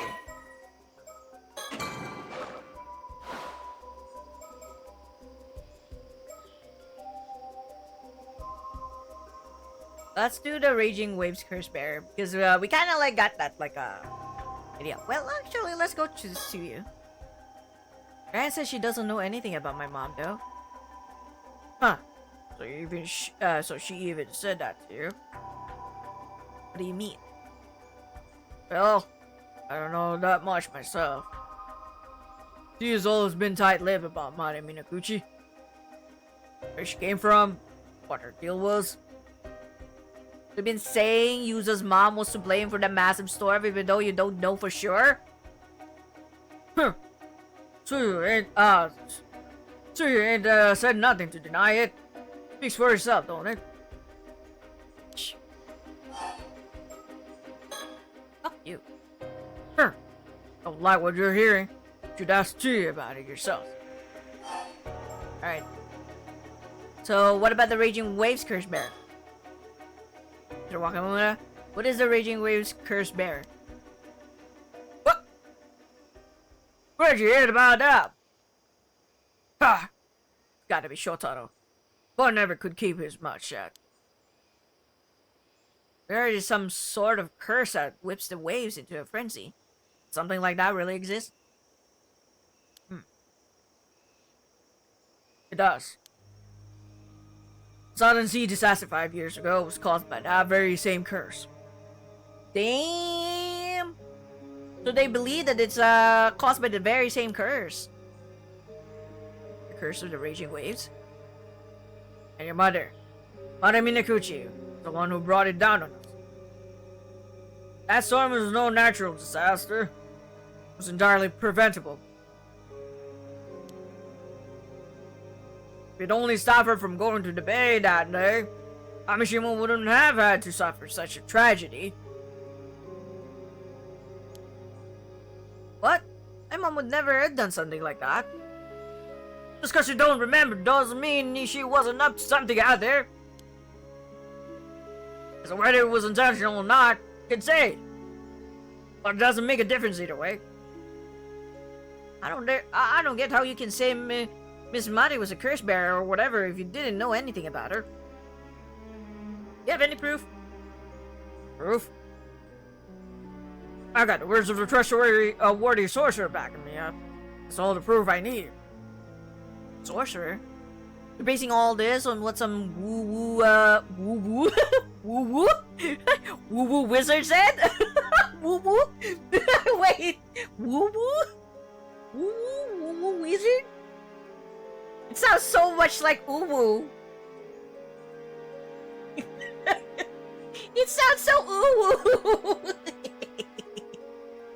Woo-woo woo-woo wizard. Yeah, some woo-woo wizard. Woo-woo. It's some woo-woo wizard, huh?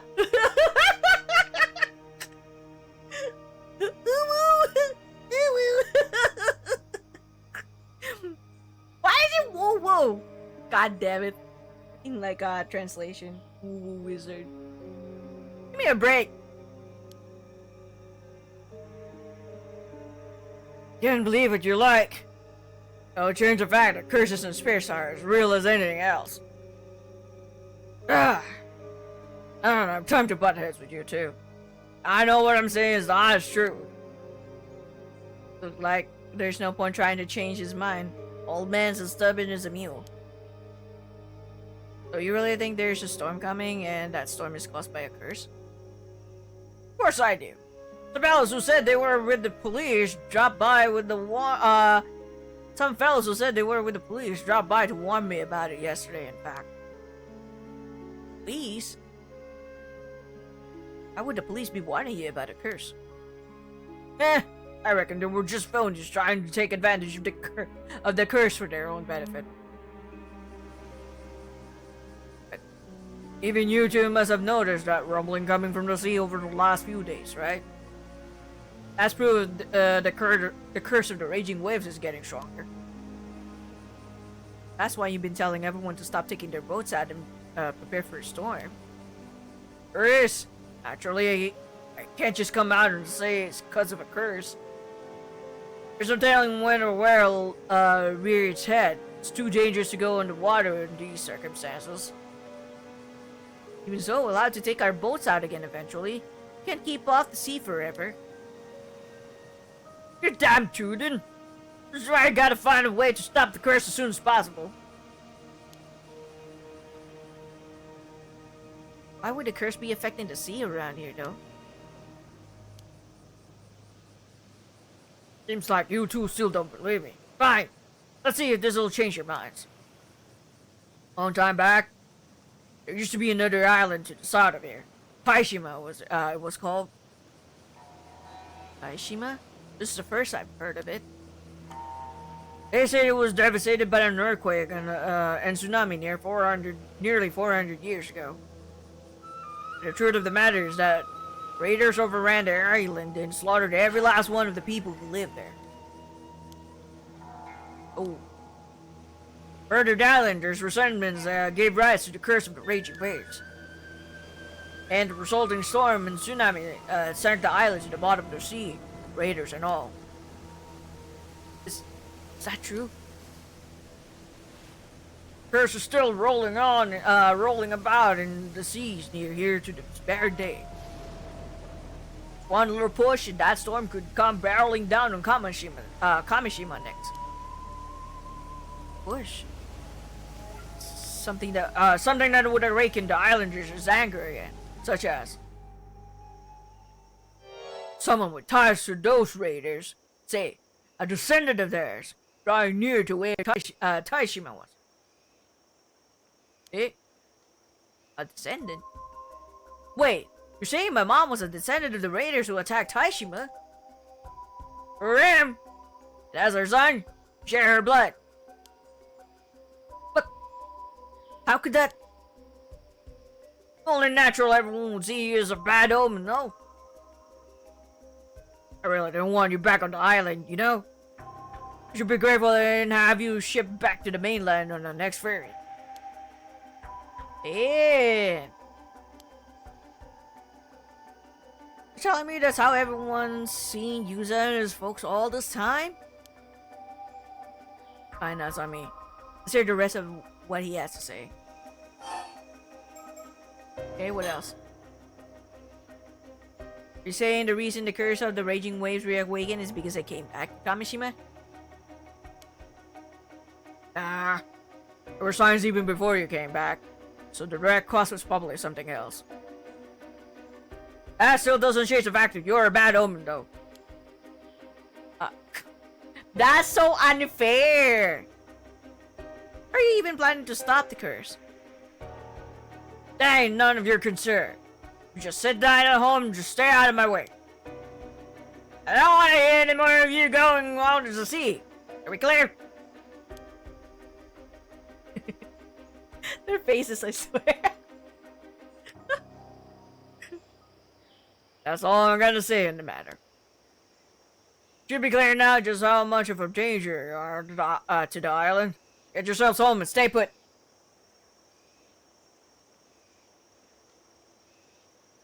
Don't take my waifu type of face. He's like, that's all we're gonna get out of him. Maybe we could ask Suya about what we just heard. She might be able to tell us more. Damn! Alright, give me a moment. I'm gonna be right back and I need more water. My throat's dying! It's dying! It's dying so badly. But yeah, be right back.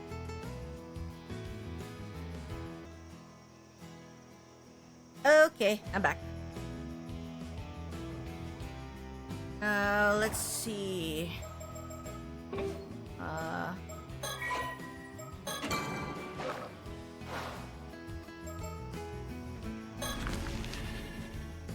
Before we go back to 2. Huh? What's up? Wanted to chat a bit more? Just a bit more, yeah? Oh, we can like ask about the curse of the raging waves. Let's go. Have you ever heard of the curse of the raging waves? Nope, never heard of it. What is it? Well, we went to talk to Mr. Wakamoto just now.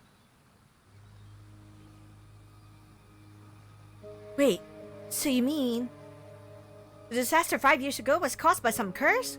And that same curse is going to cause the same thing to happen again?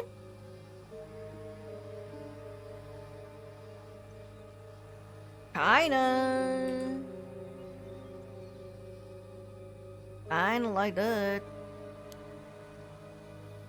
So it seems.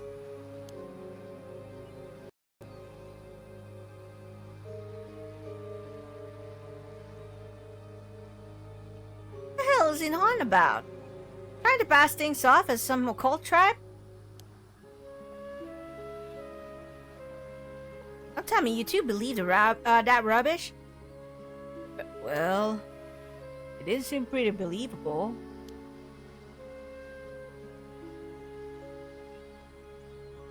Oh please, he's obviously feeding you a lot of nonsense. I don't know if you two are aware. There are some rumors the old man's really into this shady sorcerer recently. Sorcerer? Yeah, some sort of miracle worker over in Tokyo or something. Apparently he'll do anything they say.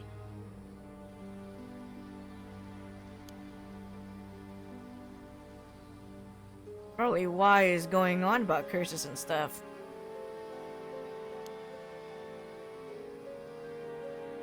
Shotaro did say he's been behaving oddly recently.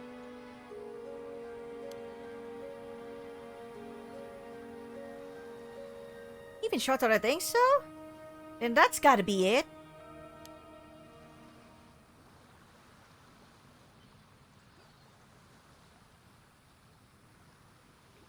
So it's just a hoax? Huh. Interesting. You shouldn't pay any mind to that hogwash. Besides, doesn't it bother you that he's trying to pin the disaster as some sort of crazy curse?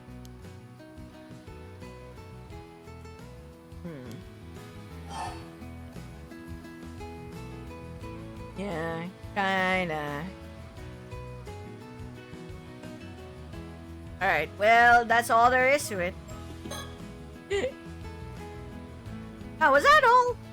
I'll be getting back to work then. Okay. Is there really nothing more that we can talk to Wakamoto? Is there really, like, really nothing more? Mr. Wakamoto? No good, it's completely clammed up. But I will be able to crack that shell. Let's try somewhere else. Okay, so there's really nothing more. Alright, go back to home.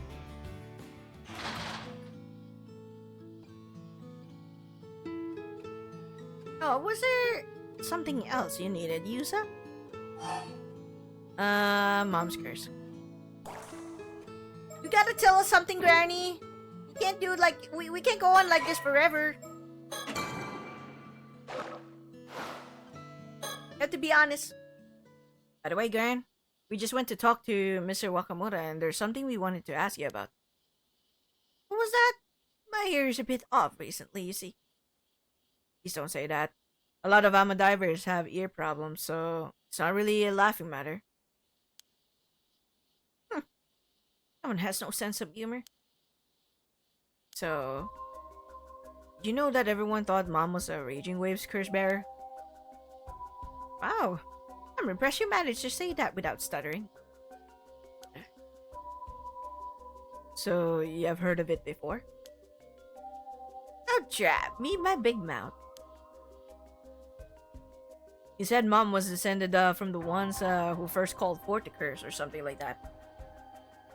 That's why everyone is so concerned with what I get up to. Is it true though?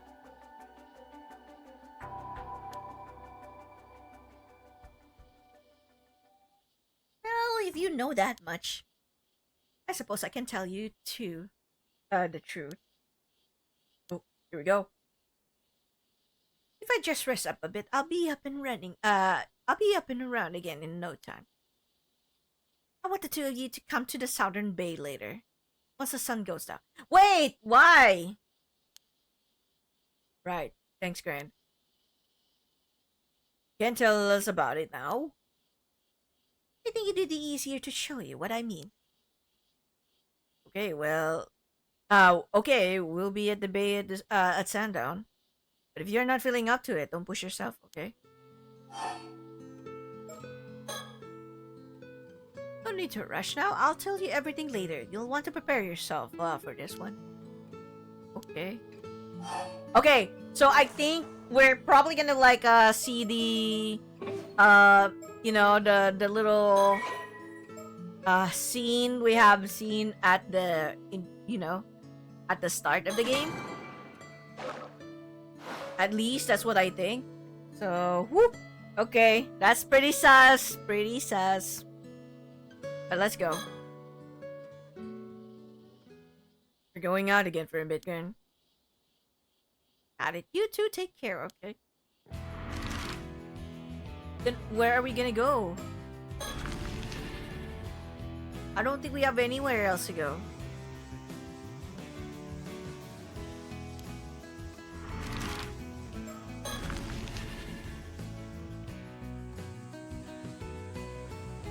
Oh, there's Chie.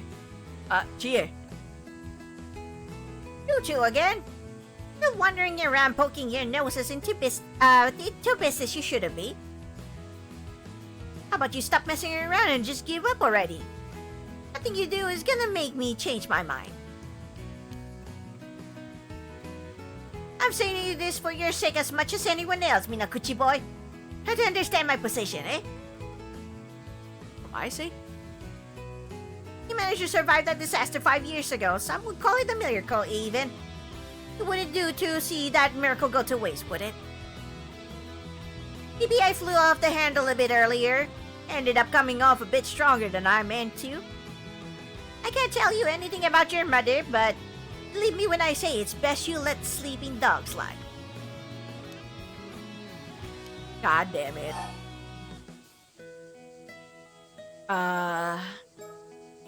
Let's just save first.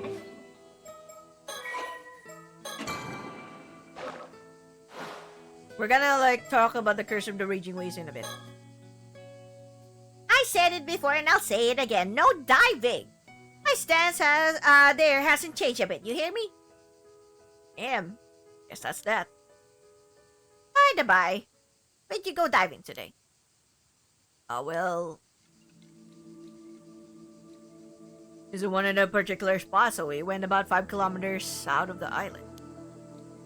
Say what? What were you thinking? Diving in the Southern Sea of all places? You've got even less sense than I thought. You know full well that everyone avoids that area because of the disaster 5 years ago? Yeah, I know.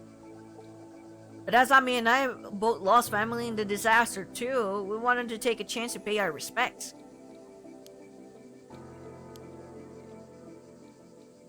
Well, I can't say I don't get how you feel.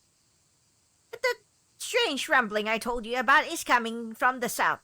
Just do me a favor and stay away from the sea, alright? Alright. Ain't gonna get nothing from me there. Okay, what about the foreign visitor? I almost forgot to ask, have the 2 foreign tourists come by here at all? Sure did. Saw them just now, actually. What? You know where they went? Looked like they were headed to the lighthouse from what I could tell. Lighthouse, huh? Gotcha. Alright, Kameshima Lighthouse. The lighthouse on the eastern side of Kameshima.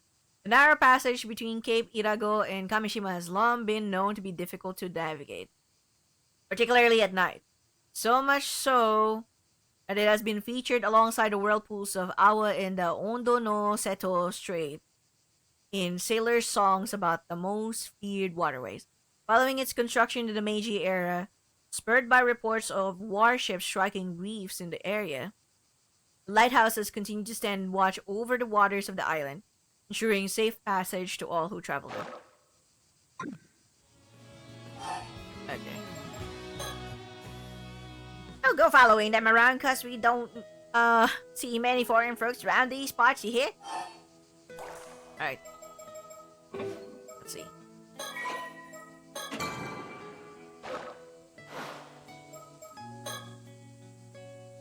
Yeah, we heard the two armor divers from the mainland went missing in some sort of accident. You heard right. You think it's that's a bad omen as well? I do. I'm well aware just how dangerous the sea can be. The 2 divers getting caught up in the accidents and going missing one after another. That tells me there's something off with the air, with the sea itself.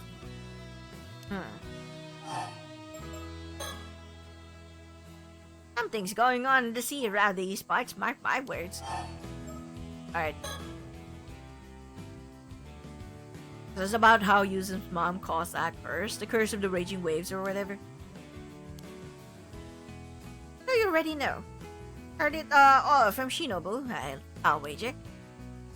You believe in the curse, Mrs. Chie? Of course I do. At the very least, I know it's not some old wives' tale. I'm not saying you had to believe it too, though. Don't get me wrong. I don't want to talk bad about the woman or anything. But there was obviously something up with Mari Minakuchi 5 years back. She always seemed anxious and on edge. And then the disaster struck. Maybe I'm just reading too much into it, but I can't shake these doubts of mine either. Well, all done here. You two should leave dealing with the island matters to Shinobu from now on. Keep your heads down and stay out of trouble, you hear? Yeah. Well, that was something. She isn't a bad person at heart, but she sure is stubborn. Yeah.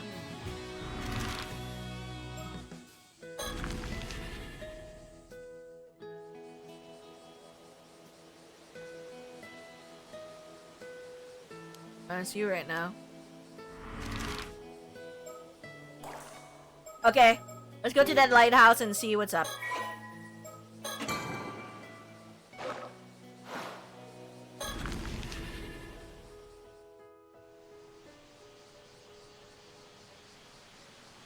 Afternoon at Kameshima Lighthouse. Oh, there they are! Where's Usagi?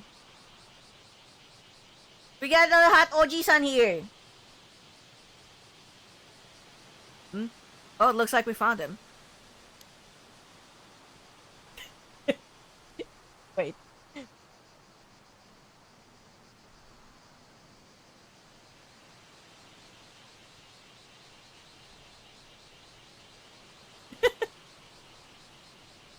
That looks like them, alright. Excuse me. There's the old Oji-san! Wait, I need to like tell Sagi. I feel like this is her type. Drag.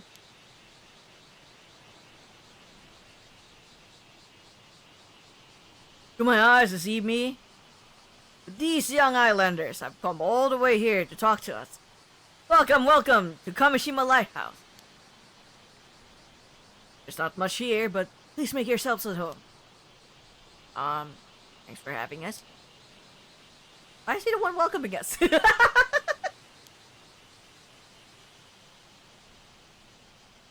It's because most people here have been avoiding him. He's excited someone finally wants to talk. But wants to talk. Sorry, I can't do British. I can't do British. It's from England, but I can't do British. Sorry. Oh.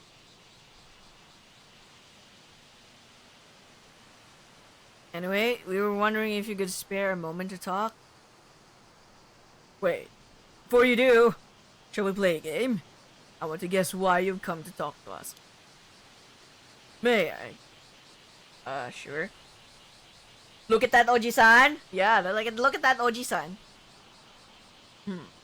Probably safe to assume, you know, we've been making the rounds here, asking questions.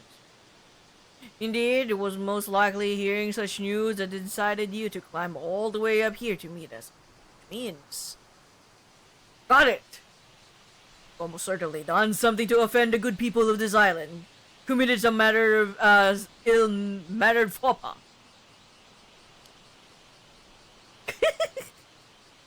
You must have come to tell us that the lighthouse is off limits to everyone except authorized personnel. Actually, no. Look at the guy.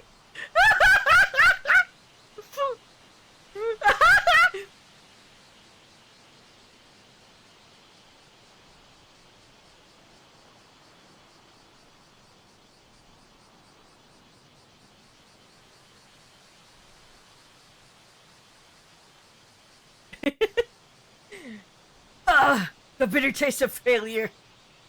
And does my stint as aspiring detective end in ignominy.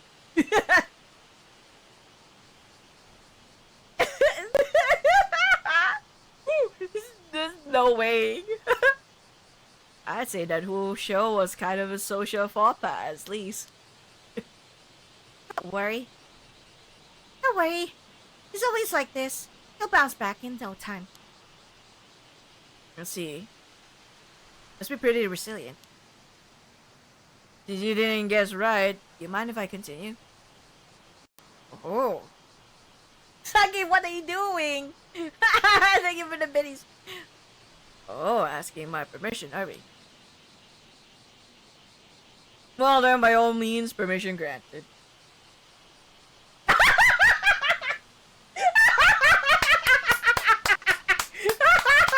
Fucking human hacks! Yo, cheesy! Hello! Daddy, I love you!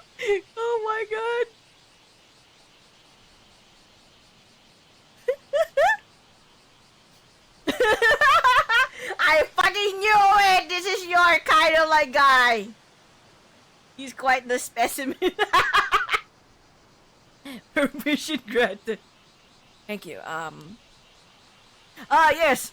My name is not Arna Barnum. You can call me Avi. It's a sign of our newfound friendship. And also because I like it I like it better.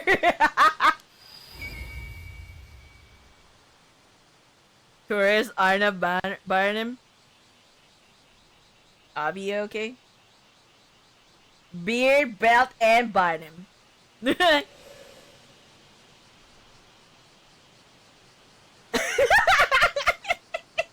did I do? What did I do, Cheesy? I didn't do anything. I just said Oji-san. Which is Oji-san. Look at him. The kind of like Oji-san that Usagi likes. I just had to. It's like, oh look, Usagi, Oji-san, bearded guy. Okay then, Abi. Ah, such a pleasing ring to it. What can I do for you, young man? Could this girl be your daughter? Not quite. Miss Circe Lunar Lyre here is a distant relative of mine. Distant relative, your ass. Yes, Miss Circe Lunar Light would be me. Nice to meet you. The GC clamor made me look. Well, there's nothing I can do about it. You just had to look. And yes, they had like a BL bait earlier too. With Yuza and Azami, goddammit. Azami just like saying, that doesn't mean that you're like less charming. Excuse me? Excuse me, Azami, what the fuck?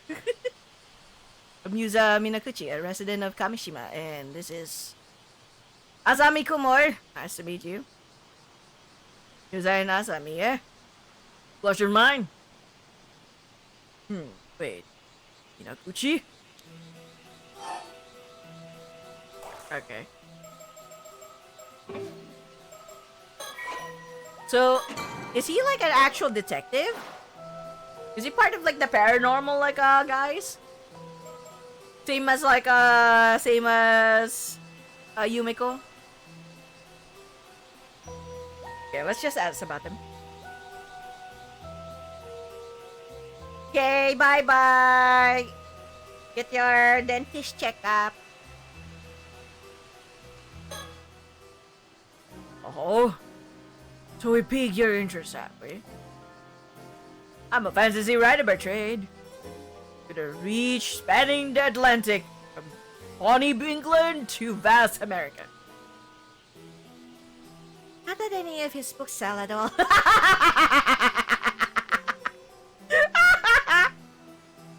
That's right. For some reason, no one buys my novels. Quite a mystery, no? Alas, a fantasy writer has no need for mysteries. What's that? I earn more as an occult writer, so that might as well be my main job, huh? Humbug, I say!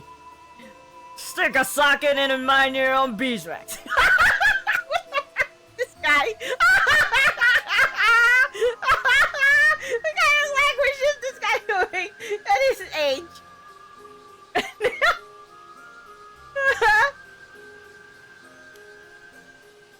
I see.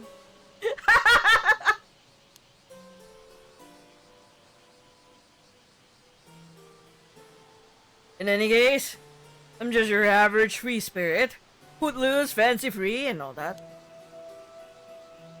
What's that? You're wondering if my bohemian nature is the reason I remain unattached and unwed? Oh, he's like single.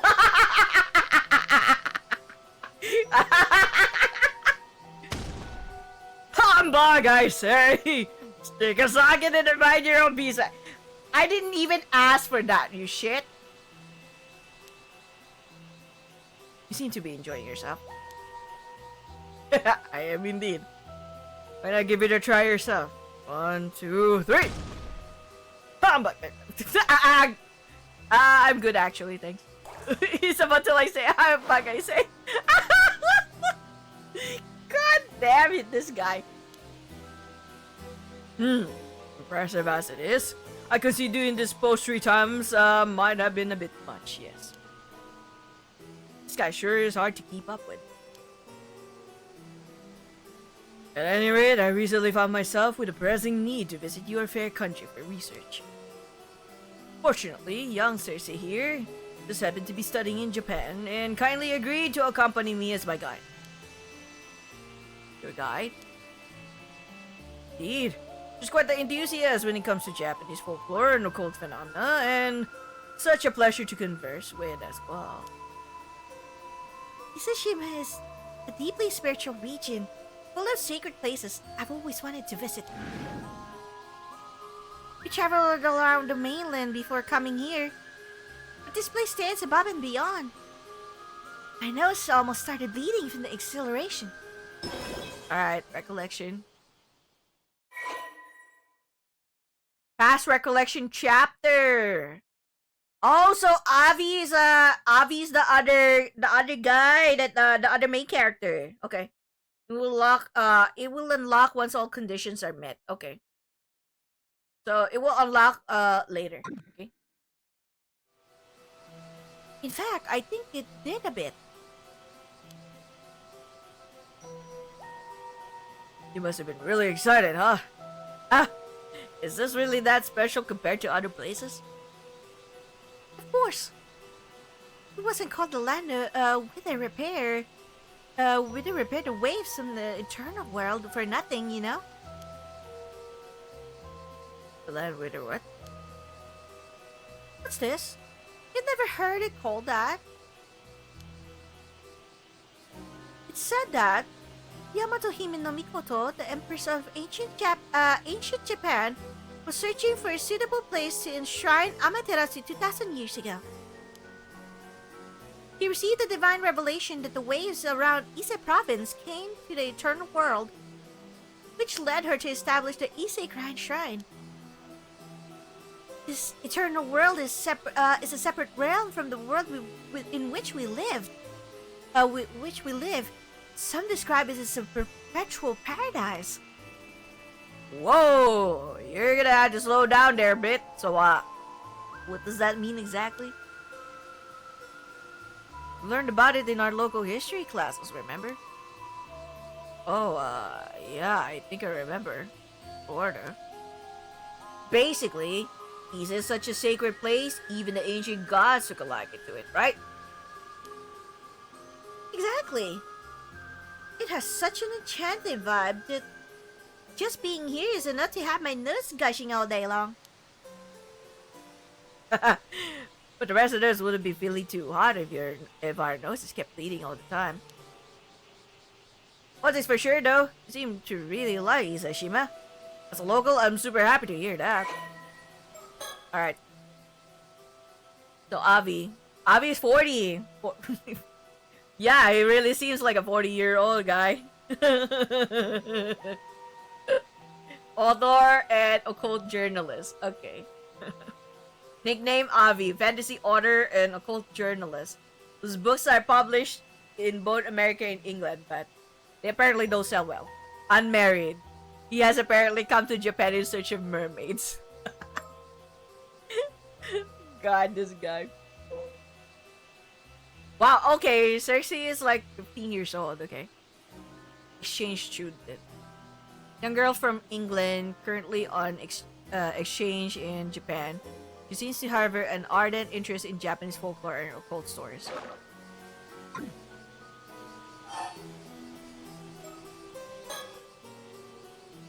Will you be staying on Kameshima tonight? You need somewhere to stay. I know a few places. We've actually already booked a guest house back in the mainland. We'll be taking the last ferry back after this. Oh, I guess you don't have much time left then, huh? Alright. What's the reason? So, what brings you to Kameshima today? Glad you asked, young Yuza. We were hoping to pick your brains on the topic as well. There wouldn't happen to be any legends concerning mermaids passed down on this island, would there? Dun dun. So you really are looking for mermaids? Oh, indeed we are. You know what mermaids are, yes? I refer, of course, to the mythical half-human, half-fish creature. Sure, we know that much at least. Then I may be able to provide a modicum of additional information on the subject. Additional information? Well, you may be aware that the typical Western mermaid is envisioned as having the lower half of a fish and the top half of a human woman. It's thought that this interpretation has its origins in another sea monster, the sirens of Greek mythology. Their claim to fame is surfacing near reefs and bewitching sailors with their beautiful voices. Anderson's fairy tale, The Little Mermaid, is a famous example of this type of mermaid. Indeed, it caused this image to enter common knowledge. Yeah, that's what comes to mind when I think of mermaids too. A typical mermaid, right? Saggy. He's your 40-year-old unmarried guy. This is a writer. A writer.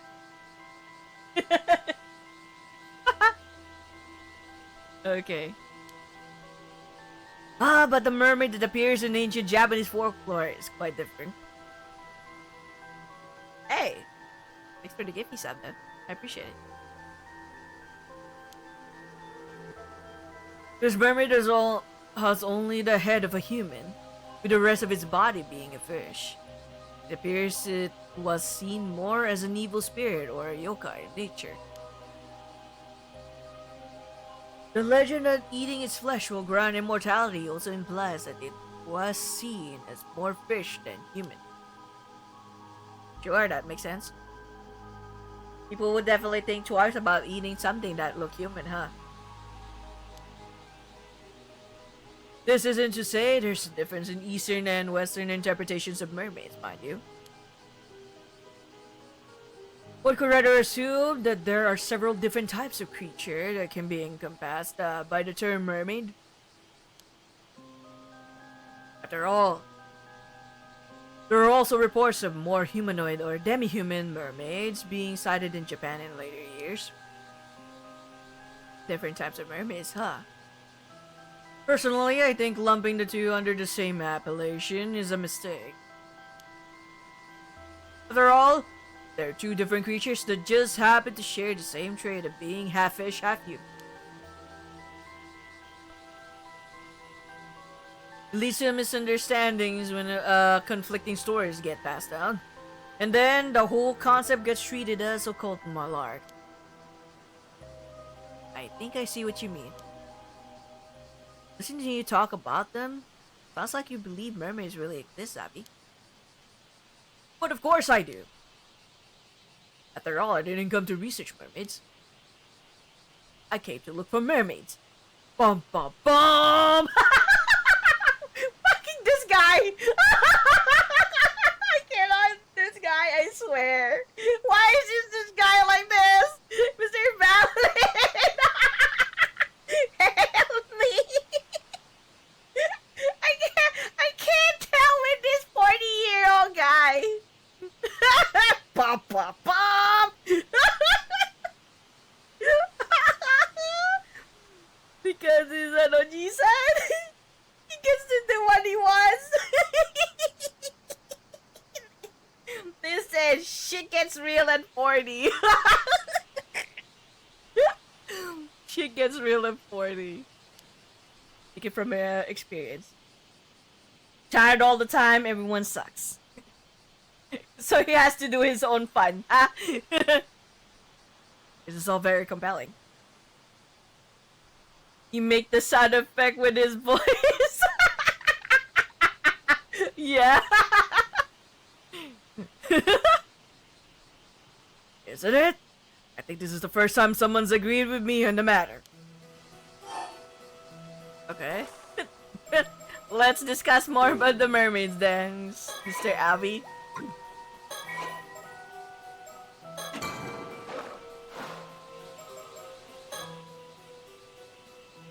And that brings me to my next question. You wouldn't happen to have any local info on mermaids, would you? You took a screenshot. Right. Unfortunately, I've never heard of any folklore about mermaids here. I see. That would align with the answers we've received to our other inquiries thus far. And it would seem our investigation has branded us as certified weirdos. Most everyone now turns us a blind eye as well as a deaf ear. Yeah, it's probably not just because of that. I mean, isn't there supposed to be a huge occult craze going on in Japan right now? I assumed everyone would be jumping at the chance to discuss cryptids. Pretty sure that's just a small group of enthusiasts getting worked up. A very vocal minority, yeah? You're not interested in the occult. What brought you all the way to Kameshima? You have a reason to believe mermaids could be found here? An excellent question! I do indeed. More precisely, I had reason to believe they could be found around Ise-Shima, an island that no longer exists. Ise-Shima? Indeed, I obtained this information through personal research, so I imagine it's not common knowledge. Some say there were 3 mermaids, Sobae, Nagame, and Hayase, living in the seas around Ise-Shima 400 or so years ago. 3 of them? You even know their names? We didn't even know Ise-Shima existed until today. It seems a deliberate decision was made not to leave any records of Ise-Shima's existence, which would obviously lead one to believe something is being concealed. On that note, did you know that records remain of several other sightings of mermaids in Ise Bay? What? Really? That's right. Legends about mermaids exist throughout Japan, and this region is no exception. In particular, there were reports of mermaids having been discovered in Sioux City and Ise City, both of which border Ise Bay. Whoa, I had no idea. I've jotted down some notes on these legends, so please take a look if you're interested. What? She just gives you like your notes? Hello? Alright. Ise Bay Mermaid Legend. The Mermaids of Betsuo. According to the Kokon Chomonzu, collection of notable tales old and new, an anthology of spoken stories compiled in the 13th century, 3 mermaids were discovered caught in a fisherman's net in Betsuo, in Ise province, modern-day Nakabepo, Kawage town in Sioux City. The Mermaid of Kutamigara.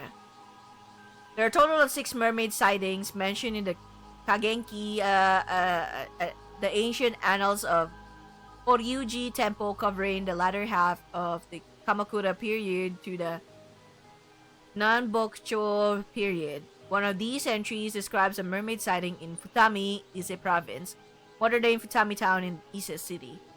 The second year of the Enbun era, 1357. The mermaid was subsequently named Enmeiju, a name composed of characters affiliated with long life. Ano town's Yao Bikuni. Although the exact time period is unclear, legends tell of a girl named Osato from Usawa in Ano town, in Ano town of Age district, who became immortal after eating the flesh of a mermaid and went on to become Yao Bikuni, a nun who lived for 800 years. The three mermaids of Ise-Shima. While this information is not recorded in any literature, according to Abe's research, three mermaids, Sobai, Nagame, and Hayase, purportedly lived on Taishima, or an island said to have sunk about 400 years ago. Woo! Hot nuns in your area. 800-year-old nuns. Thanks. This is all very interesting. Okay, what else can you say about mermaids? So, which type of mermaid are you looking for, Avi? Well, it seems a lot of the mermaid sightings around Ise Bay were fish mermaids. Fish mermaids? But the mermaids sighted around Taishima were apparently the human mermaid sort. So it stands to reason that any mermaids around here would be human mermaids as well. By human mermaids you mean the sort that are closer to humans than fish, right? Indeed. The ones closer to fish, meanwhile, are known as fish mermaids. Or that's what I call them, anyway. I see. I don't know whether that makes it easier to understand or more complicated. In that case, mermaids whose flesh would make you immortal if you eat it would have to be fish mermaids then, right? Another fine question. It is indeed difficult to imagine people eating the flesh of human mermaids. But I personally believe that human mermaids also have the power to bestow immortality on people. Ooh, I wonder. How about another refresher on myth and legend? Are either of you familiar with a place called Ryugu? Ryugu? Is it related to the Ryugu Palace that appears in the tale of Urashima Taro? God damn you! Just freaking like a deep shit. Just like suddenly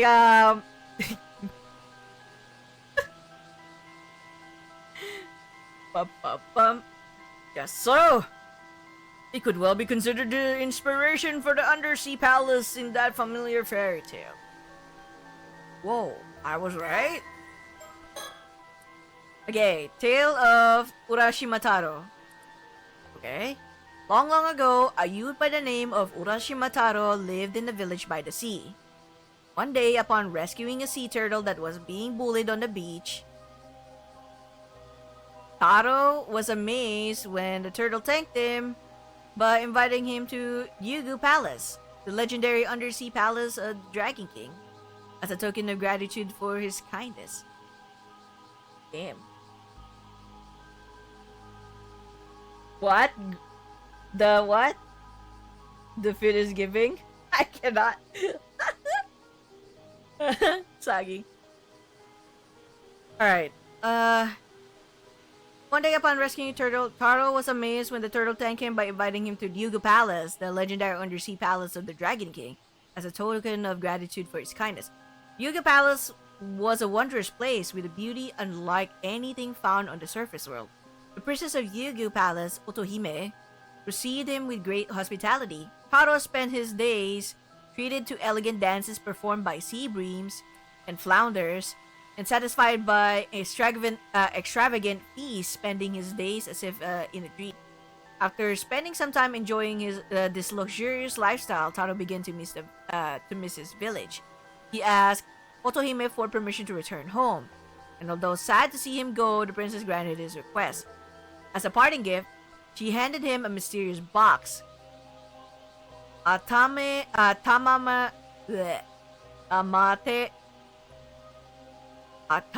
bako, okay, but warned him never to open it. Thinking this strange, but agreeing to Otohime's request nonetheless, Taro accepted the tamate bako and set out back towards his village on Turtleback. Upon reaching his village, Taro realized everything was different. The house he had lived in was gone, and there was no sign of his parents or anyone he had known. What he had believed to be just a short sojourn in Ryugu Palace had in fact been several hundred years on the surface. and the village and people he had once known were no more. Overcome with despair, Taro turned to the tamate bako he had been gifted in a final grasp at hope. As he opened the box, a thick white smoke engulfed him, and in that instant, the hundreds of years that had passed caught up with him, turning him into an old man. Wait, hold on. There's also another story similar to this in another folklore. But it's a little different. It's not from the sea. The heart looks like a gummy. I wanna eat it. Gummy heart. But yeah, there's this one like story. I don't know if it's like Swedish or something. Damn, it just came from like you know, the TED Talk. You know, I just saw it like in the TED Talk something.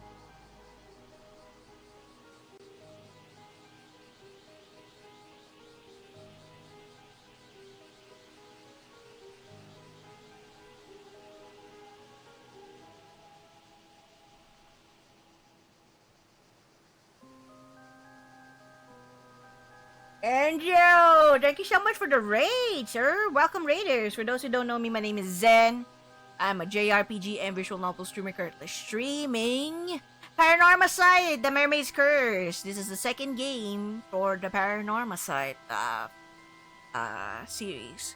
The first one is The Mysteries of Honjo. It's a little more horror into it, but both are good. I highly recommend playing if you're into visual novels and mystery. You know, mystery visual novels. I haven't played like a otome for a while. I will be back with more otome. Maybe next year. I have like such a huge list of like otome games to like play. But yeah, this story of Urashima Taro though, there's a counterpart of this in like a western side. Well, actually, European one. So, man, I gotta like check back on this.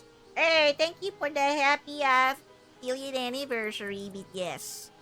My affiliate anniversary, 6 years already. Imagine that, 6 years.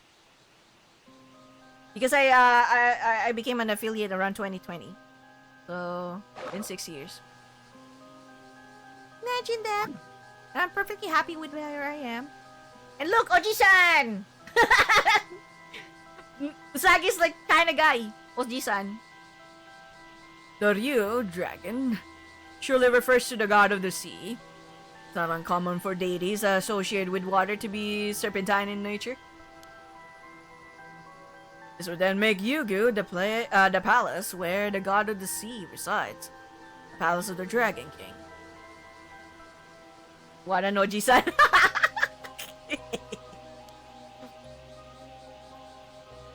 Huh. I had no idea Yugu Palace was based on something else. Yugu is known for being home to the priestesses who attend to the god the god of the sea. These women are collectively referred to as Otohime. Oh yeah, Princess Otohime appeared in the tale of Urashima Taro, didn't she? Yeah, but she was described as the ruler of Yugo Palace in the fairy tale. Oh, she was actually a priestess? See, he is a specimen. Saggy. A slight embellishment to make for a more interesting story, I assume. Hardly uncommon. Also, there's another interesting theory about the Otohime of Yugo. Fucking faces. It said that they were half fish, half human women in appearance. In other words, they were mermaids. Oh. But what's that I hear you say? That's all well and good, but where is this Yuga Palace anyway? You want to know? You're dying to know, aren't you? Very well then. Take it away, Cersei. Alright. As a matter of fact, Yugi is said to be the exact same place as the Eternal World I mentioned earlier. Whoa, really? Why is he yelling? He's extra, sir. Sir Invalid, he is so extra. He did like a bum bum bum On his own voice! That is such a fucking weirdo. Well, really? In other words... Perfect! Perfect! The sea around Ise, which is said to consist of waves from the Eternal World, is in fact the location of Yugu. And Yugu is home to the Otohime Mermaids, right? That's right. What's more, as priestesses who live in a land said to be an eternal paradise, it wouldn't be that odd if they had some sort of power to grant immortality to humans. Even in the tale of Urashima Taro, Princess Otohime displayed an ability to influence the physical age of other people using the tamatebako.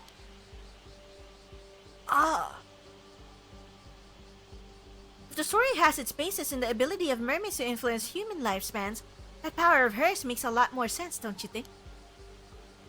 I see, so that's why you think human mermaids are able to grant immortality, even without eating their flesh.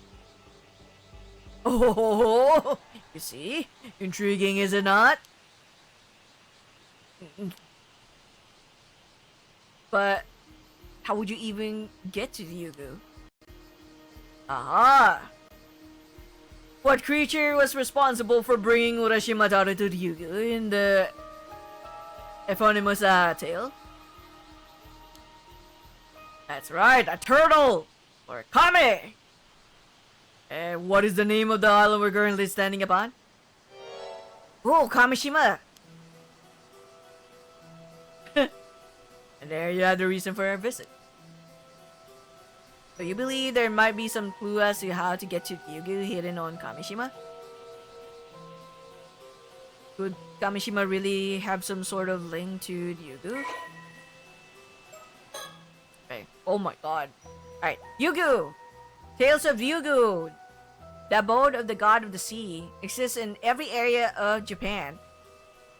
Posited by some theories to be the eternal world of legend, it is said to be a perpetual paradise connected to this world via the seabed that bestows everlasting youth and unnatural longevity to those who live there. Some tales also equate Ryugu with the underworld, the place where the dead journey after death. The tale of Urashima Taro, about a youth who was invited to the seafloor palace of Ryugu as thanks for rescuing a turtle, led to Ryugu's name becoming widely known throughout the country.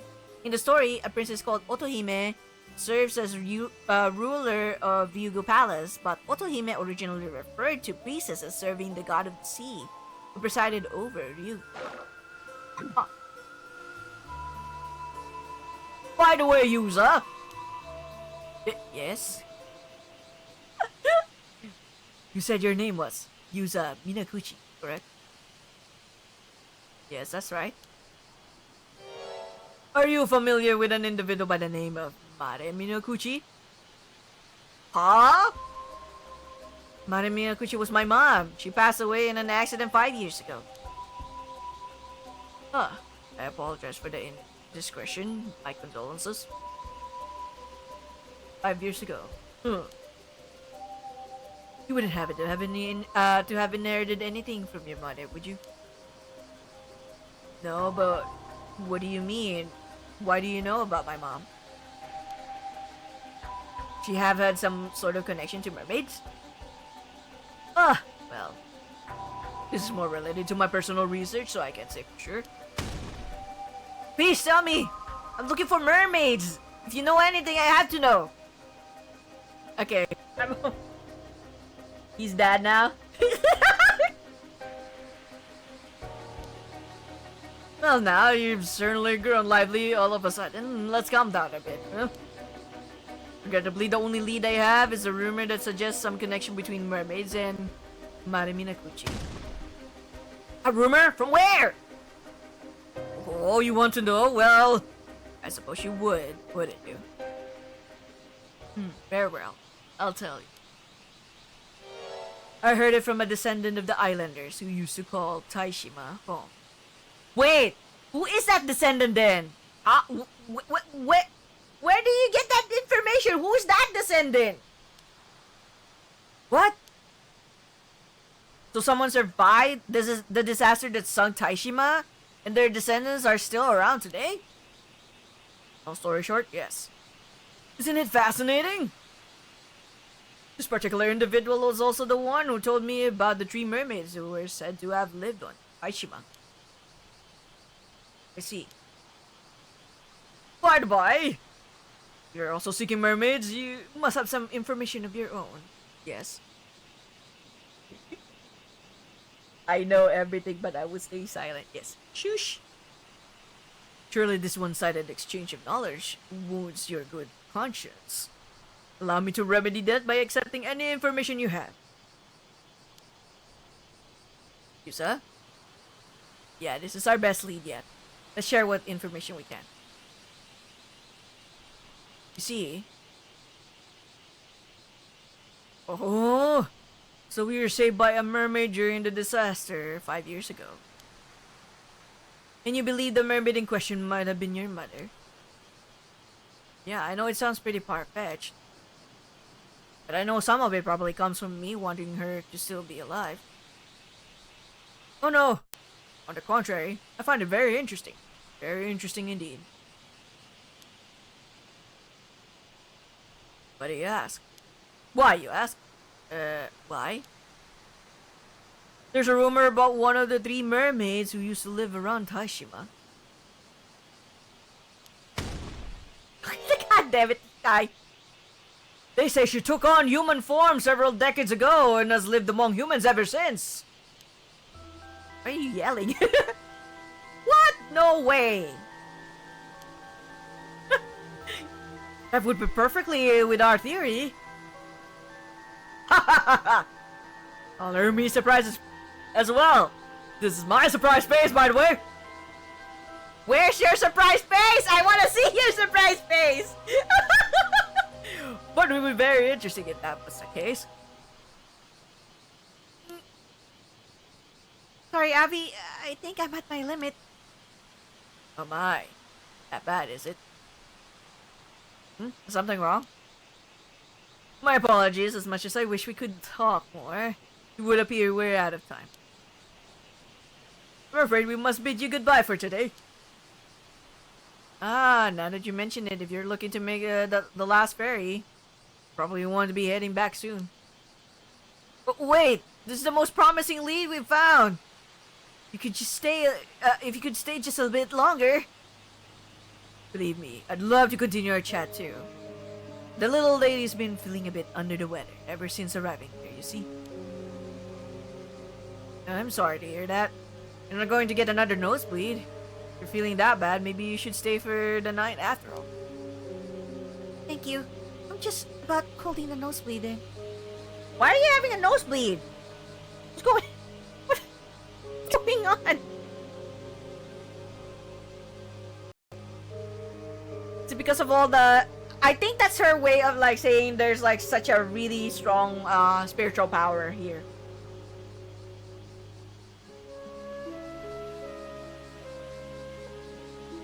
Maybe. Just a brain tumor, no biggie. But I really should get off the island as soon as possible. Ever since arriving here, I've had this feeling that some terrible calamity is approaching. Ah! Calamity? You can't mean... Ah, I forgot to mention, young Cersei here is a bit sensitive to things in that sphere. If you catch my drift.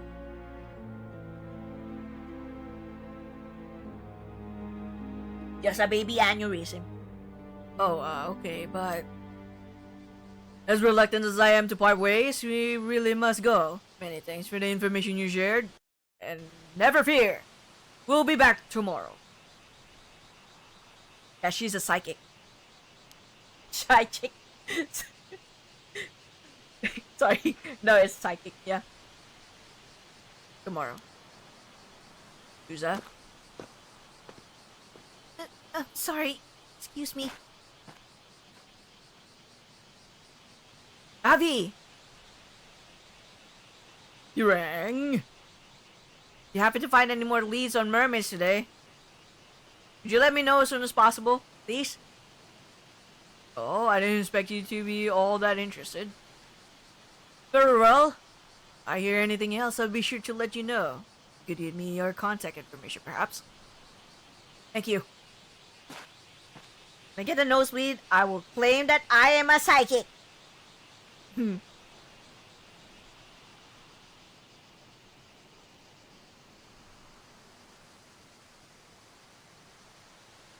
Man, that sure was a stroke of good luck. I never thought they'd have so much info for us. Managed to learn a lot, but it seems like getting any more from them today will be a bit tough. I really need that information by tomorrow, though.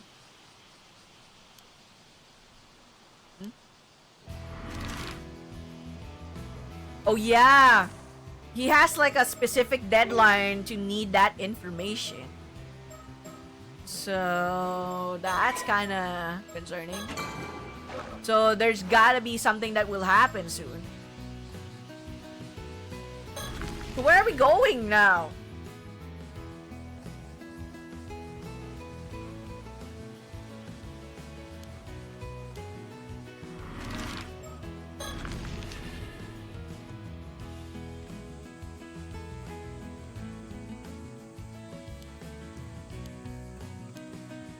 Wait, I'm just like checking every place. Oh, looks like the sun's starting to set. Why don't we go over what we learned so far? Yeah, good idea. First, we learned that my mom was considered cursed by some of the islanders. Yeah, they said she was descended from the person who originally called forth the curse of the raging waves or something like that. And because he thinks the curse is about to break out again, Mr. Wakamura is currently trying to find a way to stop it. Not everyone on the island believes in it, though.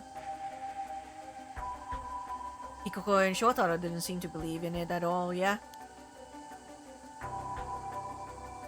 We also managed to speak with those two foreigners who were looking for mermaids. Sure, we're full of surprises. There's also that rumor about mermaids living near Ise-Shima and a nearby island that was destroyed. That one of them assumed human form. Never thought we'd find something to support the idea that my mom might have been a mermaid.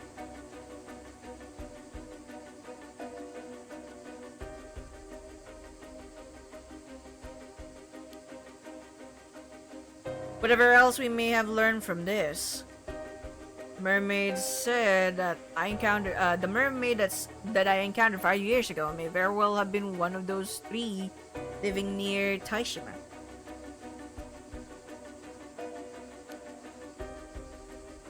We also got some hints about where those mermaids might have come from. Yeah, there's a good chance they originally came from an otherworldly place called Yugu. If they're in a place like that, I don't see how we could ever get to them, though. That girl said about the calamity approaching is bothering me a bit too. There's no way she should know about the curse of the raging waves, right? We should have like asked that. You think that means the curse is real after all?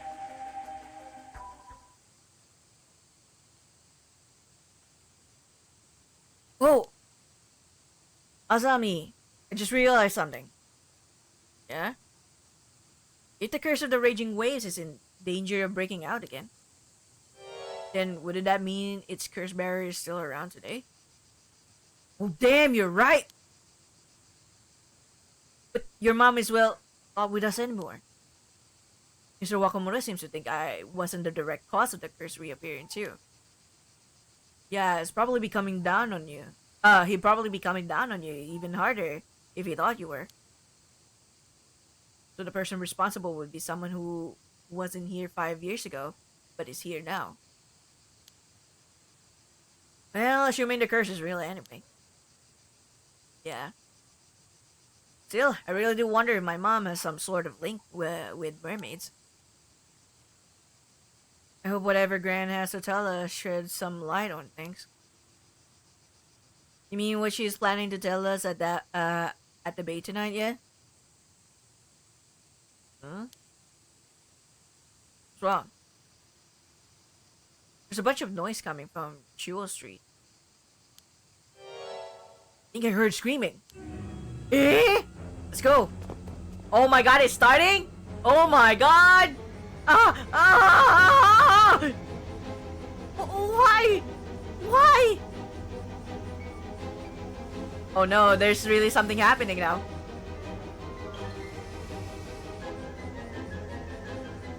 What happened? What's wrong?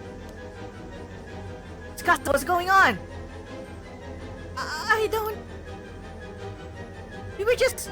But then Sato just... Yuza, look over there! What?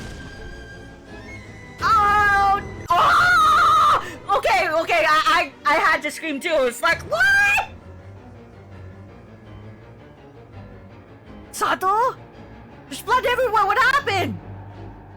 And there's still a pool of blood, by the way. She's not moving, don't tell me she's dead!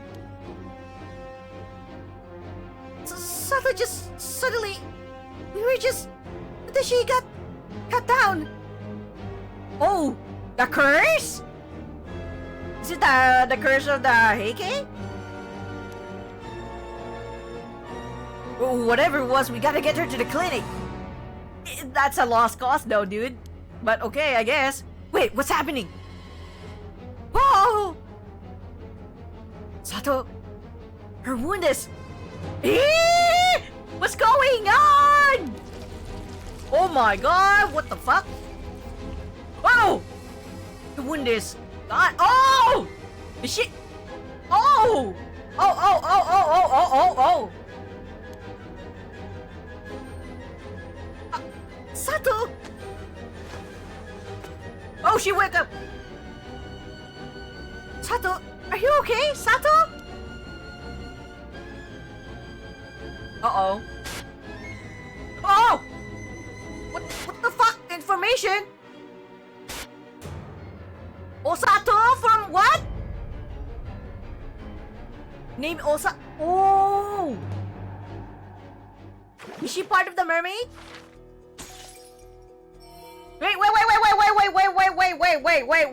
Wait. Looking respectfully. Wait, give me a moment. Wait. They just showed that like they just showed that information. Hold on. Future Society, was it?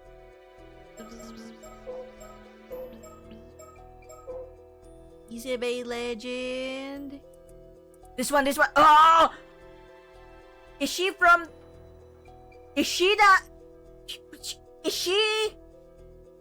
the one who like ate the flesh of the mermaid? That's why she's like the 800-year-old immortal?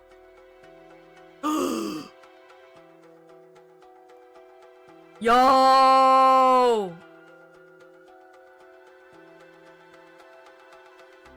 Legend tells of a girl named Osato from Kusawa in Onotown district who became immortal after eating the flesh of a mermaid and went on to become Yao Bikuni, a nun who lived for 800 years.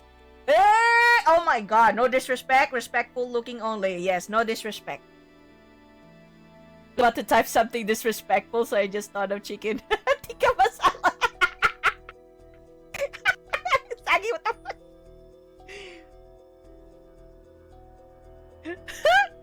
Oh my god. I cannot.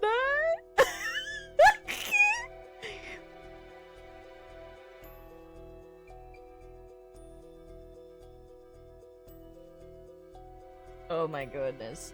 Okay, so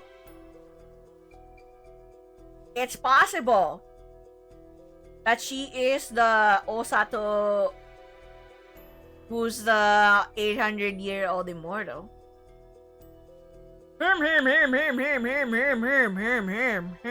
Because remember that Yumeko was like saying that there's a sort of like immortal called the 800-year-old immortal. That if you, whoever had like been dubbed with that curse, she will live on for 800 years. Starting from the time that she had taken that curse. We don't know when, if that is really Sato. But no matter how much, if she dies unexpectedly, she will still like get her life back. But the thing is, the way that she was like struck down is directly at the heart, right? If it was like something small, it would have been like, you know, there's gonna be regeneration of like the body parts. Wait, there's supposed to be like the 800 like year old thingy. Wait, there. This one. So once cursed, individual's own body is lost. Provisional body is reconstructed using the parts of the mermaid ingested as a medium. Soul is then transferred to a provisional body, which they are able to control as if it were their own, with their consciousness presiding over both their soul and body from the head. As such, they could already be considered to be more spirit in nature than human. If the individual is fatally wounded or contracts an illness that results in their death, their body will instantly be restored to its default state, allowing them to revive.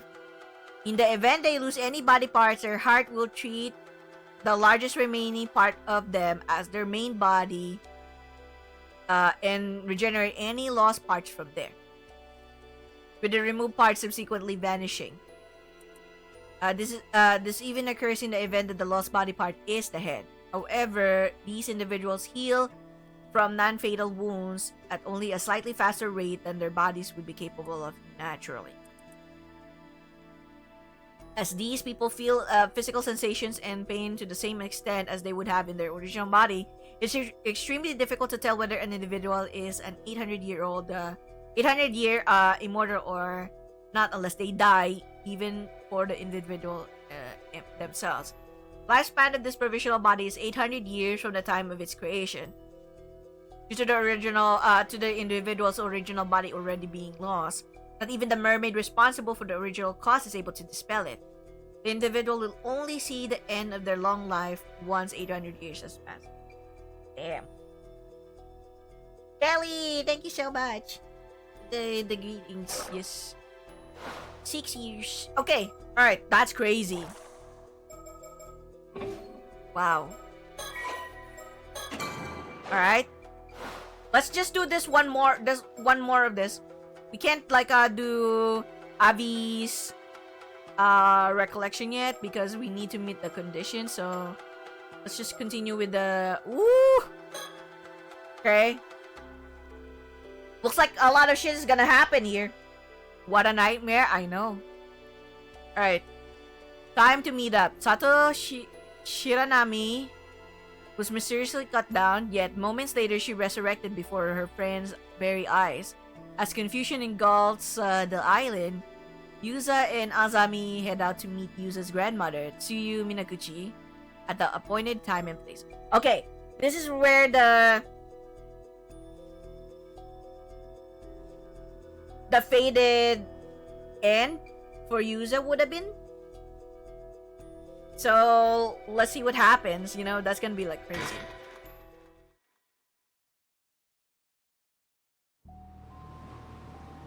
Several hours later. Sorry to keep you waiting, Yuza. Nearly time to meet up with Tsuyu, yeah? Let's head that way. Right. Here we go.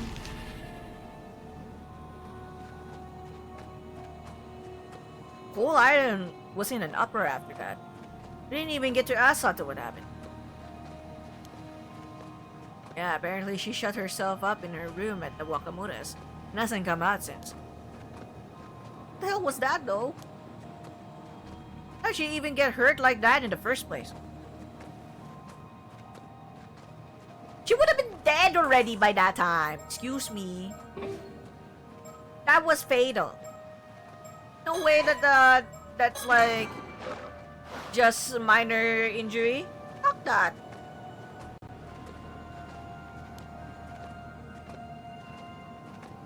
On the islanders were kicking up a real fuss, saying that Sato isn't human. That she's something evil that should be chased off the island. But everyone settled down after Mr. Wakamura stepped in and promised to handle it. Everyone on the island's probably heard about it by now, though. It'll be all anyone can talk about for a while yet. Did you get back home afterwards, Yuza? No, I stayed out to do some digging. Gran wasn't at home anyway. She hasn't recovered enough to be able to move around that much, though. I'm pretty worried. Oh yeah, you have to be worried. Why is she suddenly like not at home? Yeah. I think I promised to meet with her. The bay is still on. Let's go and see. Damn, BFF is like always with us, you know, gotta say. Oh, there she is! Oh good, she's here. Gran, is your leg okay? Gran? It's me!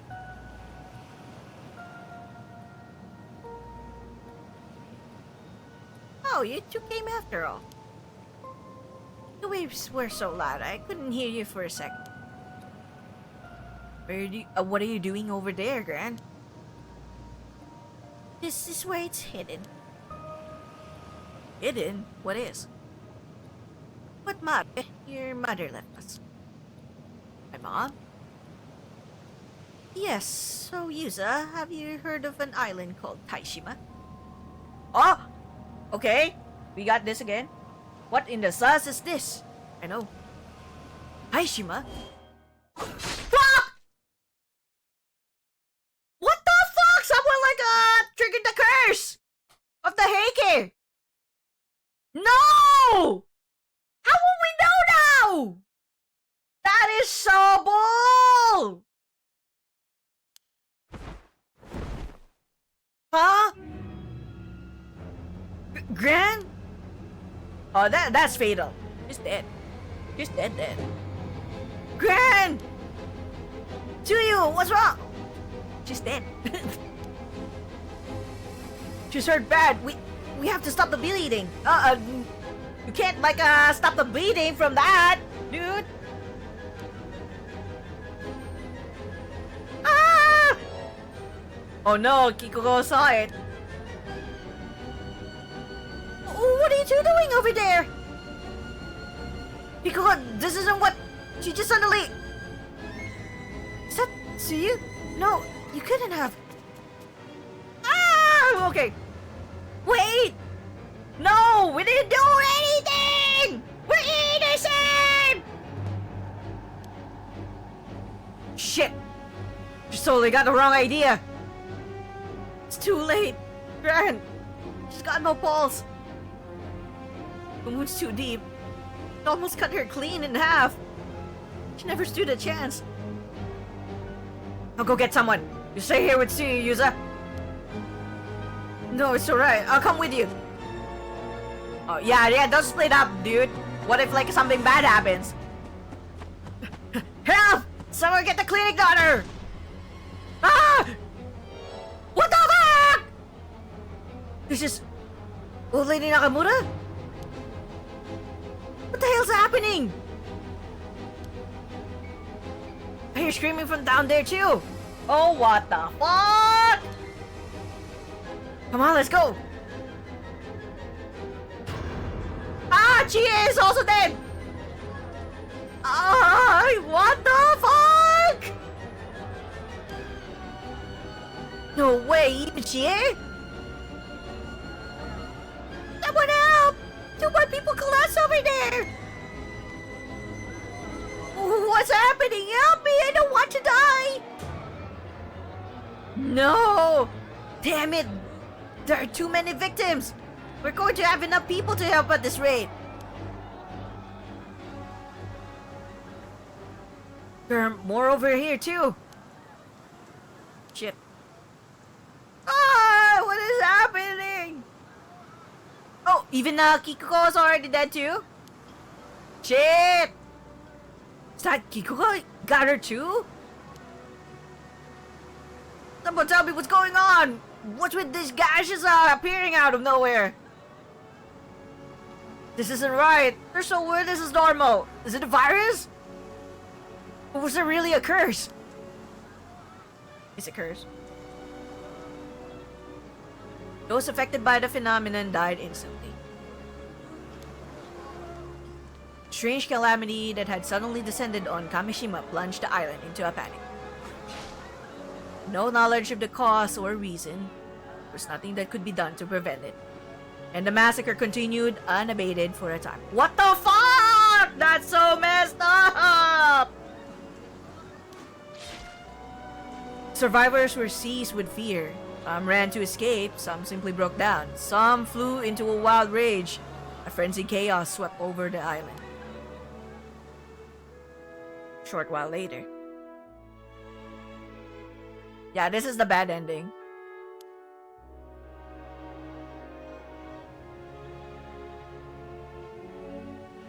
At least we were able to meet up with Tsukasa. What the hell's going on? The whole island's in an uproar. Everyone's so panicked. Couldn't find anyone who could talk straight. Could blame them. No one knows who will be affected next. Probably best to hide here until things settle down. You okay, Tsukasa? No, I have no idea whether my ma's safe or not. I wasn't able to find Sato either. I'm so worried about her. Old man Wakamura said he'd handle things, so I hope she managed to make it back home at least. Hey, you think Sato's wound healing up like that has anything to do with what just happened? You've held up prying into Sato's past up to now. Maybe that won't fly anymore. Sheesh. Come to think of it, didn't this whole curse of the raging waves mess start when Sato came to Kameshima? Oh, what? When she came to Kameshima? That curse of the raging waves started? Really? Don't say that! This isn't Sato's fault! She's just a normal girl! I won't let anyone say anything bad about her, not even you, Azami! Sorry, Tsukasa. I didn't mean anything by it. I wasn't thinking straight. I mean, I never thought something like this was really possible either. Huh? Something like what? You have some idea what could have caused this? What the fuck? You're the second person who actually said that. What the heck? Damien's the first one who actually said that it reminded me of Tsukasa reminded me of me. It's like, why? Why? Why? Excuse me? Why? Saki, what's going on? Do I look like her? Some facial features. But my hair's not that short, okay? She has the short hair. I have a longer hair. The random yelling. Excuse me.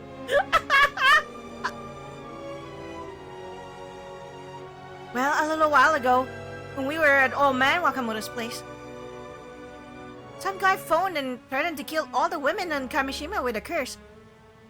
Some guy phoned and threatened to kill all of the... What? Another curse? Who was it? What did they want? I don't really know. He said something about no mercy, just punishment for anyone who defies him. It was really creepy. What the hell? All those people had to die just cause some guy didn't get what he wanted? Old man Wakamura said he'd do something to stop the raging waves curse. But things just got worse instead. Azami, calm down. It's no use getting mad at me. You're right. Sorry, Tsukasa. I guess I got a bit heated. Even so, that means those gashes were deliberately caused by someone using a curse, right? So they're the one responsible for all this. I had the same style as her. Okay. But I don't wear short shirt like that. I have you know. I will have you know. I do not wear short shirt like that. Right. Even if the massacre was caused by something supernatural, someone made it happen. About that, something's been bugging me about this whole thing. What do you mean? Didn't seem like the victims were being targeted at random somehow. They were all women, for a start. So I was trying to think of some kind of common point that would tie them together. That's our Tsukasa, sharp as ever. So, what were you thinking? Would they have been targeted because they were ama divers? Oh, they are ama divers! Now that you mention it, weren't all the victims we saw on the way here ama divers? Though I guess most of the women on Kameshima have at least some ama diving experience. But they went after Sato first, right? That wouldn't fit. Oh, you're right. Sato isn't an ama diver. I was pretty worried. Yuza and I might be targeted as well, but I guess we can read a bit easier now. Oh yeah, she's still an apprentice. She's not an actual full-fledged ama diver yet. Still don't know what the conditions are though. None of us are out of the woods yet. Wait, the victims were only women? Could the killer have been using this to find their targets? But that would mean the culprit is. What's up, Yuza? You figure something out? Ah! No!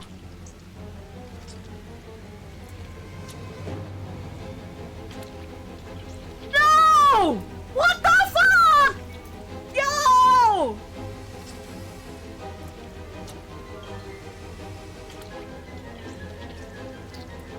Yo! Yo! Wait, I can't! No! No! This is really the bad end! Huh? Oh! Oh! Oh shit! You was cutting too. What? Your head, it's... No! No, we're dead. Yep, that's our fated death. Yuza. Well done in your efforts thus far. You have now borne witness to the details of the tragedy that befell Kameshima. However, please do not be discouraged. This too is necessary knowledge for your journey. Bad storyteller. The situation you'll find yourself in is complex indeed. A veritable maelstrom of events. And I'm sure you'll be able to overcome this trial and accomplish your true objective. For now, we will return to the story chart, where you may proceed with a different route. I wish you the best of luck on your journey. But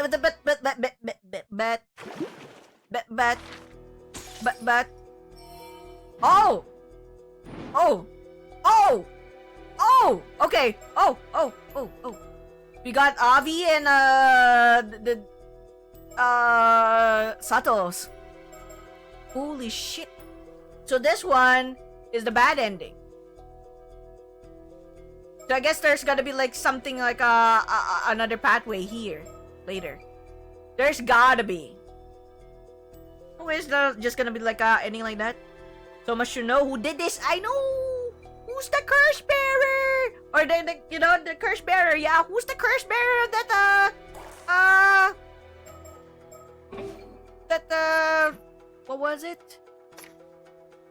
It's that of a Heike something.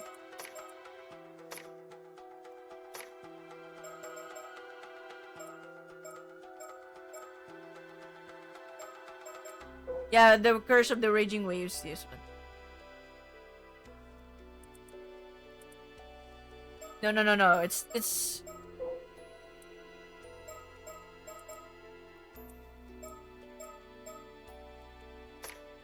I think that's like. Yep. Wow! Oh my god. Okay. Who do we like go to first? I think we should like check out like Sato. But hold on. What time is it? Should we continue? Or should we continue this at another time? I think there's such a cliffhanger and be like, okay, we're gonna like just end it here. Be like, okay, let's just process the thing that happened and be like, okay, what's going on? No. Okay, wait. Let's go to Sato. Sure, let's just go to Sato. Probably after this, like we can go. Alright. Sato Shiranami. Sato Shiranami, a mysterious girl with an unknown background who arrived on Kameshima several months ago, returns to the home of Shinobu Wakamura, where she is staying after having been out all morning. 15 more minutes. Okay, just one more. Just one more. Okay? This is just the only one more that I will do. Okay? The only one more that I will do. And then after this one, be like, whoop, another one more. Oh, Mr. Wakamura, good morning. Oh, Sato. You're back. Where have you been? Oh, I've been helping out at Suyu's place. And the thing you got there? Did Shuyu gave you that? Oh, the sand mirror. I just ran into Kikugo down the road. She gave it to me. Fine, no matter. You got a moment? I got something important to discuss. Oh, alright. Okay, hold on. The flag featuring the island's mascot, Kameshimaru. These were made as original souvenirs for tourists to Kameshima. Seems that triangle pennant flags like this one are a classic souvenir at tourist spots all over the country. This one was apparently put up by Kikuko, who just wouldn't take no for an answer.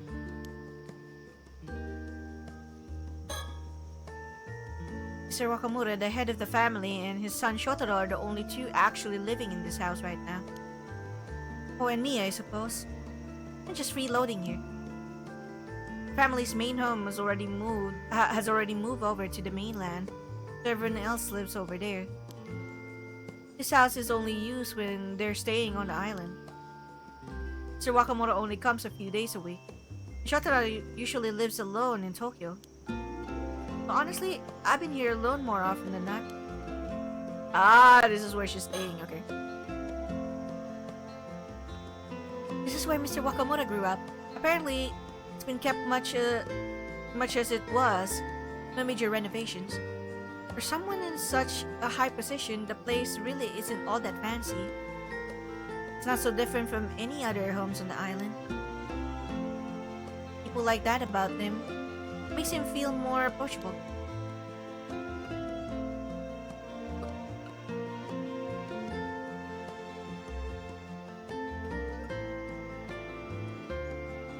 Telephone. Look at that, the rotary phone. You see this? There's even like a freaking there's a freaking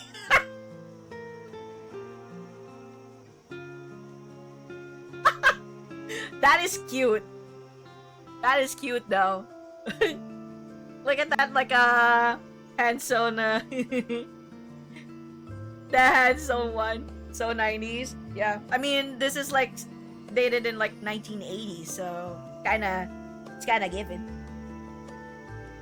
Did you guys like manage to use a rotary phone before? Tell me. I have used one. Was fun before. It's like, but it takes so long to dial. It takes so long to dial. Be like, eh. You will know who are at that age already. They experience rotary.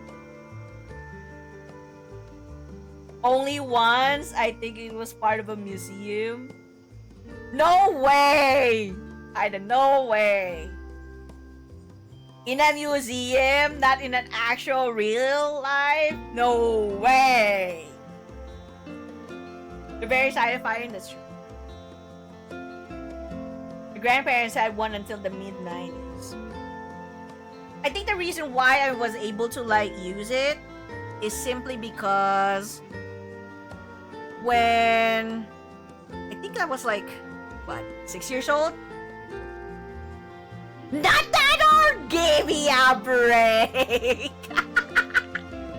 No, I was like 6 years old, and one of our neighbors, well, it's on the next street. There's like a shop there, a tailor shop, where we request to like make some adjustments to like my school uniform, for example. And they have like still that old rotary phone, and we tend to use it like when I need to call like my mom, for example. It's though we have a phone, it was already like the kind of modern phone, you know, not the rotary anymore. So I still managed to like still use one, be like eek, eek. You have a phone like this? Yeah, we never got to like experience like an actual phone like this, or at least if there was, I can't recall, because when we moved to that old home that we used to have, like with the garage and all, the big house, 2-story, it's not a rotary phone that we already had installed.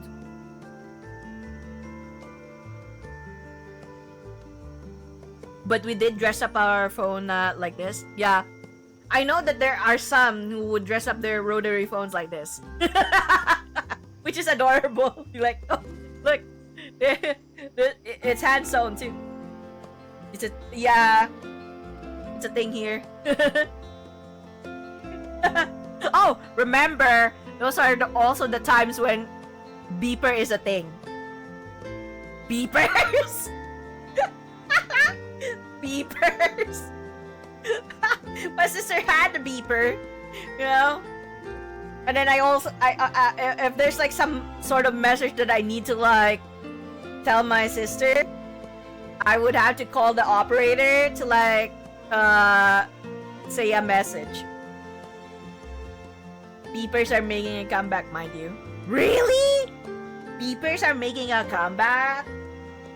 Beepers?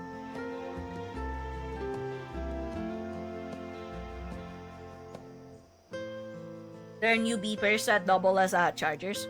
What the fuck, really? I didn't know. A telephone with a handmade cover. Can't imagine Mr. Wakamura or Shotaro made it, so someone else on the island must have. It's cute. Kinda looks like it's wearing clothes. Isn't it that way?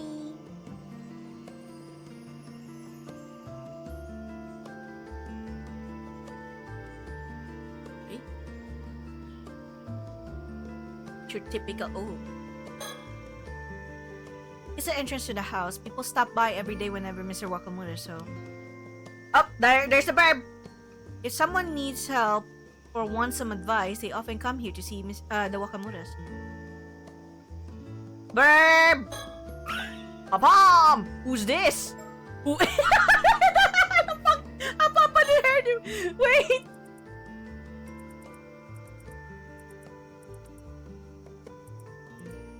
Cloak and Plover?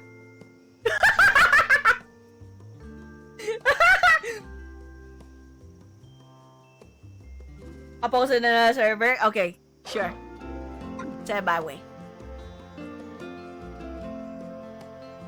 Slippers, you can't, can of beer? Oh! We have the... Some families have that kind of like, thing in the dining area. You know, the cover? That? Wakamuras have a lot of social obligations, so they usually eat out. It means this kitchen doesn't see much use these days. I'm probably the only one who uses it the most. Oh my god, this is our house in 1997! Oh my god. There's even a red toaster! Oh yeah, that toaster! That toaster is a thing! God, that toaster is a thing! Holy shit! Yeah. Asian thing, folks. Asian thing. Even then, I don't cook anything fancy. I mostly just fillet fish. We get fresh seafood often, so I'm getting better at filleting by the day. It tastes so good. But yeah, the cover though, the cover is like pretty common in some families or in some houses. We don't have that in my household because it's way too large. But some would have like that, and you know, it's just used to protect like food from insects. The toaster, yeah, that red toaster. Okay, what else? What else do we have here? Oh, fan. The typical like electric fans. Household shrine.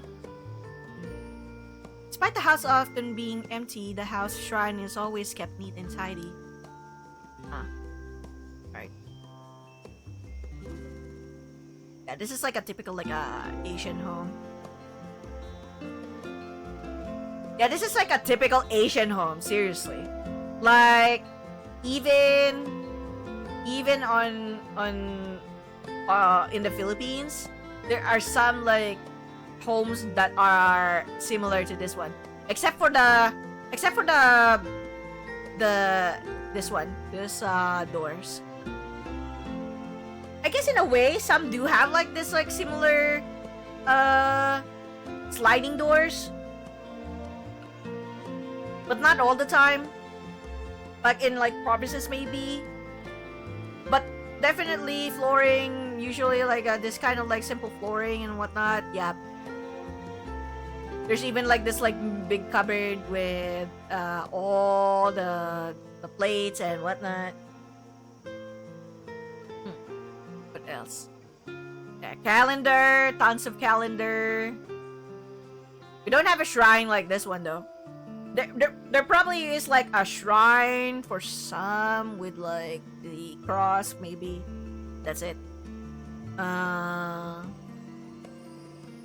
Okay. I think that's all. A pot. Okay.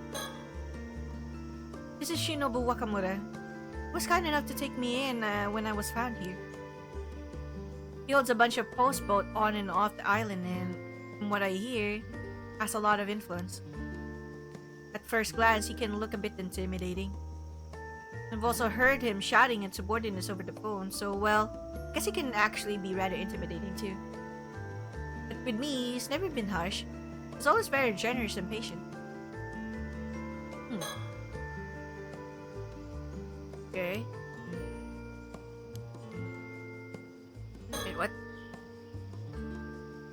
This is Shinobu Wakamura. He was kind enough to take me in when I was found here. He holds a bunch of posts on and off the island, and from what I hear, he has a lot of influence. Okay. Been about 3 months since Mr. Wakamura let me stay here. Why would you want to talk first thing in the morning? Usually I'm just left to my own devices. Uh-oh, maybe it's finally time? He's finally going to scold me for doing nothing but watch TV all day? Watch TV all day, god damn it. Whew. Alright, let's see it. Sato, it's been what? About 3 months since you arrived. Yes, that sounds about right. Gotten used to life here by now, I expect. I don't suppose you remember anything yet. No, nothing yet. Still aren't sure who you are then. Let's think back a bit. About 3 months ago, the night of the earthquake. Oh shit! Oh shit! Oh shit! Okay, that's kinda, just seaweeds? Alright. What is it? What the hell is with that uncle shirt? Yeah. I happened to pass by today. I found you washed up on the shore. Right, I still can't remember how that came to be. It'd be good, I tell you that. Grab a blanket and carry you back here right away. Yes, no, yeah, I know, it's just seaweed. Literally. Even after you woke up, you didn't remember anything but your name.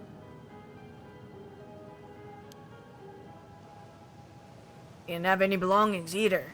Like, you had run from somewhere with nothing at all, not even clothes. I'm so sorry you had to find me like that. We'd expect that she would at least have clothing, right? Seaweed is clothes. She only has like seaweed as clothes. Not to mention that you didn't seem to know a thing about everyday life. Maybe you grew up way out in the hills or overly sheltered. But you couldn't even put the clothes on properly. You didn't know how to turn the lights on. It was as if you didn't know the first damn thing.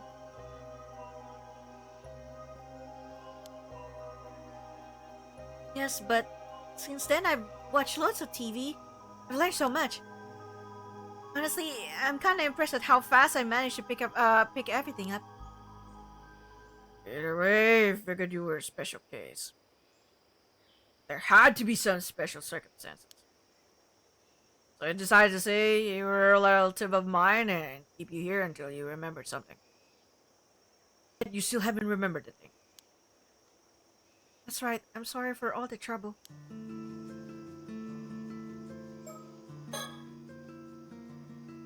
This is the first time he brought up that incident again.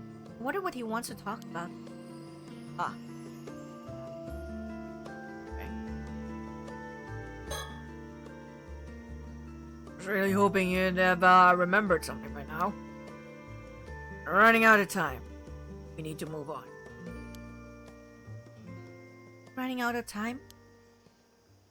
Sorry, Sato. There's something I need you to do. Me? I can hardly do anything right. Just you. Let's stop dancing around it. I had a reason for taking you in. Put it plainly, Sato. You aren't human, are you? Huh? What? Where did that come from? What's that supposed to mean? Whether you truly can't remember or you're just plain dumb, enough is enough. I haven't told a soul on the island, not even Shotaro. Told them what?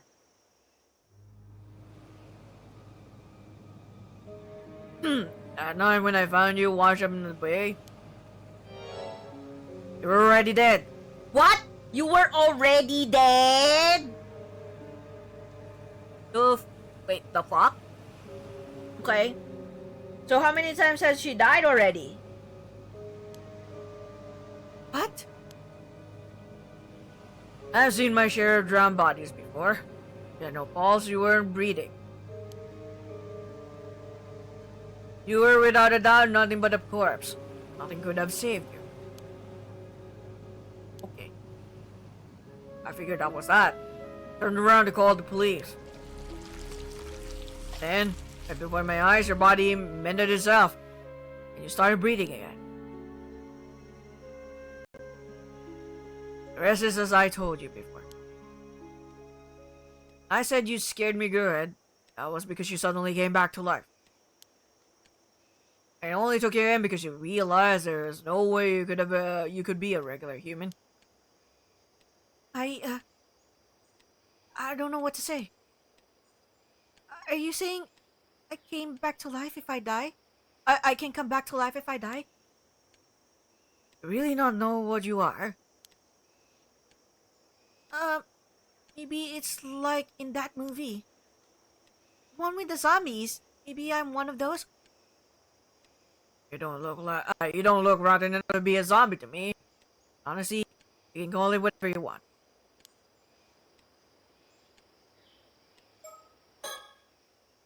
Wait, so I died back then? No way, right? Right? I did wonder why you took me in and treated me so well. I guess if you knew I died and came back, then the reason you were being so kind was... Well, yes. I wanted to know your secret. I could figure out how you came back. It'd be worth a fortune. Oh, of course. Fuck you. Fuck you and your kindness. Right, makes sense. Doesn't mean I wanted to be rough with you. Plan was to let you settle in, and once you remember, we talk. Oh, that was very gentlemanly of you. Thank you. Well, I did wonder whether that was a one-off thing or something you could do again and again. I even thought I even thought about taking a blade to you to test it. But if it really was a one-off thing, that would have been too risky. So I decided to wait and see. Right. Maybe not quite as gentlemanly as I thought. Anyway, things have changed now. There's no time to be kind anymore. Man of options! This is an emergency! I don't want this to get ugly. First, just want you to hear me out, okay? Alright. Awful. I've got a bad feeling about this. I really don't want weird rumors going around. Well, there's gonna be a weird rumor no matter how much you like it or not, okay? Because you just like... You just resurrect after you get killed. Ever since I was a youngin', I've had support from a certain benefactor. And in this, one lifetime, all my money, connections, and success was all thanks to him backing and advice. Oh, it was all thanks to his backing and advice.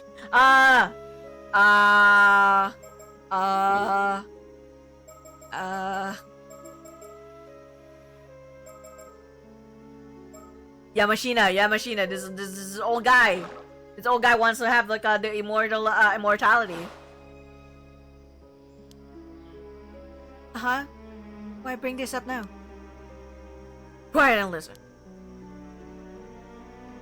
Those who owe him call him Unkakudono, a title given to those elevated above the clouds. That's how highly we regard him. Elevated above the clouds? Sounds pretty important. Sure is. He is from an old noble family. A real big shot with land and businesses all across the prefecture. Anyway, I met with him yesterday and I ended up telling him about you. About me?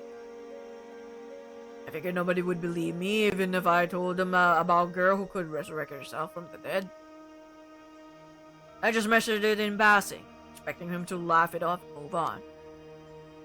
But to my surprise, Unkakudono was real interested, asking all kinds of things. I don't like where this is going. I haven't even said anything bad yet. Maybe, but it sounds like you're about to say he wants you to hand me over to him or something like that. Well, you're not wrong. Unkakudono demanded I give you to him.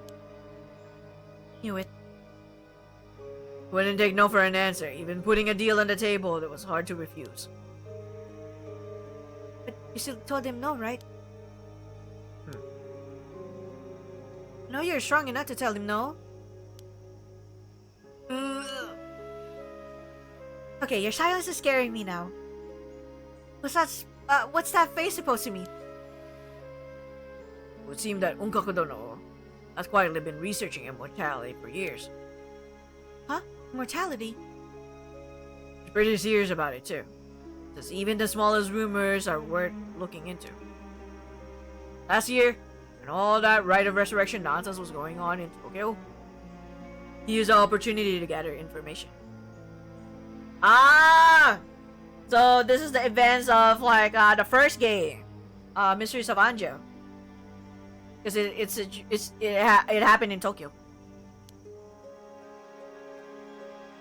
I've never even heard of that. Was it that big a thing? I'd known he was so interested, but never had brought you up. So you're saying you couldn't refuse him? What are you thinking? It's when I thought this conversation couldn't take a worse turn. Oh my god, what do you want? Anyway, let's just say I'm in a bit of a situation with no easy way out now. It would be better if there was a way to not have to take the deal, so I pleaded with him to give me more time. Oh, I knew you'd come through. Thank you. Which brings me to what I need to ask you, Sato. If you stop hiding things and tell me everything you know, I won't make this harder than it has to be. Well, Tell me, have you heard people on the island talk about the curse of the raging waves? the raging waves? That doesn't sound like a very nice curse. So you haven't heard of it? Let me explain. Wait, so the disaster 5 years ago, that was all because of this curse? And it has created it was created from the lingering resentment of all the people who died on Ise-Shima 400 years ago? That's true. It must be a very powerful curse. No doubt about that. No doubt. Uh-oh. That's where you come in, Sato. I believe you're the one calling the curse down upon us. You're the raging waves curse bearer. Huh? Come on, you can't be serious. Timing fits perfectly. Things started taking a turn for the worse right after you arrived. Damn! More than anything, I know you're not human. Just admit it! You're the one bringing this goddamn curse to the island. Absolutely not. I don't know anything about it. I swear, you got the wrong person. I was willing to wait until I understood how you came back to life. Now I'm out of time. Whether you don't know, or you're just playing dumb, I don't care anymore. Just need you to get rid of the goddamn curse. If you do, I'll never mention any of this again. You can keep living here, watching as much TV as you like. I'll cover for you as long as you need. But I... Hey? What? I don't know if we can. Well, I guess I can just say very well, you know, just to protect ourselves. Although, honestly, we can't even do that. But okay, let's just try to, like, say we can, and then see what unfolds, in this scenario. Very well, I'll get rid of the curse. Ha! I knew it. How is it done? Well... I don't know just yet. But I will by tomorrow, I promise. Ha! You don't know? I just can't rely on that. Even the one who brought this curse upon us doesn't know how to lay it to rest. Oh, okay. So it doesn't matter. Like what you say. Then I suppose I have no choice but to take Unkaku Dono's deal and hand you over.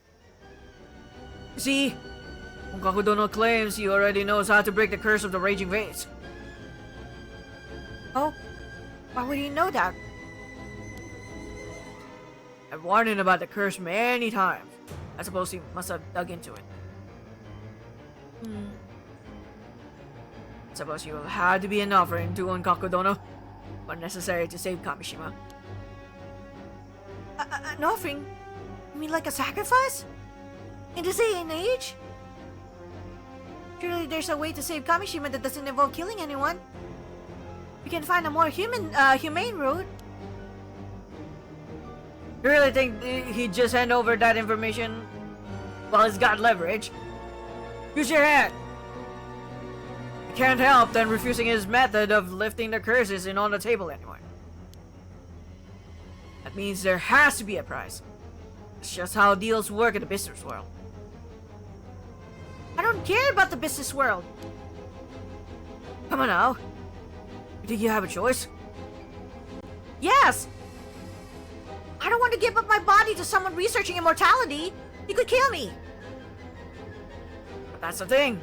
There's no need for you to worry about that. You won't stay dead. You'll live through whatever happens, won't you? Fuck you. I refuse. I have a promise that I have to keep, no matter what. You? All you do is eat, sleep, and watch TV all day? What promise could you possibly have to keep? Well, I can't say. Not right now. What nonsense! You just say whatever to save yourself. You realize you're choosing to stand against protecting everyone on the island from disaster. Really don't want that on your conscience? Not to mention you're the cause of this mess to begin with. It's time to take responsibility. No, that's not true. You're blaming the wrong person. You live here and eat at our expense for months and then refuse one request? Unbelievable. Fuck you, dude. Now you're trying to make use of your bullshit tactics of feeling sorry for this. God damn it. I'm sorry. I don't know what else to say. You're tripping, yep. Handover's tomorrow night, the 8th. The transport boat will step out of the port.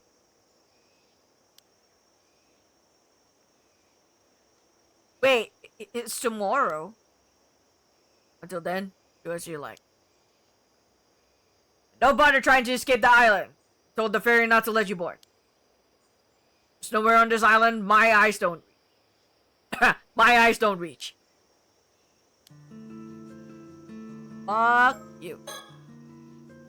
No, this is awful. Is he serious? Wants to use me as a sacrifice? I mean, it's true. I'm in no position to refuse, but there's no way. What do I do? What can I do? So what can we do then? Sato?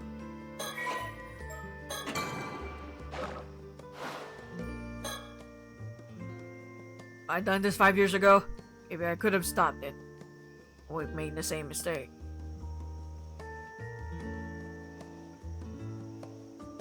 Oh, so I guess this is where we move. Okay, we get out. Okay. I'm going out for a bit. Fine. Talk to whoever you want. Won't change a thing. No one here will defy my decision. You say that though. You say that.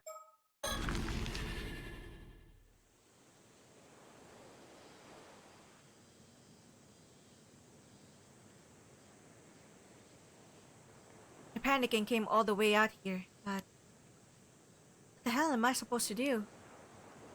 Whatever happens, I still have to keep the promise I made to Tsukasa yesterday. Hey, Sato. Finally caught up. You have a minute? Shotaro? Timing, I had something I wanted to ask you too. Oh, go ahead. Alright. What's this? Zwei Beach lies on the southeastern side of the island. It's blanketed by the sound of waves. Okay.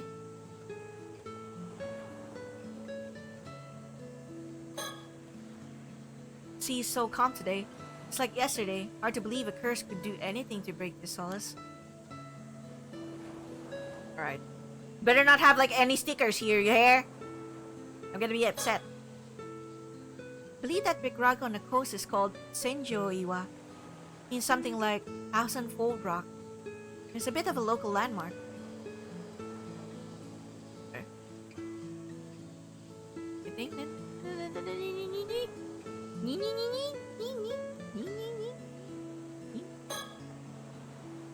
Shotaro came back from Tokyo about 2 weeks ago to visit his family here.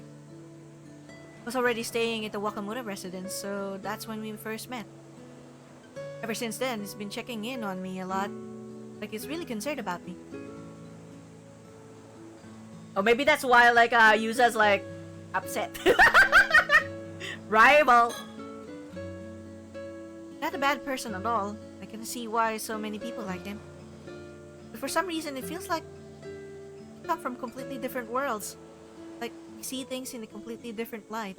To be honest, I feel there's a kind of distance between us as people. Oh, interesting. How long has Shotaro been chasing after me? Is he just waiting for me to be alone?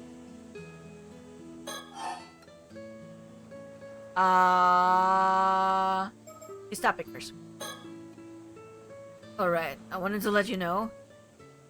Sorry, I overheard your conversation with my old man earlier. Wait, you did? How much did you hear? Pretty much the whole thing, I think. That house really has super thin walls. I heard about the curse, the sacrifice, and you coming back to life. Then, yeah, you pretty much heard everything. Honestly, caught me completely off guard. Can't believe my old man's going on about all that.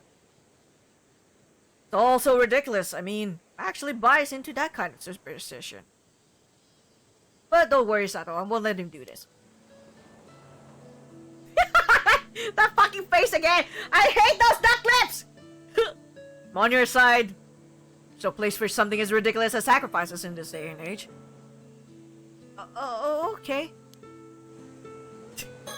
What? That's all there is to your thing? Alright, I almost forgot. You had something you wanted to talk about too, didn't you? Oh, yes.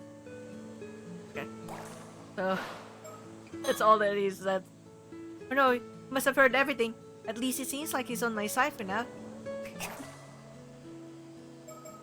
God damn it. Alright.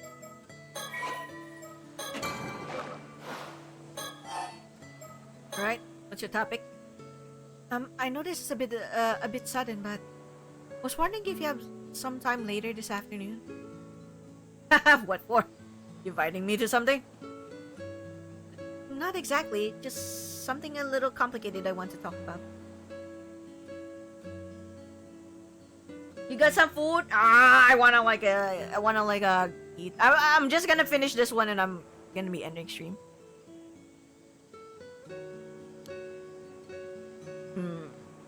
Can we just talk right here now? No, I mean, I still need some time to prepare. I think I see how it is. Fuck you! Fucking duck lips! Yes, just one more, promise. Sure this is the time for that, though?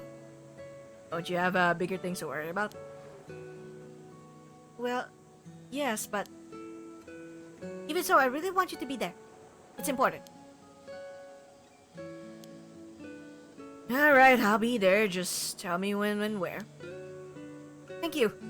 How about 1 p.m. down by the bay?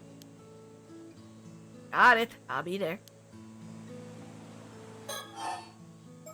Hey. Oh, there's still more. Anyway, you no need to worry, Sato. Ching! I'll be your knight in shining armor. You're not going to be sacrificed for anything. And yet she died. Yet she died in that route. That's very reassuring. Thank you. Honestly, in a world with science as advanced as ours, talk of curses, sacrifices, and immortality, that's just nonsense. I think my old man is finally lost it. Pretty sure it's all the influence of that so-called sorcerer from Tokyo. Honestly, it's disgraceful. Yeah, it's a bit out of hand.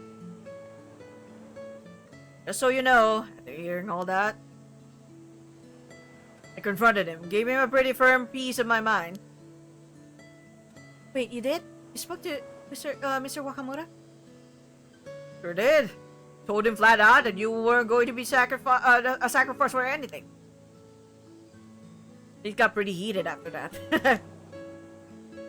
Oh no, I'm so sorry. You didn't have to go, that far, for me. Well, you see, I actually have my own reason for not wanting to lose you to some silly sacrifice. Hmm? Hello? Hmm? Hello? Yes? I'll be direct.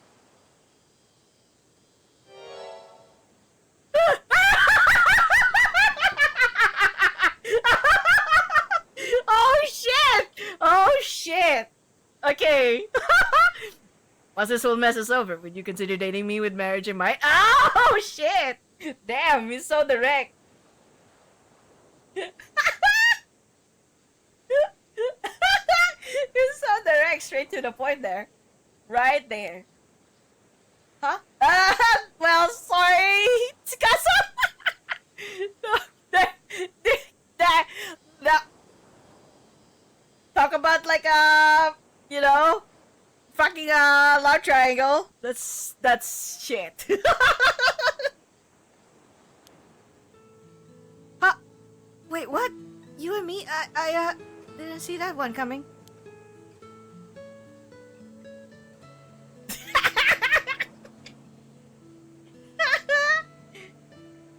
You carry yourself so much more calmly than other girls. There's something elegant, almost regal about you. It's such a pleasure to see. I feel like I'd do anything if it was for you. The fucking lighters!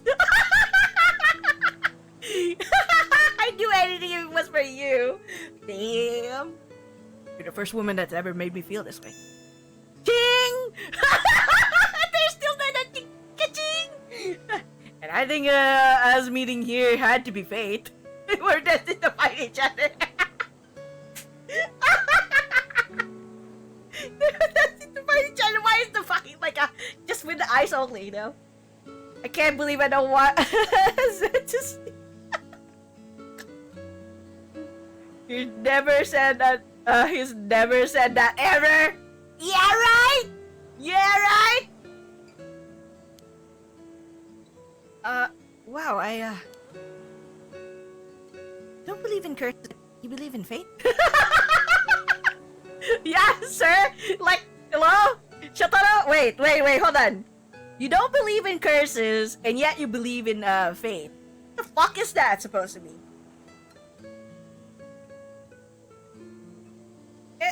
Isn't it like the same thing? Like, or unless you're gonna have like another cheesy liner here with the fate thing.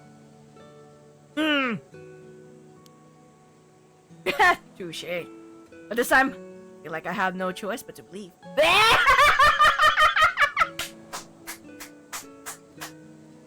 Fuck you. Okay, sure.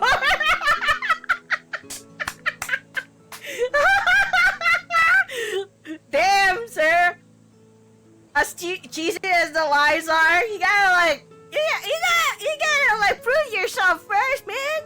You can't just like say, okay, we date after all of this, date like for marriage, and everything. Just, you know. You can't just like say that all of a sudden. Mermaid Riz is real. Oh yeah. Polo collar poppin' boy has some lies, yeah. You just went, oh! My kokoro has been struck by this mermaid. Alright. So listen. I'm headed back to Tokyo next week. I was hoping you'd come with me. Oh! He's like, oh, let's go with me, to Tokyo. And I'll finish my studies, and then, you know, we can start dating. And then after we start dating, you know, and things like get real, we get to marry each other, you know. No. Wow, Tokyo. Just think it over, okay? I think it'll be a great chance for you.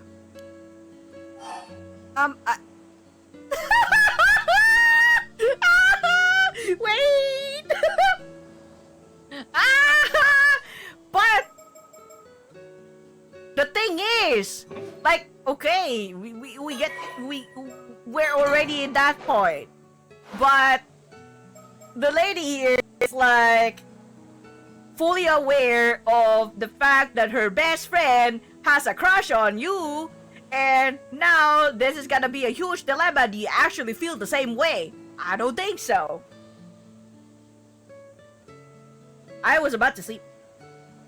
Oh, no, this is like this is still prior to the incident. Damn these best friend tropes. Alright.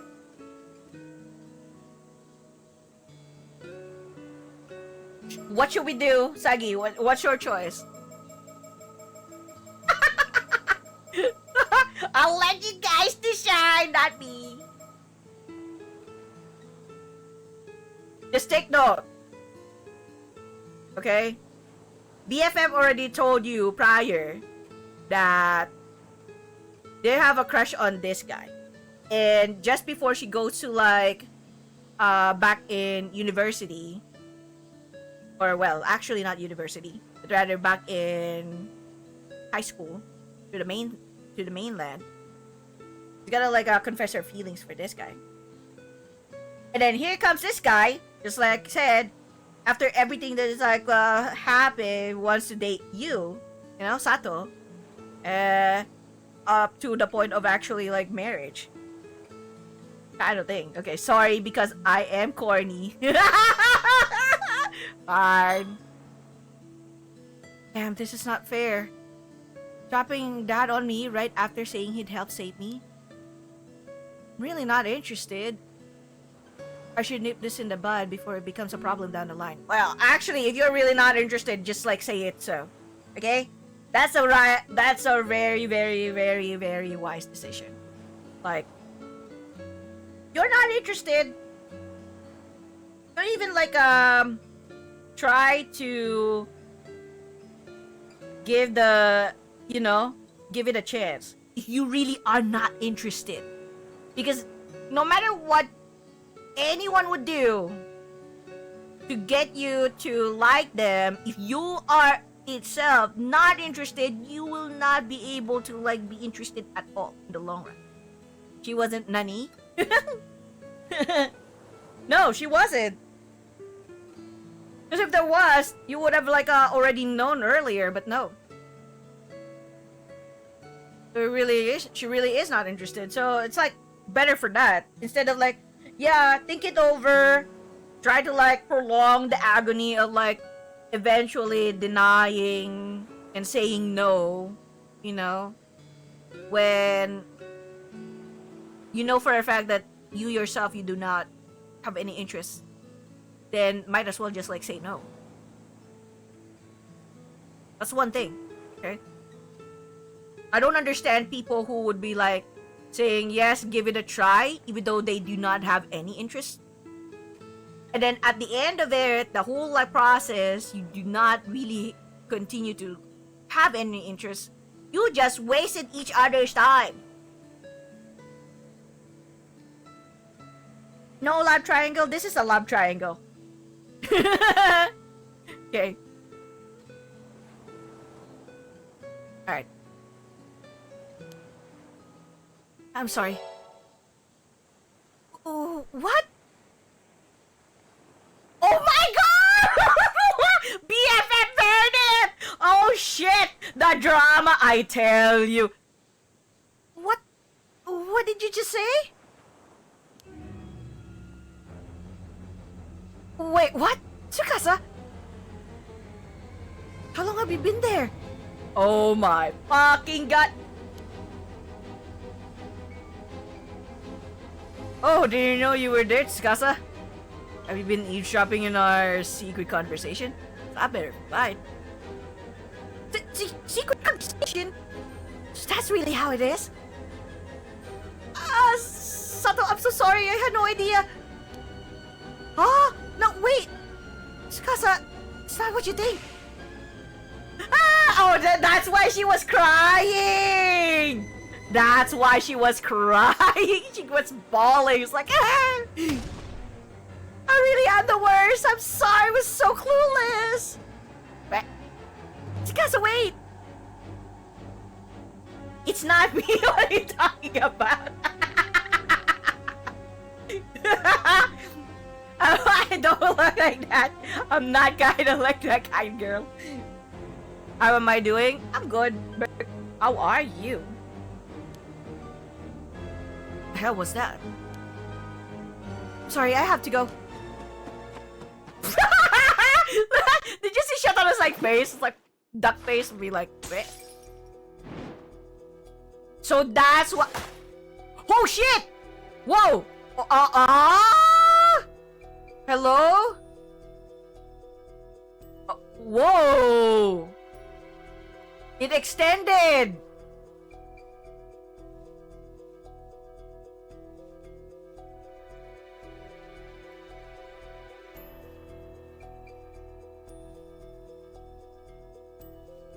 It extended! So you actually see like how the timeline looks like now. So meaning to say, this two scenario with our Oji-san Avi happened way before these things happened. Okay, so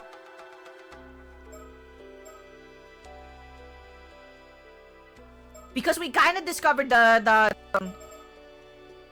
we kind of discovered and talked about the thing we saw under the sea, you know, the hole under the sea of a kind of like a spirit that looks exactly like Yuza swimming up the surface and reaching out his hand to Yuza. That split the timeline into two. The one where you immediately went back home after your diving and where you died in here. And then the other one where you ended up like having a fun time with Azami, Tsukasa, and Sato here. So that's actually really interesting. So I guess this is like the other direction. This is the one that is really like a bad ending. You're invested in the end. Oji-san is the merman. Oji-san is the extra. Okay, wait. We have to like see this. Okay, this is the dawn.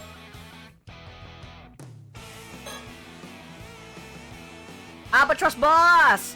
Leader of the Ocean Outlaws. A gang of hooligans who soar around the skies of a seaside town.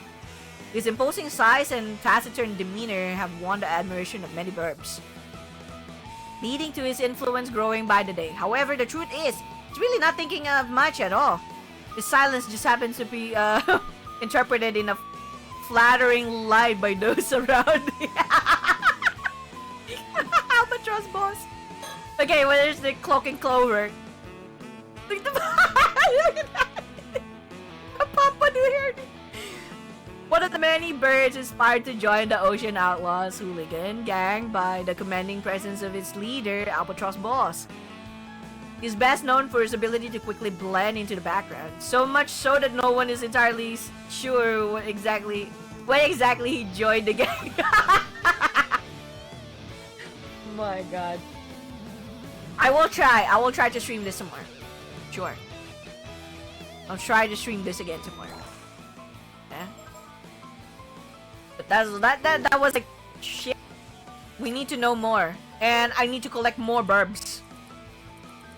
Wait, I'm trying to like see if like we see more. Okay. Alright, so far there's nothing to like discover, so not found. That means God, I was almost like about to say it in Tagalog. That means we already discovered what we can like see for now. Okay, alright. So the one in the middle, the one in the middle though, it's hit for chat. I'm thinking ow. Look at that, his snowball. Ow, adorable. Okay, but anyway, I need to like get some rest. Probably gonna. I'm still like wide awake, by the way. I'm just gonna rest my throat a bit. But we made quite a lot of progress to a point that we see the actual timeline. So this one occurred exactly during this whole scenario. Wow. I didn't actually realize it would be the case. Because I was like thinking, okay, what? So now it extended to this. So yeah, the whole curse thing was like during that time that Sato was talking to Tsukasa, and Tsukasa was like crying her eyes out. So and then this is also like the time that Shotaro was looking for Sato. Probably from the whole shenanigans that happened. But anyway, we're gonna like continue this. Hopefully tomorrow. I'll try to like stream tomorrow. And you know, get through this. I must say that bad ending here just like got me good. This one really got me hooked into the story, and I want to know more. So we will continue this, but I will only do this like every like weekend.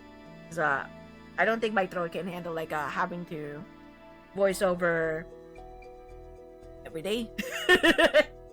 Not until like I have like fully recovered and strengthened my throat strength again. Cause I haven't like played for one whole year of like you know, visual novels, so I haven't like do a lot of like voiceovers. Maybe if I was, this wouldn't be like an issue. But yeah. All right. Anyway, but that's that, folks. Thank you so much for tuning in to today's stream anniversary. I appreciate you joining me. Thank you all for the biddy, Sagi, and the you know, the resub with Prime. Ida, I appreciate it.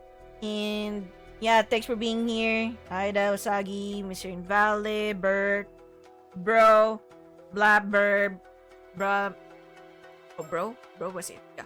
Blabberb,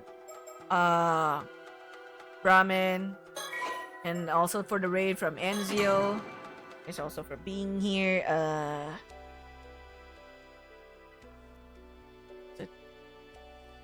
Violet Gale, appreciate it. That I know that you already finished this. You have already like the full knowledge, but you kept quiet. I appreciate that.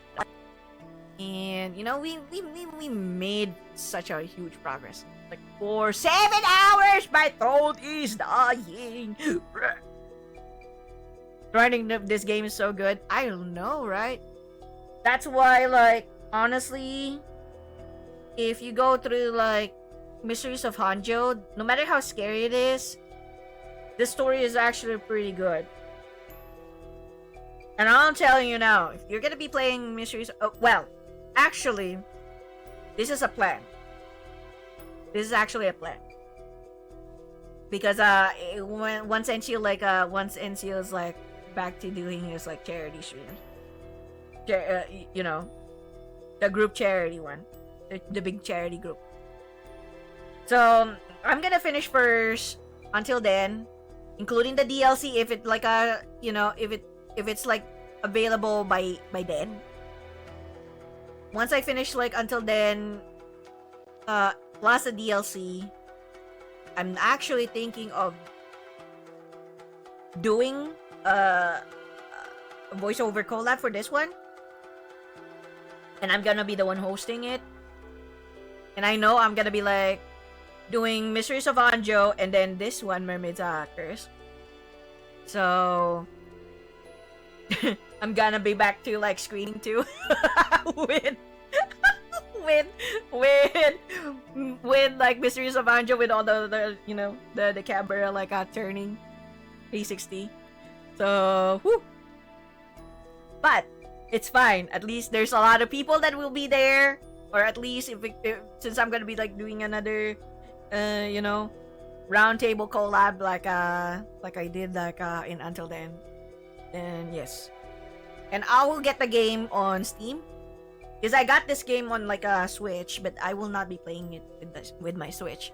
It's a little bit more complicated to get other people to like see the game without me like hearing like what's going on. So I'll just like get the game on Steam. No problem. At some point in the future. But yeah, it's a plan that I kind of want to like do, you know. And yes, with the voiceovers, the voice actors who will be participating, whoever they would be in the future, I will let them like do the decisions, you know, and everything, because at least I already know the game, I already know the story, so I will let them like handle it on their own. Not me. Not me. At least I'm just gonna be playing through it. But yeah, again, thank you so much. So. Oh, also, thank you for being here, Miss AJ. I appreciate it. So, yep. I'll try to like stream again tomorrow. Don't know when. I don't know what time. We'll have to wait and see. But yeah, this is like a really good game. You're like into mystery, visual novels. Definitely, this is this is really good. I would say even without like having to like finish it yet, the Mysteries of Anjo alone. Despite me like being such a baby and a coward, you know, with the horror aspect, I would say it's close to par with how I enjoyed similar visual novels, such as the Zero Escape ones.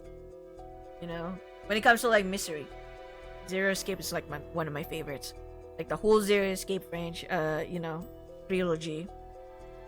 The 999, DLR, VLR, and then Time Dilemma. Time Dilemma, not so much, mind you, because the graphics is just like fucking wacky, but it's still pretty good.